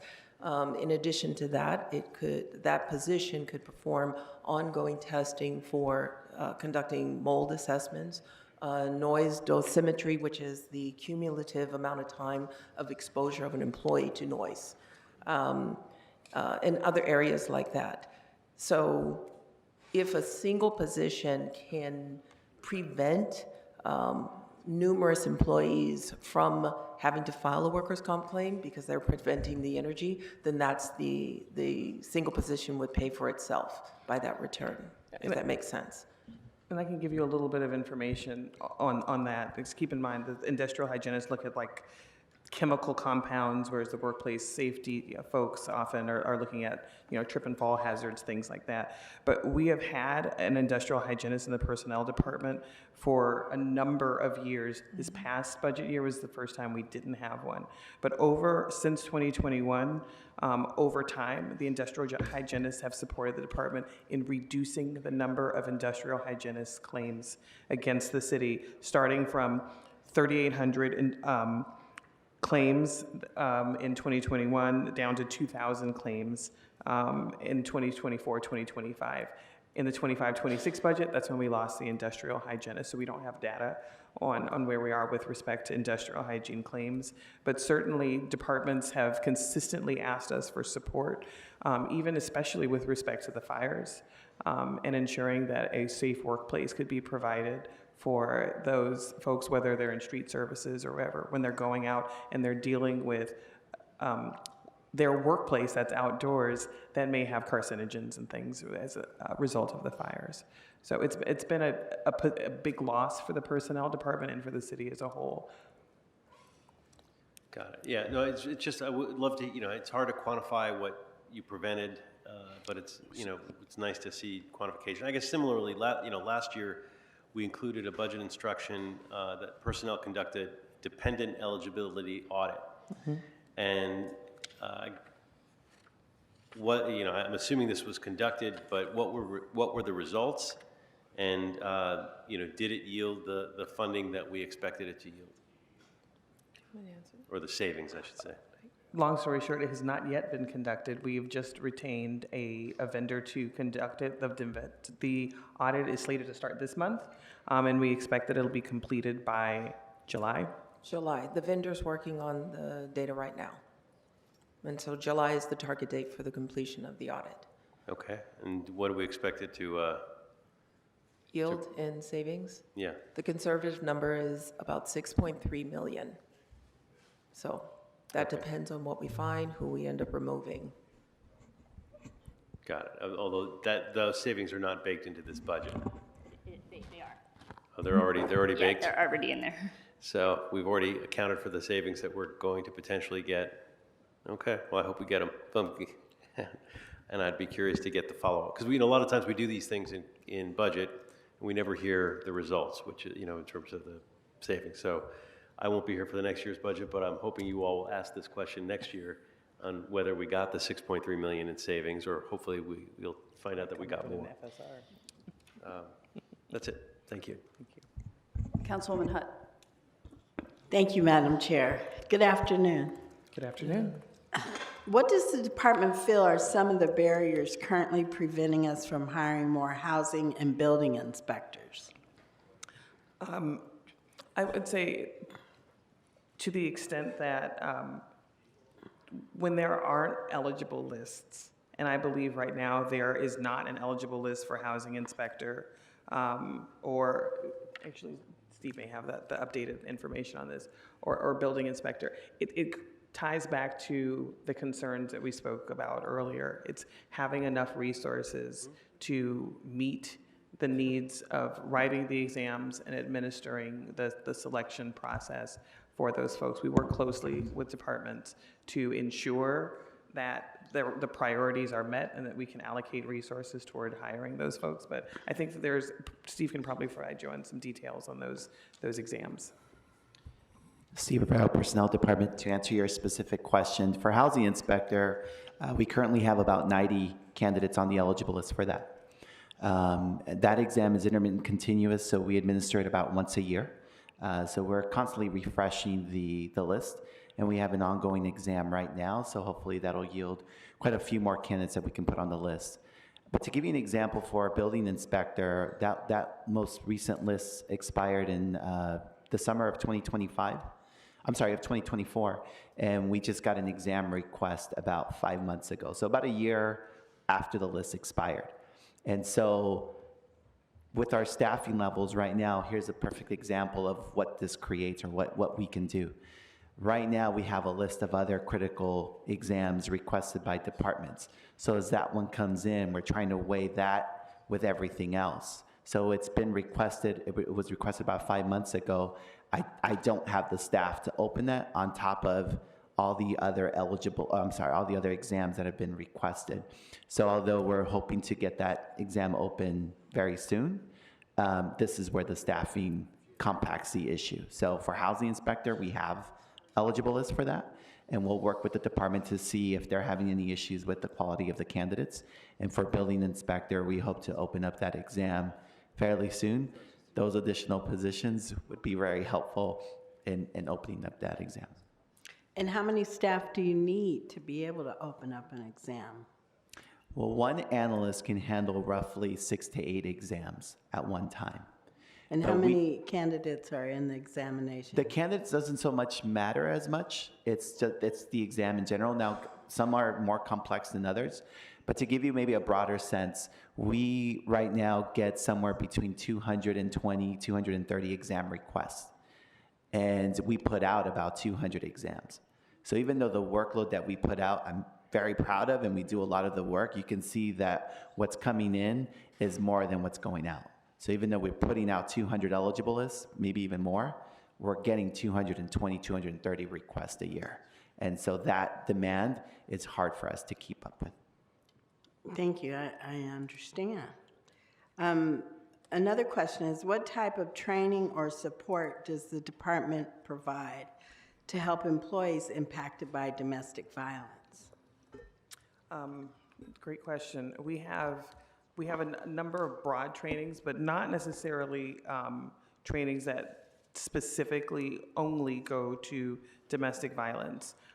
We provide training with respect to harassment, discrimination, and the impacts of that on the potential for workplace violence, domestic violence. And we also have our citywide threat assessment team that addresses matters of domestic violence when they come up across the city, when issues, when either domestic violence spills over into the workplace. But we do not have any single dedicated training with respect to how to address domestic violence that really targets that particular issue broadly, so and indirectly, but not directly. Thank you. My next question is, how much of our current training for employees is in person versus computer modules? So the city uses Cornerstone as its, which is a computer module, an online training-based company that provides probably the majority of the mandated trainings across the city. The personnel department provides, just recently, I spoke at the Women's Management Academy, where 35 graduates matriculated through our basically a management training course. We also have our core supervisory training, personnel department, but that has transitioned from being in person to being a Zoom-based, web-based training so that we can have a broader reach. So most of the training that the city provides is not in person, it is web-based. However, many departments provide specific training related to their own subject matters or internal trainings for whatever it is that they choose to. Because of the volume of employees that we have, especially larger departments will tend toward online-based training as opposed to in-person. But there's still some in-person that is available. Thank you. That's all my questions. Okay. Colleagues, any more questions for personnel? Wonderful. Thank you. Thank you very much. Oh, Councilmember Bloomfield. Not a question, but I do want to, I wasn't sure if the priority 3 and 4 on your memo were asked for report backs, and I did think they were worthy of that. So if we could add those 2 priorities for report backs on those priorities. Thank you. You're welcome. Okay, thank you very much. We're going to move on, colleagues, to Information Technology Agency, ITA.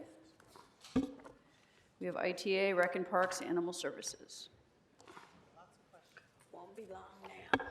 Pardon? So it won't be long now.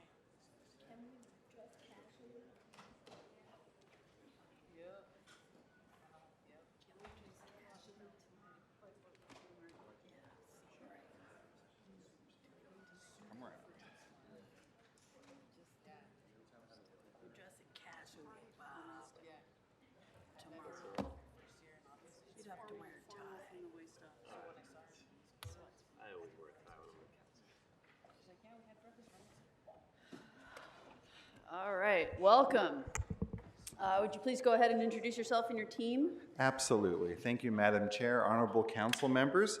I'm joined by Eduardo Magos, who's our Assistant General Manager over Applications, Maria Ramos, Assistant General Manager over Budget and Finance, Miriam Abbasi, who's over our Customer Engagement Bureau, Daniel Clark-Lee, who's our Chief Information Security Officer, and Bhavin Patel, who's our AGM over Infrastructure. Welcome. So we've all read your letter. Is there anything you want to very briefly highlight? Absolutely. Okay, great. I'd like to highlight a very specific item that's not included in the letter. Okay. Thank you so much again for the opportunity to address this committee. I must mention, and I think it's important to note, that we are absolutely at a crossroads, I would say a critical crossroads for technology in Los Angeles. Think of it this way, we have demand for digital services that's surging because of FIFA World Cup, Super Bowl, LA 28, etc. Yet on the other side, after 2 very difficult budget years, ITA's budget has lost 29% of our workforce, as well as 16% of our expense budget. On one hand, we know that city departments are going to have constraints around hiring for the next several years, and yet on the other hand, we see technologies, new technologies like artificial intelligence and others, that are providing powerful opportunities to improve the tools that employees have and services to the residents. Needless to say, I would say at these crossroads, I believe technology investments will be critical over the next several years. I'm very proud of what ITA has been able to accomplish in the last 2 years during these times of financial challenges. We successfully, just think about this for a second. We successfully replaced a 25-year-old legacy payroll system with Workday. We have deployed responsibly Google Gemini across 27,500 employees. And we've modernized MyLA 311, which drove a 20% increase in service requests over the last year. In fact, more 311 requests, I just got this information last week, more 311 requests now come through the app than through the call center, which means we went from 37% of 311 requests coming through the app before the new system to 54% since the launch of the new system. As outlined in our budget letter, the proposed budget has critical resources, and we sincerely appreciate the support. To address immediate risks and service gaps, we did list 6 items. We prioritized them. There's always a lot when it's needed for technology, but we prioritized 6 key items: the $2.9 million for the HRP contractor support, the continued funding for 6 communication electricians, the $450,000 for on-call after-hour support, specifically for public safety, the reinstatement of 1 programmer analyst for MyLA 311, funding of $823,000 for the rising costs in data center hardware and software renewals, and lastly, the restoration of 3 help desk positions. For over a decade, ITA has worked very hard to build a reputation for results, for efficiency, and for excellence. We believe investing in ITA is a good investment for the future of Los Angeles. Thank you, as always, for your support and for your technology leadership. We're open for any questions. Thank you so much. I'm going to start this round of questions and pass it around. How is ITA strengthening cybersecurity, especially ahead of upcoming major events? And does the proposed budget provide sufficient resources to address current threat risks? That's right. It's an excellent question. When it comes to cybersecurity, we've actually been quite aggressive over the last 8 or 9 years. The previous mayoral administration made it a priority. This mayoral administration makes it a priority. So we have installed a whole variety of cybersecurity tools and appliances. This is classic cybersecurity: firewalls, intrusion detection, intrusion prevention, security information event management, endpoint detection, response, you name it. Cybersecurity has been a huge issue for 10 plus years. We've made a lot of investments in those areas. You've seen things like phishing exercises where we try to get you and your team to click on something as if it's a malicious piece of malware, and then we send people to training if they mess up. We have secure remote access. We've got mandatory employee training annually, and we do, very few cities do it, we do weekly vulnerability scanning. So while we do a lot, there's still areas of improvement. We appreciate the mayor's office and the recommendations for the CAO to include some key investments around cybersecurity in the proposed budget. We partner very closely with the Department of Homeland Security and CISA. We're a part of the FIFA World Cup meetings, so we're participating very closely. We bring in our partners like LAPD and sanitation and others. You know, cybersecurity is one of those areas where you're only as strong as the weakest link, so we try to tighten every link up. So I would say there are areas where we could invest more. There are items that we would certainly like, but I do believe the city has made some core investments around cybersecurity, and I think it's been evidenced over the last 10 years. We see a lot of folks in the news, and we work very hard to try to keep Los Angeles out of the news. Thank you. It's a goal we all share. Your letter states that $500,000 was eliminated for on-call support. This potentially means that critical radio, microwave, and fire station alerting systems will no longer have 24/7 technical coverage. Is there a contingency plan if a system failure occurs after business hours? Oh yeah, that's, that's an important one. You know, if you have a new car, you don't need a mechanic. For those of us who've been fortunate to buy a new car. If you have an old car, you need mechanics. You need people to keep the car running. The city of Los Angeles has a lot of old technology. We have a lot of 20, 25, 30-year-old communication systems, network equipment, voice systems, you name it, like many governments that exist. Our communications electricians, they do the job as these critical mechanics. So the on-call support is, we believe, a minimal investment to ensure that when something happens with 911 dispatch, something happens with the city's network, something that happens with voice communications for, let's say, LAPD headquarters. There's a long list of technology and footprints in which issues happen. We need it so that on a Friday afternoon or a Saturday morning or a Sunday morning, staff immediately get to the job and resolve it. Most city employees are assumed to be office workers where they work a 9 to 5. There's so many operations in LA that go way beyond 9 to 5, the 24-hour. Certainly LAPD and fire, but even beyond that with sanitation and parks. I mean, there's a long list in transportation and others. If we do not have on-call standby support, we are forced to say, we will get to you at the next business day. Okay. That is not a conversation let me we stop want you to here. say. Could we get a budget memo on how we Yes, can ma'am. find the money for this? Absolutely. It seems like an important thing to fund. Yes, ma'am. One more, and then I'll pass it over to Councilwoman. Oh, follow-up? Just a follow-up on Yes, what you follow-ups. said. On that budget memo, can it also talk about what that support looks like 24/7 operations instead of, you know, a 9 to 5? Sure, provide Whatever cuts. both numbers, please, with Mr. Szabo potential funding for it. Yeah, Councilwoman Hernandez. Is that what you were going to ask or different?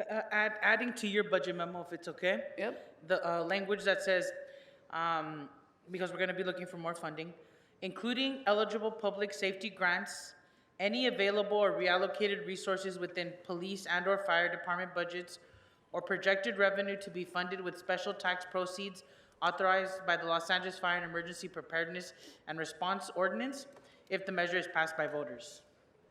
Okay. To look into. Thank Yes, you. ma'am. Thank you. Any follow-ups? I got one more question.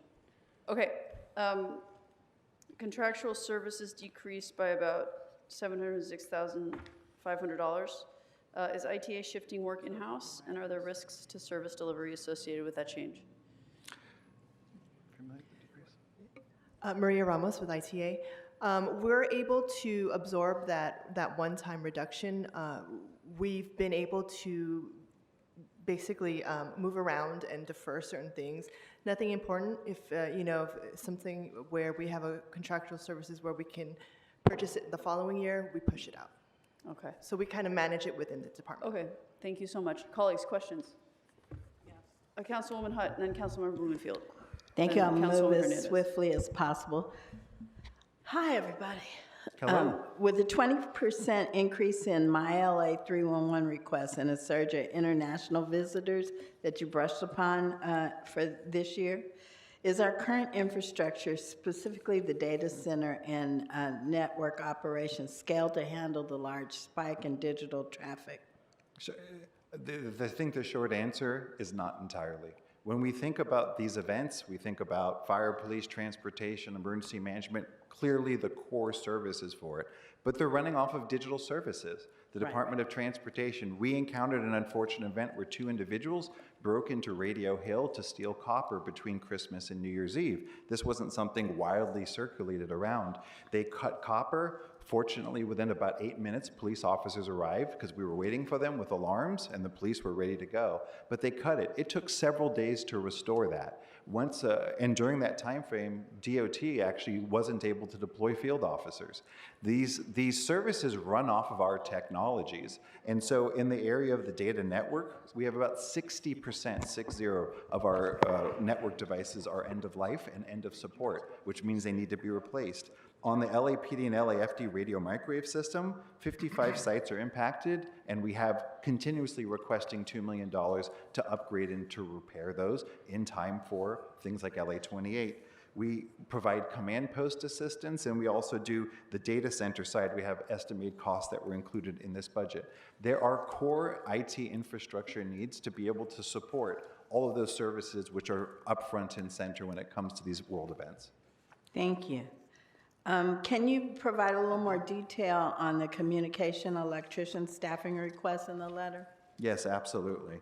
I love our communications electricians. Often when you think of ITA, you may assume the good folks who work here in council chambers or people who support desktops, but 40% of ITA 40, they work in the field. They work out of Piper Tech, they climb towers, they pull cable, right? They are very talented blue-collar workers, and the communication electricians fit that category. These communication electricians, also known as CEs, they're the frontline technicians. They work on radio microwave systems for LAPD and fire. They do the data network. If you have something where you need to move offices, they're the ones pulling the cable, changing phones, doing all that good work. They ensure the reliability of 911 dispatch, fire station alerting. I mean, there's a long list of things they do, and they respond to all those outages. We need them. To give a little bit, just one quick perspective so you can see the picture.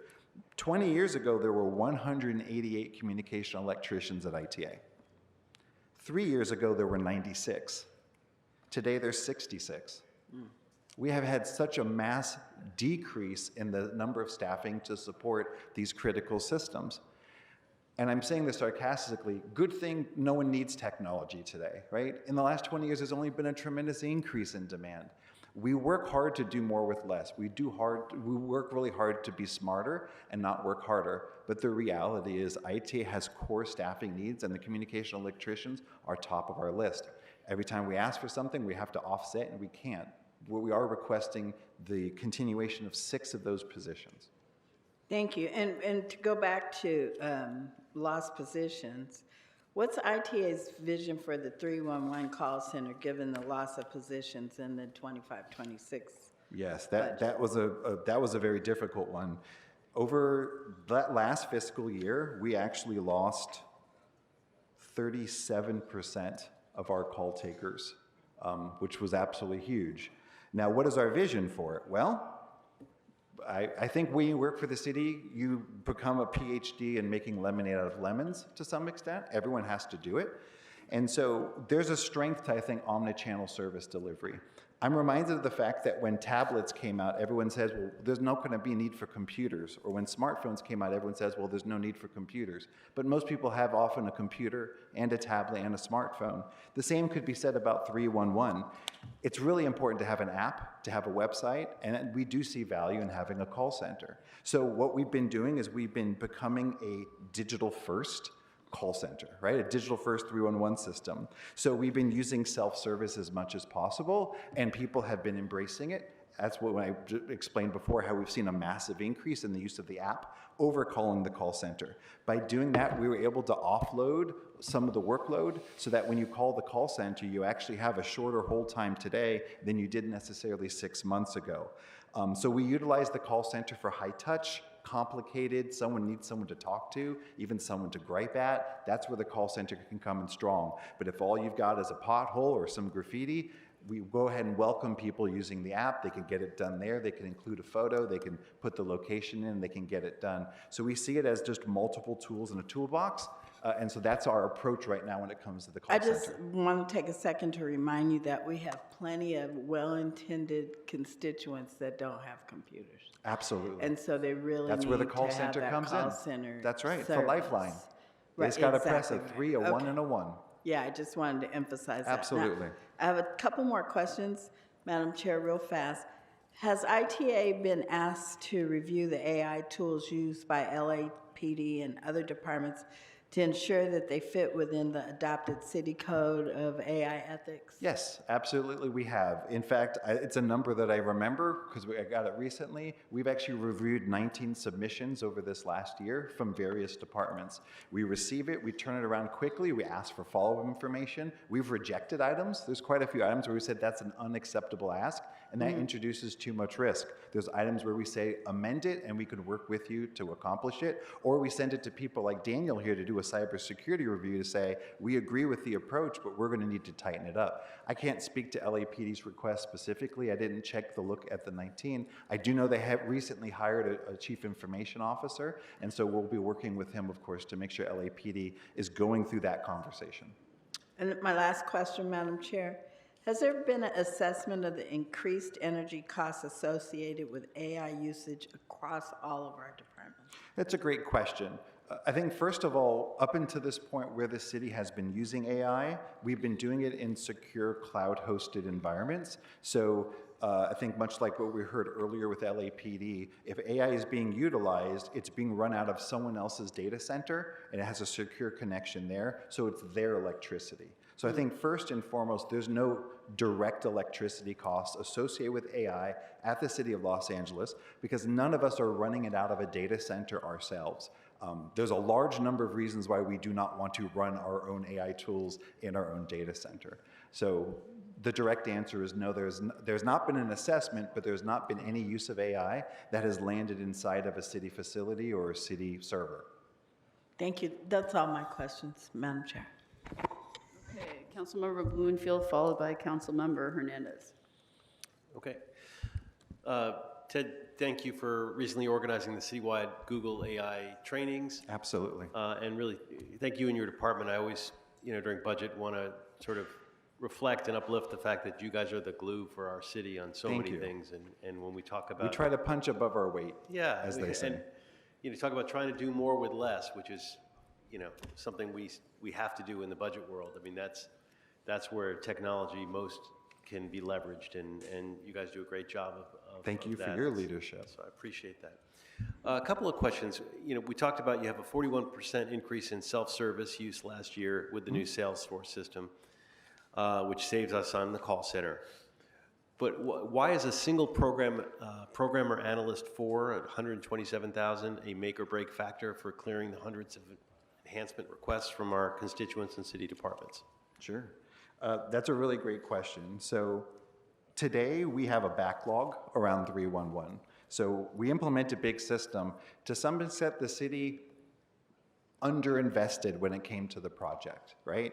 We had many bids, we went with lowest bid, and so there's certain items that weren't included as a part of the initiative and the training and the rollout, which often means it just ends up becoming some more work on the back end. Departments will say, well, I agreed and I liked it when I saw it roll out, but now that I see it, there's enhancements or changes that I'd like to have. So what ends up happening is they come in with a whole series of requests. A whole series of requests to add enhancements and to make improvements, et cetera. And so on the 311 system, what we have found is that we had to make significant changes when it comes to, let's say we've had 161 enhancements that we've done in the last 12 months. We have 364 open tickets today, which means that's 364 requests that we haven't been able to get to. We had 4 people supporting the old system. Because of timing, because of vacancy, because of fear of layoff, we ended up with 2 developers currently supporting it and with our position swept. This is the biggest system across the entire city of Los Angeles. We handle 3 million requests a year in this system, and I only have 2 people supporting it. So our request is to get that third FTE. So maybe one of them could take a vacation that they've earned. They're critical for process improvements for graffiti contractors that are being requested, new service request types, changes to email notifications, which we'd love to do, but we don't have the staffing to do it, adjustments for duplicate detection, et cetera. Okay, so I'd like to request a memo to help with that, with a backlog, to see if we can fund that, the project team elimination and that position. I appreciate that. One person, that's all we ask. I think it's the almond commercial, just one can a week. We get, I mean, part of it is always, and this is, you know, we always have this issue with departments, not so much this person in this department, but where every new task seems to require a new person, and from, you know, a more 10,000 foot perspective, we're like, well, we should just be moving people around, because I'm sure there were plenty of tasks in the past where we hired a new person, that task is no longer there and that person is still on staff. This is a broader issue with our whole budgeting system, where we. True. Well, we went from 850 positions at ITA to 328. We are not that department. We've definitely get that, been and moving folks around. You've repurposed it. It's just that's sort of the frustration of budgeting, is that it's always about a new person, a new task, as opposed to how do we deal with the resources that we have. That being said, I get it, and I appreciate especially your department. You have been drained of many folks, and I know you're moving people around to make things happen that way. Thank you. Wanted to specifically, not so much about people, but you've got a 5.4% proposed increase. How does that compare to the actual rising costs of software licenses, servers, and storage? And are we treading water? Are we actually increasing our investments in technology? Correct. Yeah, that's been, I think, one of the difficult items, is that the 5.4% budget increase has primarily gone to salaries. It's gone to people, which, by the way, we're very thankful for. We had a whole series of people who would be on layoff lists coming up to this new fiscal year, and that 5.4% increase resolves that in the MOU increases, which we sincerely appreciate.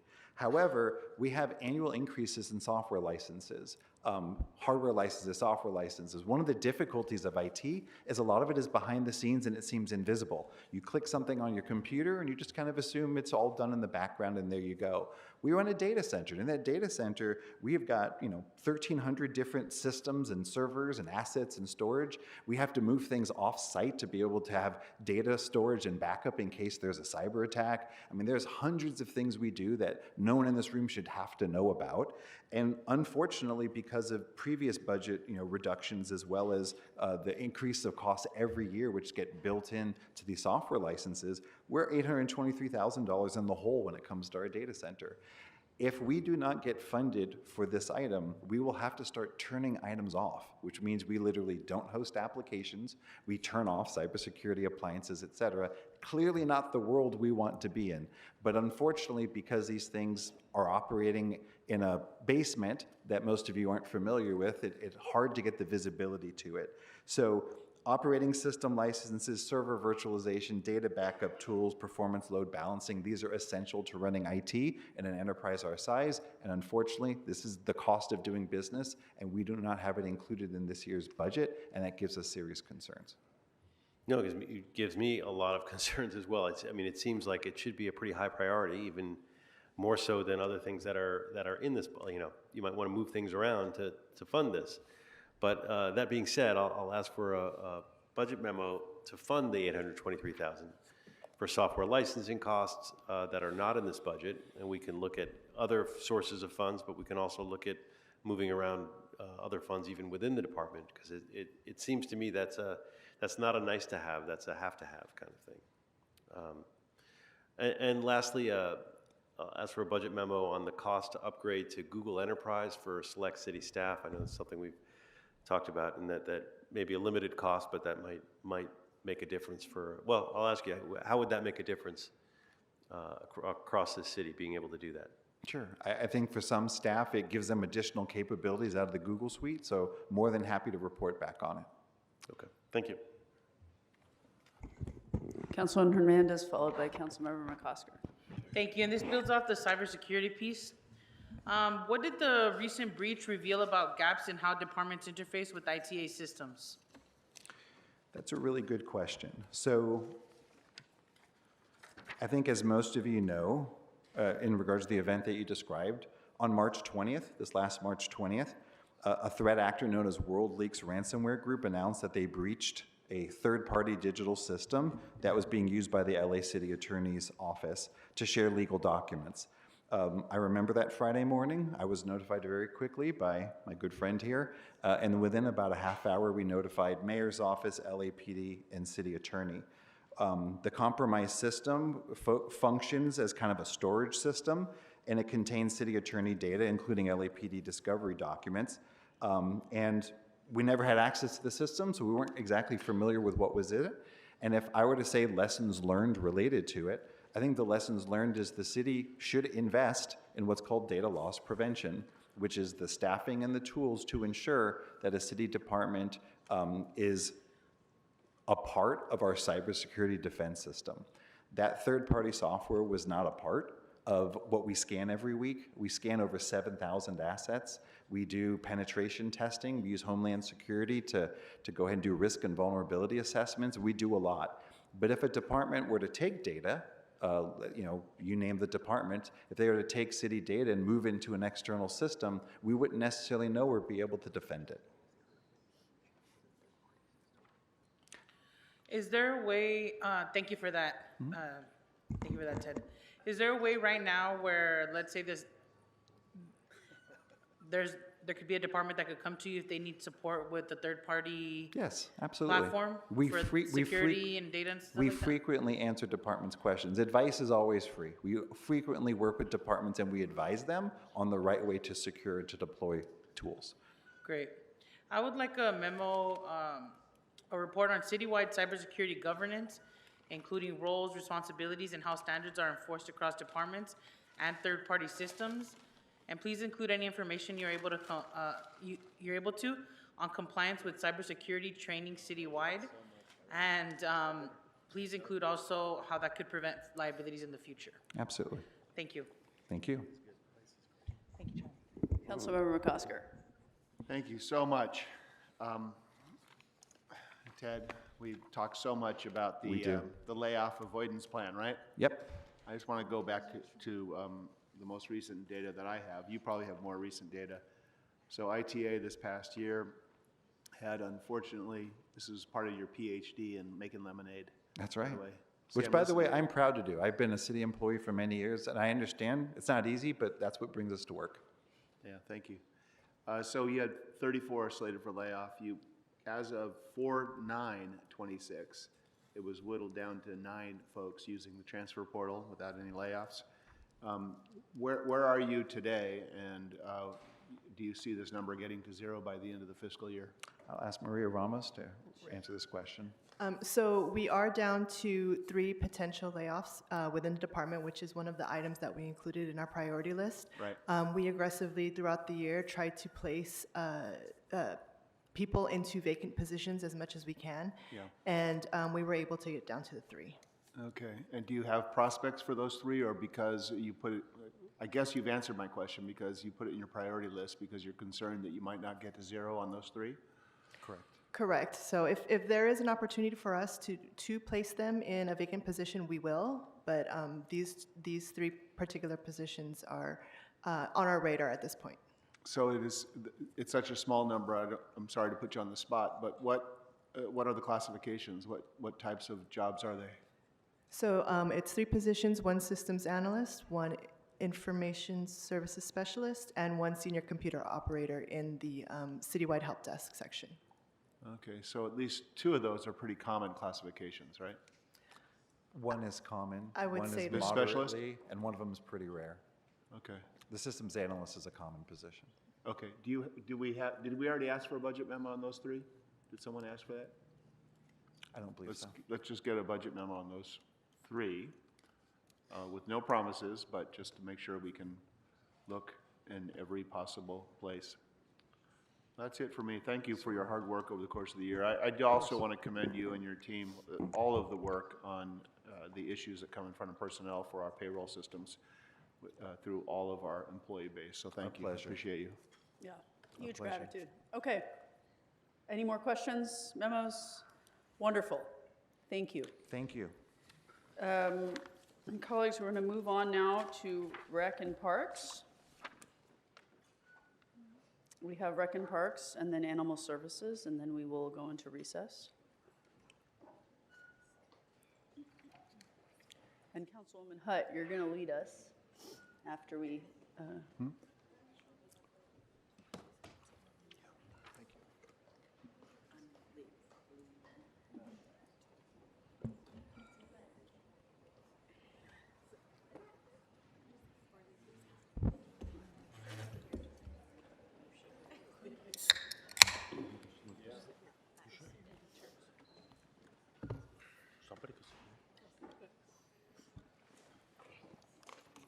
Welcome. You want to go ahead and introduce your team? Good evening, Chair Oslowski and members of the Budget and Finance Committee. Jim McKim, General Manager of the Department of Recreation and Parks. I am joined by members of our executive team. To my right is Executive Officer Matthew Rudnick. To my left, Chief Financial Officer Noel Williams and Assistant General Managers Brenda Aguirre, Kathy Santo Domingo, and Chenery Stoneham.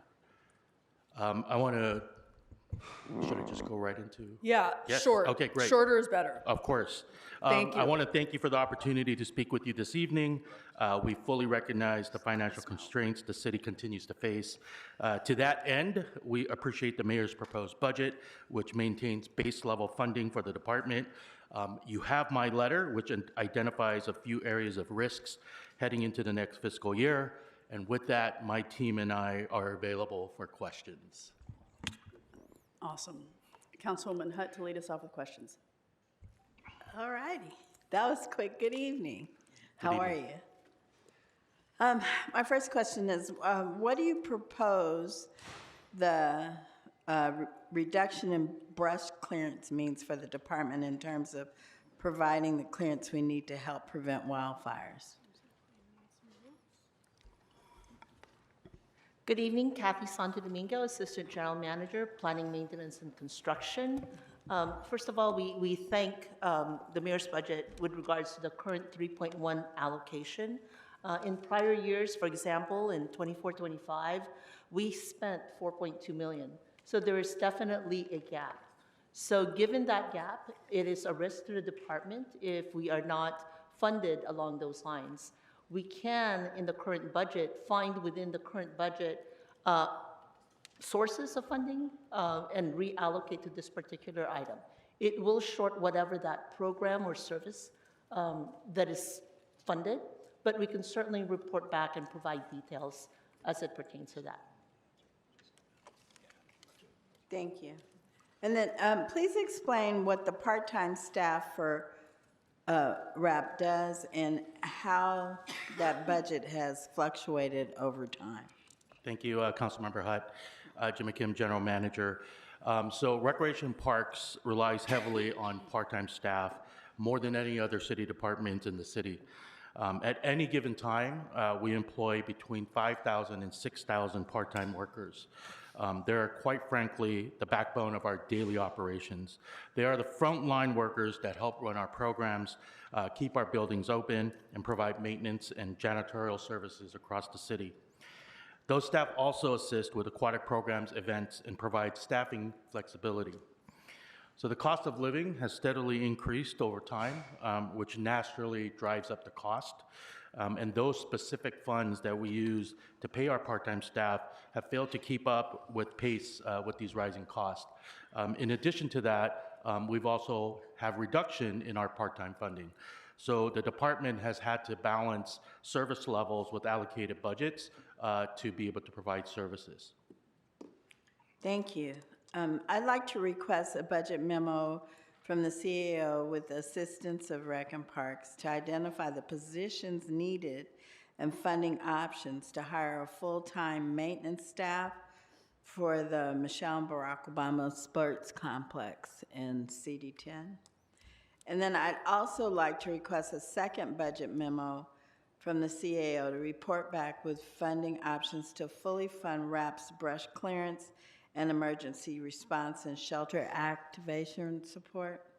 These are important activities to provide opportunities for the public to get off the streets during bad weather and protect our facilities from wildfires. And we need to provide these services citywide. I'd like to ask the CAO to also report back on the requested position changes in the memo. And that's all from me, Madam Chair. Great. I have a couple questions, and I can see, do you have a follow-up? No. Oh, okay. So I'll just ask a question or two. So during last year's budget process, I asked for a special study to report on changes to current policy that are needed to facilitate the acceptance of private donations related to signage. Never got that. This is particularly important for many organizations that would like to partner with the city and RAP to upgrade facilities and enhance our parks. For example, organizations like Tommy's Field, who have organized, fundraised, and built soccer fields at many parks across the city, have multiple partners willing to donate large sums of money to upgrade our infrastructure for our communities. In a challenging fiscal climate, these partnerships are crucial and worth continuing. Can you please tell us where the department is on updating the process or changes that are necessary to facilitate the acceptance of private donations related to signage? Thank you for the question, Chair Yaroslavsky. I'm happy to announce that we will be coming to the council with a report back related to accepting donations. We are very much in support of that request. We are working closely with the city attorney to make sure that we didn't have to go through major legislative hurdles, but we will be coming back with the full report to this body. When's that? I want to say within the next month we'll have it at this board. Okay, great. And that will include whatever changes are necessary to effectuate it? Absolutely, yes, ma'am. Okay, great. Any follow-ups on that, or I'm going to move on to county beaches? No? Okay. The county's indicated it will withdraw from providing lifeguard and beach services at both Cabrillo and Venice Beach, which we've already talked about today. An estimated cost of up to $6 million annually. What's the timeline for a final agreement, and what is the department's preferred path forward? A county agreement or in-house operations? What's the preference? Yeah. Good evening, Matthew Rudnick, Executive Officer. So our plan, we're kind of on dual tracks. We've been negotiating with the county on potential successor agreements to the JPA they terminated. We would need to have one in place by mid-September, but our plan is to basically put a decision options in front of our board and then to council roughly in the June-July period, so we have some time in advance of September. So that's the timeline we're working under. We're going to be working with the CEO and a report back we understand Councilman McCosker asked for on the topic. Okay, and are you agnostic as to which one we go with, or are you will it depend on how the negotiations with the county and the JPA go? Yeah, it will depend on, I think, how the negotiations go. We've asked for different cost-sharing arrangements, potential phase-in of costs to the city, just to be to a little bit more detail. We're talking about lifeguarding services, but also beach maintenance and the operation of the parking lots. That function is provided by Beaches and Harbors, and then the fire department, county fire department, provides lifeguarding. So we're assessing kind of both of those operations simultaneously. The revenue from the parking operations and concessions offsets the beach maintenance currently for the most part, but so the risk really is the cost to provide lifeguarding, mostly at Venice. Okay, and how did this agreement come about in the first place? Were we paying the county to provide these services? So 50 years ago, the city transferred these functions to the county under the Joint Powers Agreement, and over time, according to the county, basically the cost to provide these services outpaced the revenue they were collecting. About 18 months ago, they came to the department asking for some cost share. After back and forth, they did issue the 365-day notice of termination, which is that September date that I just mentioned. Okay. If the city were to bring lifeguard and beach maintenance services in-house, what would be the startup cost, staffing requirements, and timeline for implementation? Or is this all what's going to be addressed in the memo that Mr. McCosker asked for? Yeah, we'll be reporting back on. Okay, great. And you sort of alluded to this already, but there is parking at both Cabrillo and Venice Beach that could help offset these costs? Yeah, currently the parking in Cabrillo is already operated by the department, and it's port property. But for Venice, those lots are 3 lots are operated by the county, and that's city property at Venice Beach. Okay. Is this in RAP's budget? There hasn't been money allocated for these beach services for 50 years in our budget or in the city budget. Okay. So we don't contribute to the JPA? Correct. Okay. Are there opportunities for cost sharing, user fees, or partnerships to offset the estimated $6 million annual cost?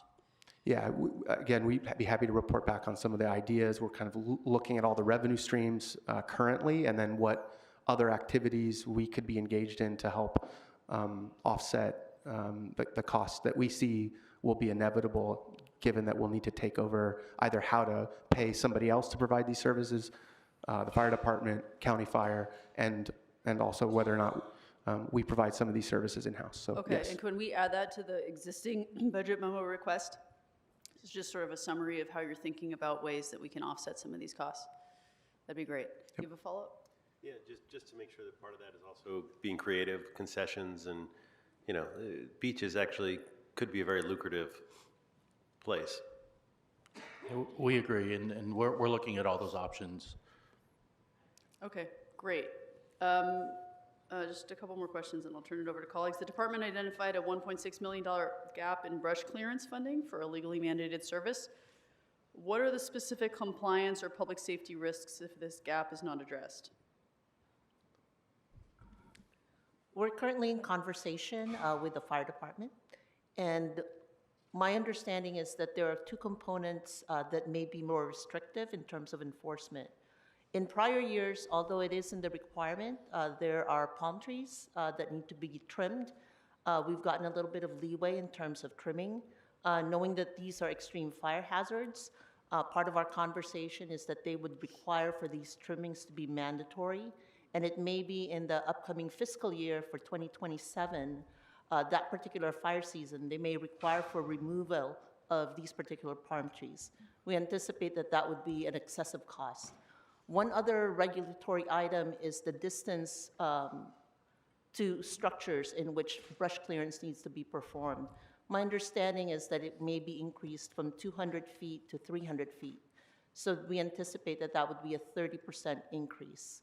We're looking at the palm trees and some of the regulatory items as it relates to distance as potential increases in the coming year, but definitely in the following fiscal year, that would be a substantial increase. Okay. How many of the 500 parks that require brush clearance are anticipated to be serviced with the proposed funding? We typically release about 250 locations for brush clearance in our annual packages. So about half? Correct.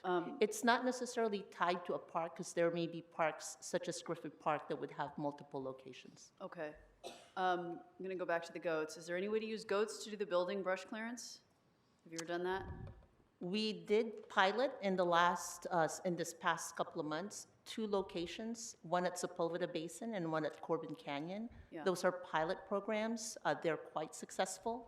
So at this point, we're assessing those locations on whether or not growth or regrowth in those particular areas would come up. We typically perform brush clearance in the later May, June, so that we're compliant by July during the height of the heat. The clearances were performed in February and March. So with the rains that we've had, it's a wait and see, and we'll be evaluating those particular locations and how effective they are. Do you have sufficient resources this year to finish out the pilot or bring it into next year? We actually scrambled to make those particular pilots happen. Given some level of funding, we can certainly continue with the pilot so that we could review.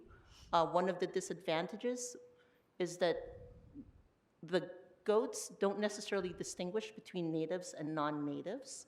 So it's a wait and see. We want to evaluate that.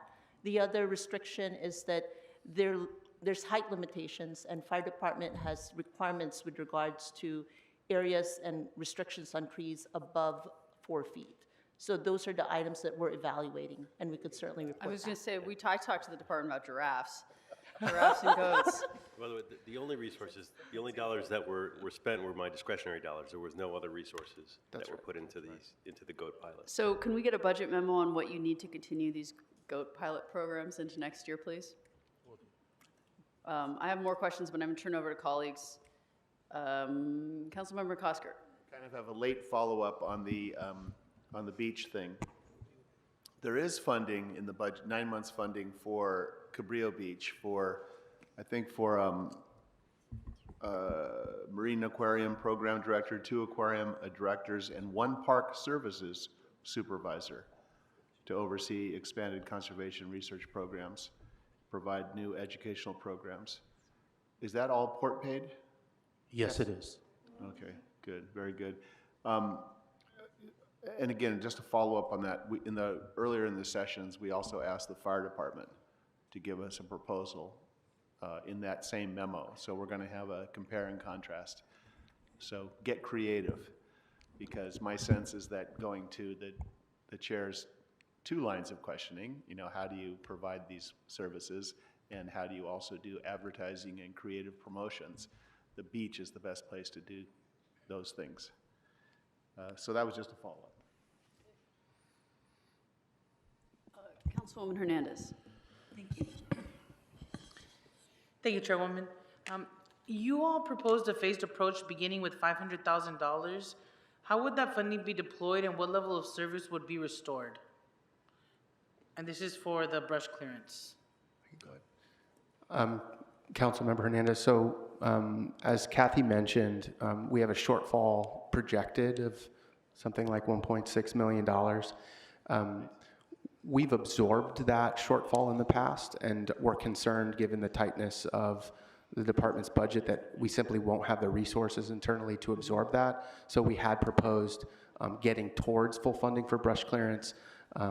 That simply will just allow us to not have to essentially hold additional positions vacant or cut somewhere else in our budget to fund brush clearance. Wonderful. And Council Member Hutt, I know that you put that memo in. I was wondering if I could add this language if it's not included, which is to include the phased approach and associated service levels in that analysis. Is that okay? Yeah. Great. Thank you. Thank you. I do have one more, and this is around our shelter and cooling center activations. We know that the city is experiencing more frequent and severe extreme heat and cold weather events, and RAP is on the front lines providing shelter with actual costs reaching $2.5 million compared to just the $210,000 that's budgeted. We know extreme heat and cold are becoming more frequent, right? And that our constituents, especially our unhoused folks and seniors, these aren't just weather events for them, these are life-threatening. Can you talk about what this funding gap actually means on the ground for you all? And what would it take realistically to make sure that these centers are consistently available whenever these conditions hit without having to scramble each time? I think the reality is that, the overages that you've indicated, the $2.1 million, is really absorbed by the department, and that really affects the service levels that we have. So it's almost like, pay Paul to pay Peter, right? So we adjust to be able to provide those services. The request for funding that we asked for is to put it into the GCP so that as we incur these expenditures, we're able to leverage that funding to be able to provide, so that we're not taking from other programs. Because the reality is, anything that we're not funded and things that we have to do, such as brush clearance, such as emergency operations, we certainly have to look at other places and balance so that we could provide the services because they're important, because they're required, or because of the emergency nature of the request. But that also means, reduction of, maintenance hours or, pool hours, those types of things. So ideally, having a full funding for it would be appropriate, but we also know that we got to be fiscally responsible. Again, emergency operations vary. Some years it could go up, some years it could go down, and so we're asking that funding be placed in the GCP so that we could use that as to invoice that to recover our expenditures. Thank you. And was last year the first year that y'all went over that 210? We go over 210 regularly. This department has never been funded in terms of emergency operations. We've always leveraged our salary savings, vacant positions to balance and provide the services. But over the past couple of years, because of the cuts in budgets and cut in some of our vacant positions, we're just kind of doing a balance act. Understood. Has there ever been, thank you, has there ever been an analysis of additional funding streams that could help provide resources, especially for the shelters when it rains? I think we're looking at, to Chair Yaroslavsky's report back, not only via donations, but also we're looking at different opportunities to bring in revenue. We're being creative in bringing in revenues to help support some of our operational needs. Wonderful. Can I just ask for a memo? Instruct RAP with the assistance of the CAO to report on tiered funding options for shelter and cooling center activations that reflect different service levels, including the minimum funding required to maintain basic activation capacity, a mid-level option that expands reliability and coverage, and the full funding needed based on recent actual expenditures. Thank you. Thank you. Can I go to a new topic? Yes. Gate closures at parks. You open them in the morning, which is great. They're all open. And LAPD has a responsibility through its contractual services to close them at night. I don't have the rough percentage, but I'd say it's probably 40% of them at least don't get closed at night. Many of us have discretionary funds where we have them closed by other services. That's not sustainable, of course. And in this year, in this upcoming budget year, the contractual services for security by LAPD's account is going to be cut by $1 million. So I would assume that we're going to strain those gate closures even further. What are your thoughts on RAP taking back the gate closure and doing that through park rangers, through other as-needed forces, your own forces? What are your thoughts? Quite frankly, I think we've talked about this in past budget cycles. It would take a lot of resources for us to ramp up to take on a gate closure program. But to your earlier point about thinking creatively, not only in how we bring in extra funds, but also, and maybe it might be to the chagrin of some of my staff here, we're also looking at what it would look like if we put in those spike models where we could close the gate but leave it a section open so people can exit. So we're looking at different ways to alleviate the gate closure program, because I think it's not just your council district, but across the city, we have issues related to closing the gates. And I think for us, for staff closing the gate, because many years ago when I used to be a lifeguard in the field, I used to actually close our gates. And so that would be very challenging, because sometimes the patrons in there would get upset at me, threaten me. But if we had an ability to just simply put the spikes on and say, hey, the gate is closed, and sometime during the evening, whether it be LAPD do their regular patrols, or to go in and have them exit the gate or the parking lot, those are kind of some of the solutions that we're thinking of. But in terms of just operationally trying to operate a gate closure program, we'll be happy to come back with the report back. Well, thank you. I think it's probably a longer-term thing. Maybe this is a special study.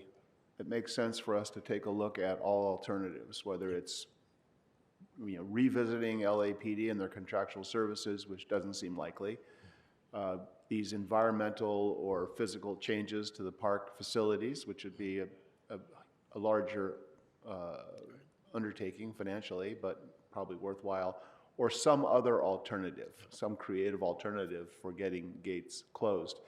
We have found, in our office, and I'm sure other council offices have found, that quality of life problems go down dramatically when we use our discretionary funds or use friends of groups to help us close gates. Yep.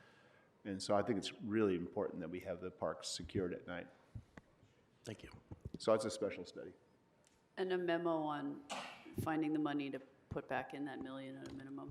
Okay, and that's, if that's okay with you. yeah, and that'd be great. Oh, and separately, a memo for the short term for getting that 1 million returned back to the contractual services, which we have to be clear, that won't cover it. 'Cause No, we're it's only still doing not enough. about- We're still using our discretionary dollars, even with the current funding level. Okay, thank you.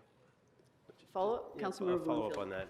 Just on the gates, I mean, we have technology, as you know, alternatives for a lot. I've paid for 2 in my district, 2 parks that are automatically closed, the fire station park and the Greenway. It's working great. All those issues, the door locks at a certain hour, you still can get out, but you can't get back in. And we have cameras so that we can see if there's an issue, and if there is, then the police can come. But it's been working great. So the technology is there, and it's not that expensive.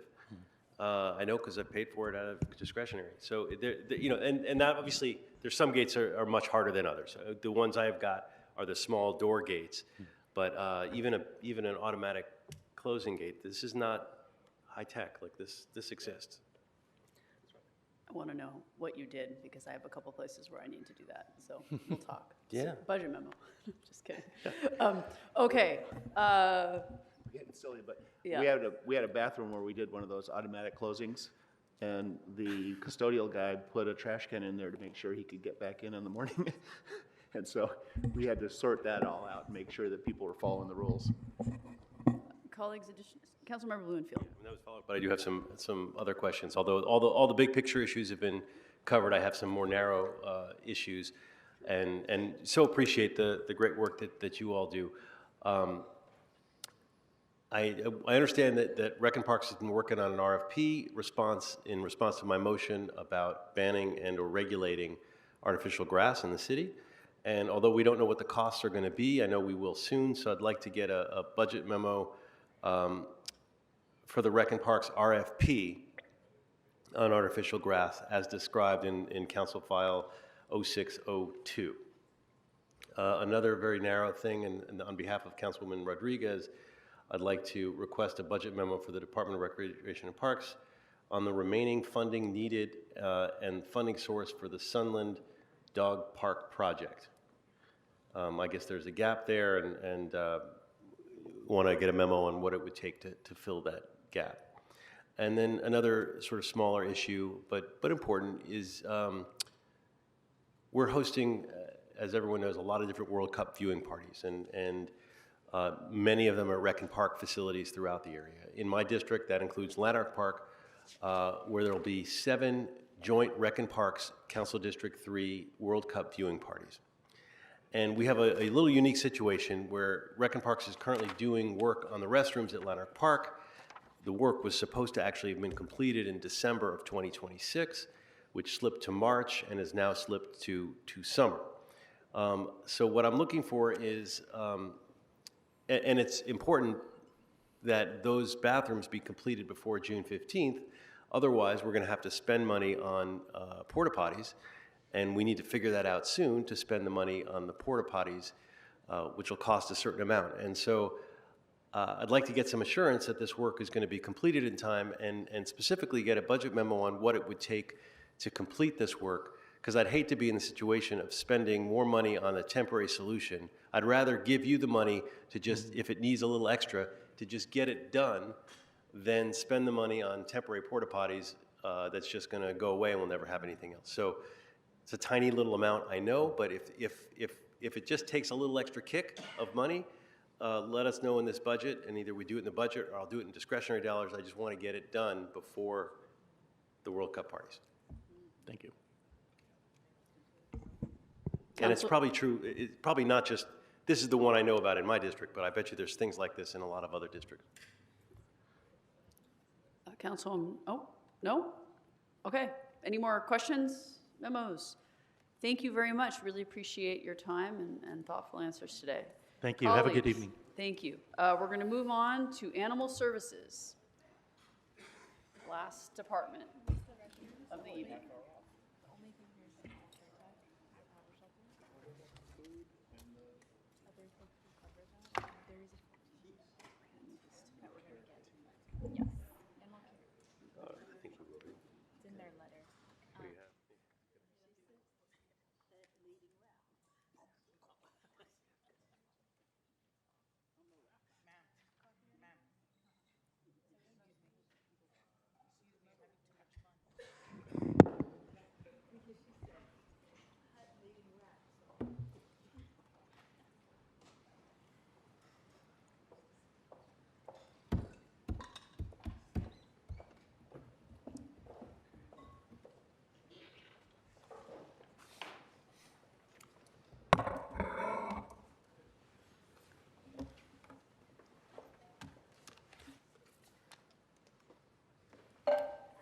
welcome.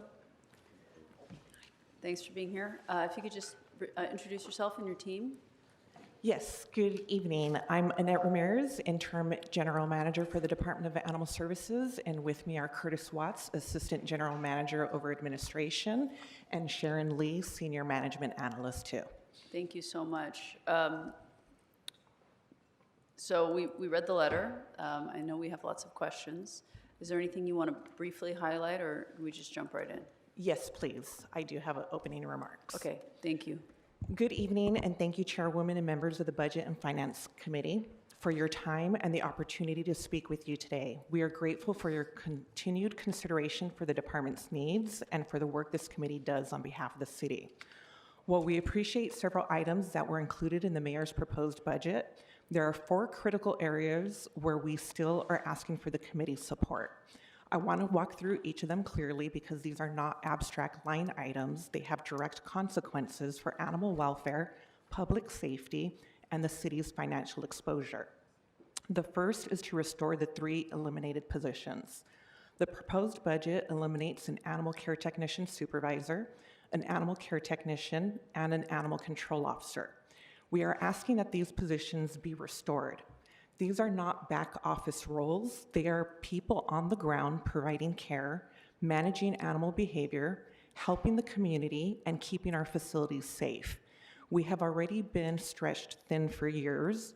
Losing 3 more operational positions compounds an existing staffing crisis and directly diminishes our ability to serve the community and the animals in our care. Second is to restore animal medical supplies and the food budget.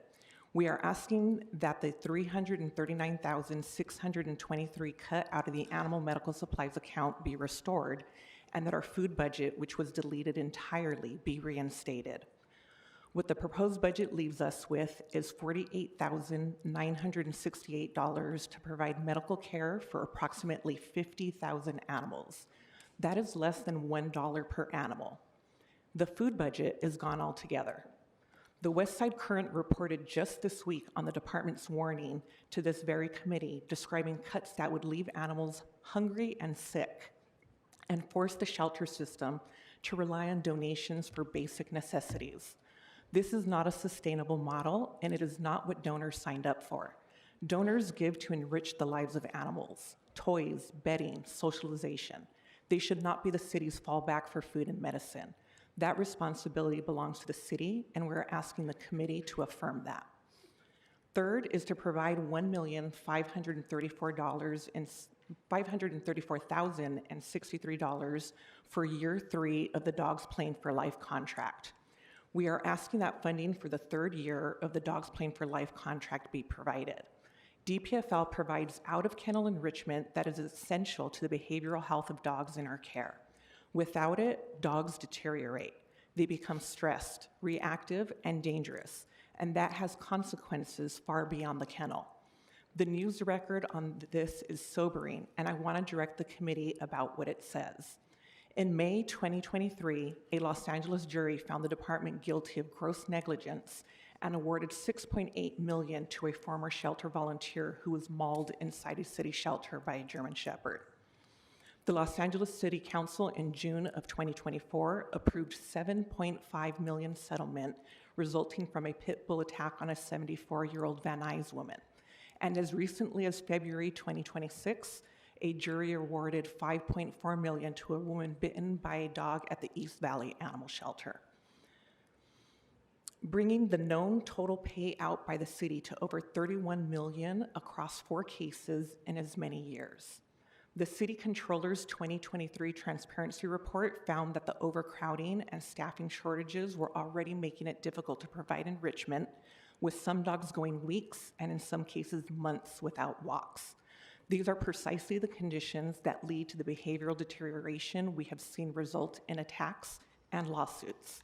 The cost of DPFL contract is a fraction of a single lawsuit payout. Investing in enrichment is not just the right thing to do for the animals, it is the fiscally responsible thing to do for the city. And fourth, we are asking that the spay and neuter program be funded at the requested level of $6,516,196 to sterilize approximately 58,275 animals. The proposed budget provides $5,502,335, which is an increase of $752,794 from the 25-26 adopted budget. $5,502,234 can fund approximately 51,000 sterilizations. As you know, the value of the free vouchers was increased without increasing the overall funding. The practical effect is the same dollars now by fewer procedures, and the department has been forced to cap the number of vouchers available to the community. That is exactly the wrong direction. Spay and neuter is the most effective upstream intervention we have. Every animal not born in the community is one fewer animal that eventually enters our shelters. As Jennifer Nataki of the Michelson Center for Public Policy noted in recent coverage of this budget, maintaining the status quo is not cost neutral, and Los Angeles is already paying for the failure in dollars and animals' lives. Capping vouchers when shelter intake is already at crisis levels will compound the problem for years to come. Our request of $6,516,196 was modest. We are asking the committee to fund it fully so that vouchers remain available to the community members who need them. Chairperson and members of the committee, we are not asking for anything extraordinary. We are asking the city to fund the basic building blocks of a functioning, safe, and humane municipal shelter system: staff, food, medicine, behavioral care, and the prevention programs that keep animals out of shelters in the first place. The animals in our care have no voice in this room. We are theirs, and we are grateful to this committee for this meeting to be heard. Thank you. I'm going to turn it over to Councilmember Blumenfield to kick off questions. Great, thank you. Thank you for all that you're doing and your very powerful statement. You know, when you talk about the dogs play for life, it's insane to not do that. I mean, we need to find the money for that. This was a guarantee. As you said, it's not only penny wise and pound foolish, but it's going to cost us a lot more than a few pounds, as we've already seen. So I definitely would like to get a memo on that. It's also highly leveraged dollars in that we have philanthropic folks who end up paying for part of it. And if we don't pay for any of it, they're not going to, you know, they already said they're not going to kick in additional money. So it's highly leveraged. It saves money. It makes sense. So I'd like to look at memos of how we can figure that out, even if it means moving money around. It needs to be done. Now, I recently introduced a motion alongside some of my colleagues who are here and, about right-sizing the department. You know, as the budget shows, we just don't have enough money to allocate to help all the animals in our care. And we also have, you know, uniquely, we have a lot of nonprofits who do a lot of the work that we do. Not all of it. We have some of the work is mandated for our city, but they do a lot of the adoption work that, and they do it very well. We've seen Pause for Life, and anyway, you know about the proposal, which is to see if we can't partner, public-private partnership. So I'd like to, you know, make sure that we move forward on that and what it might take. Ultimately, that's going to save us some money. But, you know, get your thoughts on that in terms of if there's something we need to do in the budget, or if that can just proceed as we're moving forward. I believe with that motion, we're ready to proceed with doing the request for information as requested. So we internally will be working on that project. Okay, so we don't need a memo on what it's going to take for the request for information. You've got the resources to do that. Yeah, we'll be able to do that. Great. Okay, question. Do we still have the Animal Cruelty Task Force? We do not. It was disbanded quite a few years ago. So what are we doing on that front? I mean, yeah, so our animal control officers still respond to calls within the community 24 hours a day, 7 days a week. and they handle the animal cruelty as those cases come up, but they're also handled along with dangerous animal cases, permitting, licensing. So there's no unit that is just specified for animal cruelty. They enforce animal cruelty along with all the other hats that an animal control officer wears. Yeah, I mean, and do we have at least, are we funded at least enough to continue that work? The current work of an animal control officer, Yeah. we are definitely struggling with our animal control staff. I believe we have a total of 49 allocated positions for the entire city, 365 days a year. So I think quite a few years ago, we had about double of that. And we've had a lot of positions swept. So, and that's another reason why I'm asking that we do not have our current ACO position that's being swept. I mean, I'd like to get us back at some point to getting the animal cruelty task force, but at the very least, not to sweep these positions. And you made a very compelling case about the medical food costs. We can't continue to rely on the Animal Welfare Trust Fund for food and medical supplies.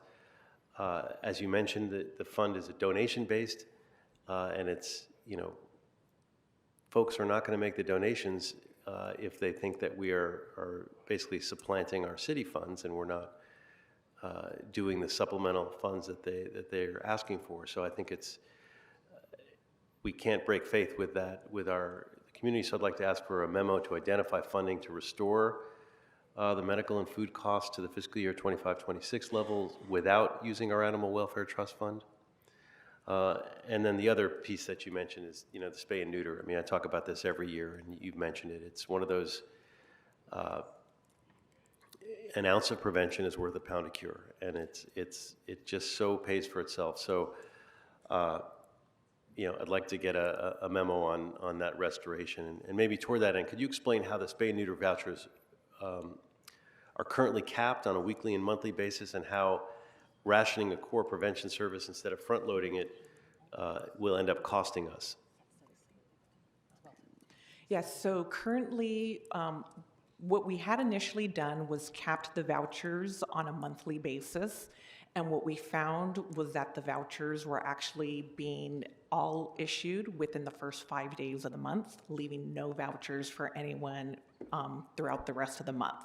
So what we've now done is capped the vouchers at $750 per week so that they can be accessed every week of the month. But we did have to cap them because we obviously have to stay on budget with the funding that we receive for the voucher program, and we need to ensure that the veterinarians that are performing the procedures are paid in a timely manner so that they don't withdraw from the program.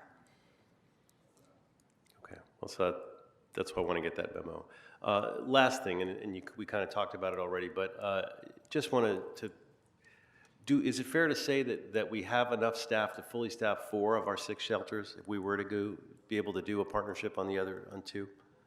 I have been saying that for years, and I stick to that. I really do believe we only have the staff to staff 4 of our 6 shelters, and we are spreading our staff thin, and at times not providing the best of care for the animals in our facilities because we don't have the resources to do so.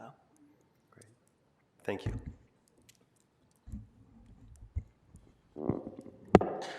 Councilwoman Hernandez. Thank you, Chairwoman. In this proposed budget, we're investing less than $1 per animal served in our shelters for medical care. You shared that with us today.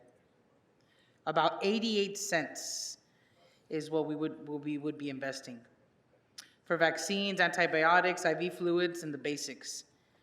And at the same time, the food account is 0, meaning animals will be eating based on whether donations come in or not.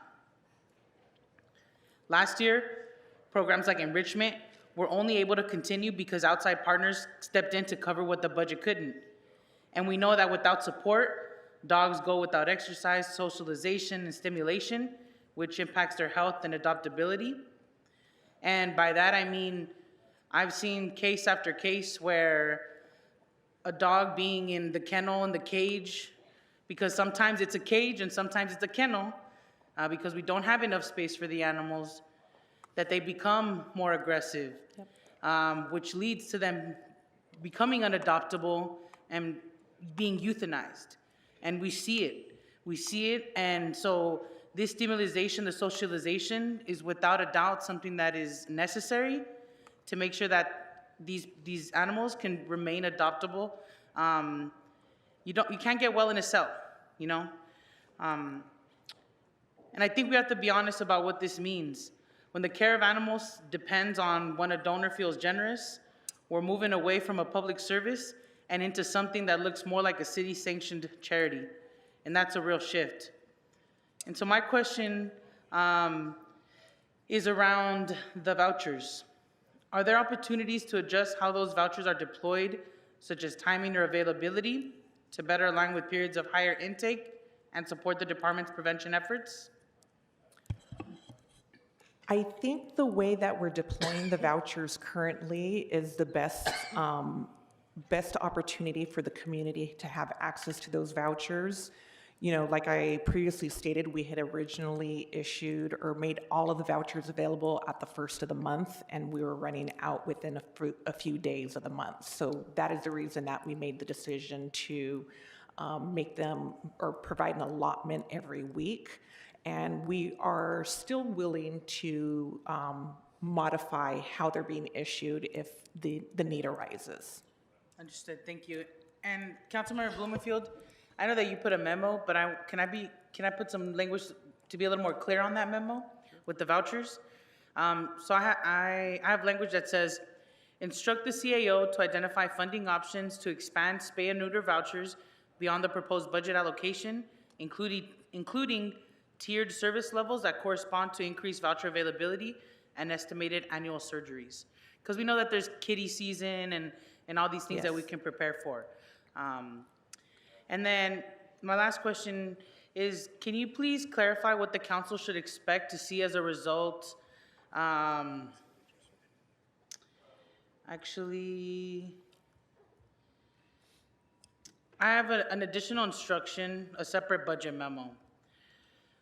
Instruct the CAO in coordination with Animal Services to evaluate the Exhibit H grant partnership with ASPCA and Best Friends Animal Society, including the current level of funding, utilization, and identify opportunities to leverage these funds to support and expand spay and neuter vouchers and other services. That'll be it, Chairwoman. Thank you. Okay, Councilwoman Hutt. Thank you. Hi, how are you? I just want to make sure that a couple of things that between Councilmember Bloomingfield and Councilmember Hernandez, that we also, that animal food account and medical supplies were included in that report back?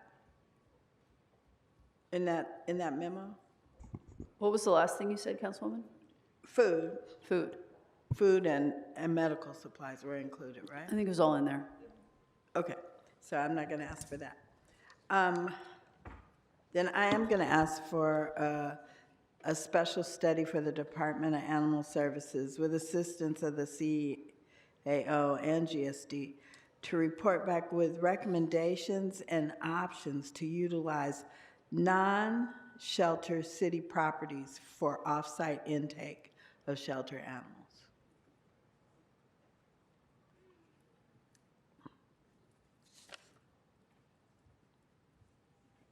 And I think we answered all my other questions. That's all for me. Okay, Councilmember McCosker? Thanks very much. I have a very provincial request and then one that's a little broader. So on the animal care technician supervisor, that's at Harbor Shelter, right? Correct. Like a memo back on the cost and the identification of funds for that supervisor position at Harbor Shelter. A broader question, I remember years ago we had a program where we canvassed door to door for licensing, and it was an education first program, just letting people know what the what the responsibilities were, what the opportunities were to license their animal. And that effort was not only helpful for education and obviously helpful for the animals, because we were able to also let folks know about the services that were available and the needs of their animals, but we also generated revenue that far exceeded the cost of the door-to-door. That was, my memory was 25 years ago. I don't know if we've done it since, and I don't know if we've considered such a program in the last quarter century. Have we? We have actually. We had an animal license canvassing program as recently as I believe until 2021. 2024. And we had a very large problem with keeping animal license canvassers because it was not a very high-paying position, and there was a lot of resistance from the community when they would see the animal license canvassers walking through their neighborhoods. So there was a lot of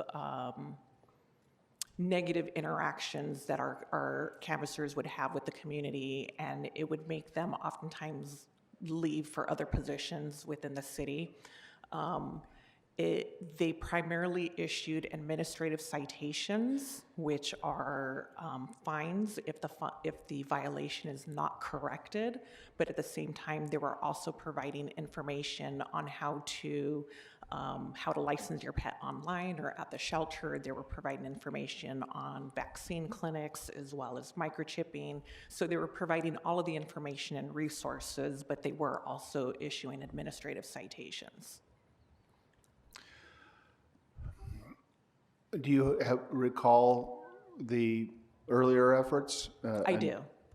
Would you have, if we thought about a pilot program for coming back, especially to areas that, maybe piloting certain areas where we might not experience some of those interactions, would you have recommendations for, again, an information first, less heavy on any kind of administrative citation, but just an opportunity to encourage folks to license? Would you have a recommendation for what that pilot could look like? We could definitely provide a report back. Okay, I'll just ask for that. I'll just ask for a report back on piloting a program for door-to-door canvassing. And Okay. if we need to follow up with anything on the council floor, we can do that as well. Perfect. Councilwoman Hernandez. Thank you. I would also like a report back, please, on what resources you all need as a department to handle the various issues that come with people experiencing homelessness and animals, as well as a report back of what resources you would need to build up that animal cruelty task force again. Okay. Thank you. I just want to underscore that as well, that animal cruelty task force, especially where we see animals being bred, animals being pitted against one another. I mean, we really need to address this issue across the city. So I appreciate that very much. Thank you. I actually served on the Animal Cruelty Task Force from 2005 to 2015 so that's something that's very near and dear to my heart. Thank you. And if I could just add very quickly on the people experiencing homelessness crisis and animals. In the end, if there's an animal in an encampment, dogs, pets, many departments can respond to that situation. But what is the department in charge of removing that animal? It would be the Department of Animal Services. Yeah. So it would be you all, right? And Correct. only you all could Yeah. do this work. And what I have found is in moments of crises where we have needed that removal, we have had to wait hours for AC animal control officer to respond. And obviously that is because we don't have enough. Yeah. And so that's why I would love to know what those resources are, because we have sensitive zones in this city where we do see that there does need to be animal removal, but you probably all don't have the capacity to address that crisis. No matter how many departments are involved, you all are the only ones that can remove them. So that's why I asked for that. And also, if we can get a budget memo on what it would look like to restore that animal control technician that was cut, that you all had proposed. Okay. Thank you. Thank you. Thank you. Colleagues, any more questions, memos? Okay, you asked all of my questions and asked for all the budget memos I also wanted. So you know, I share a lot of concerns about the cuts, Dogs Playing for Life, food reduction, medicine budget reduction, insufficient funds for spay neuter. It's just, we got to find the money for technicians, et cetera. So thank you. Really appreciate you being here and all the work that you and your team do with not nearly the resources that you need. That was our last department presentation for the day, colleagues. Tomorrow, Thursday, April 30th, is an all-day affair. We're going to start at 9 a.m. and we're going to hear from the Community Investment Department, Transportation, General Services, Building and Safety, Planning, Cannabis, the Public Works Board, Public Works Sanitation, Public Works Engineering, Public Works Street Services, Public Works Street Lighting, and Public Works Contract Administration. This meeting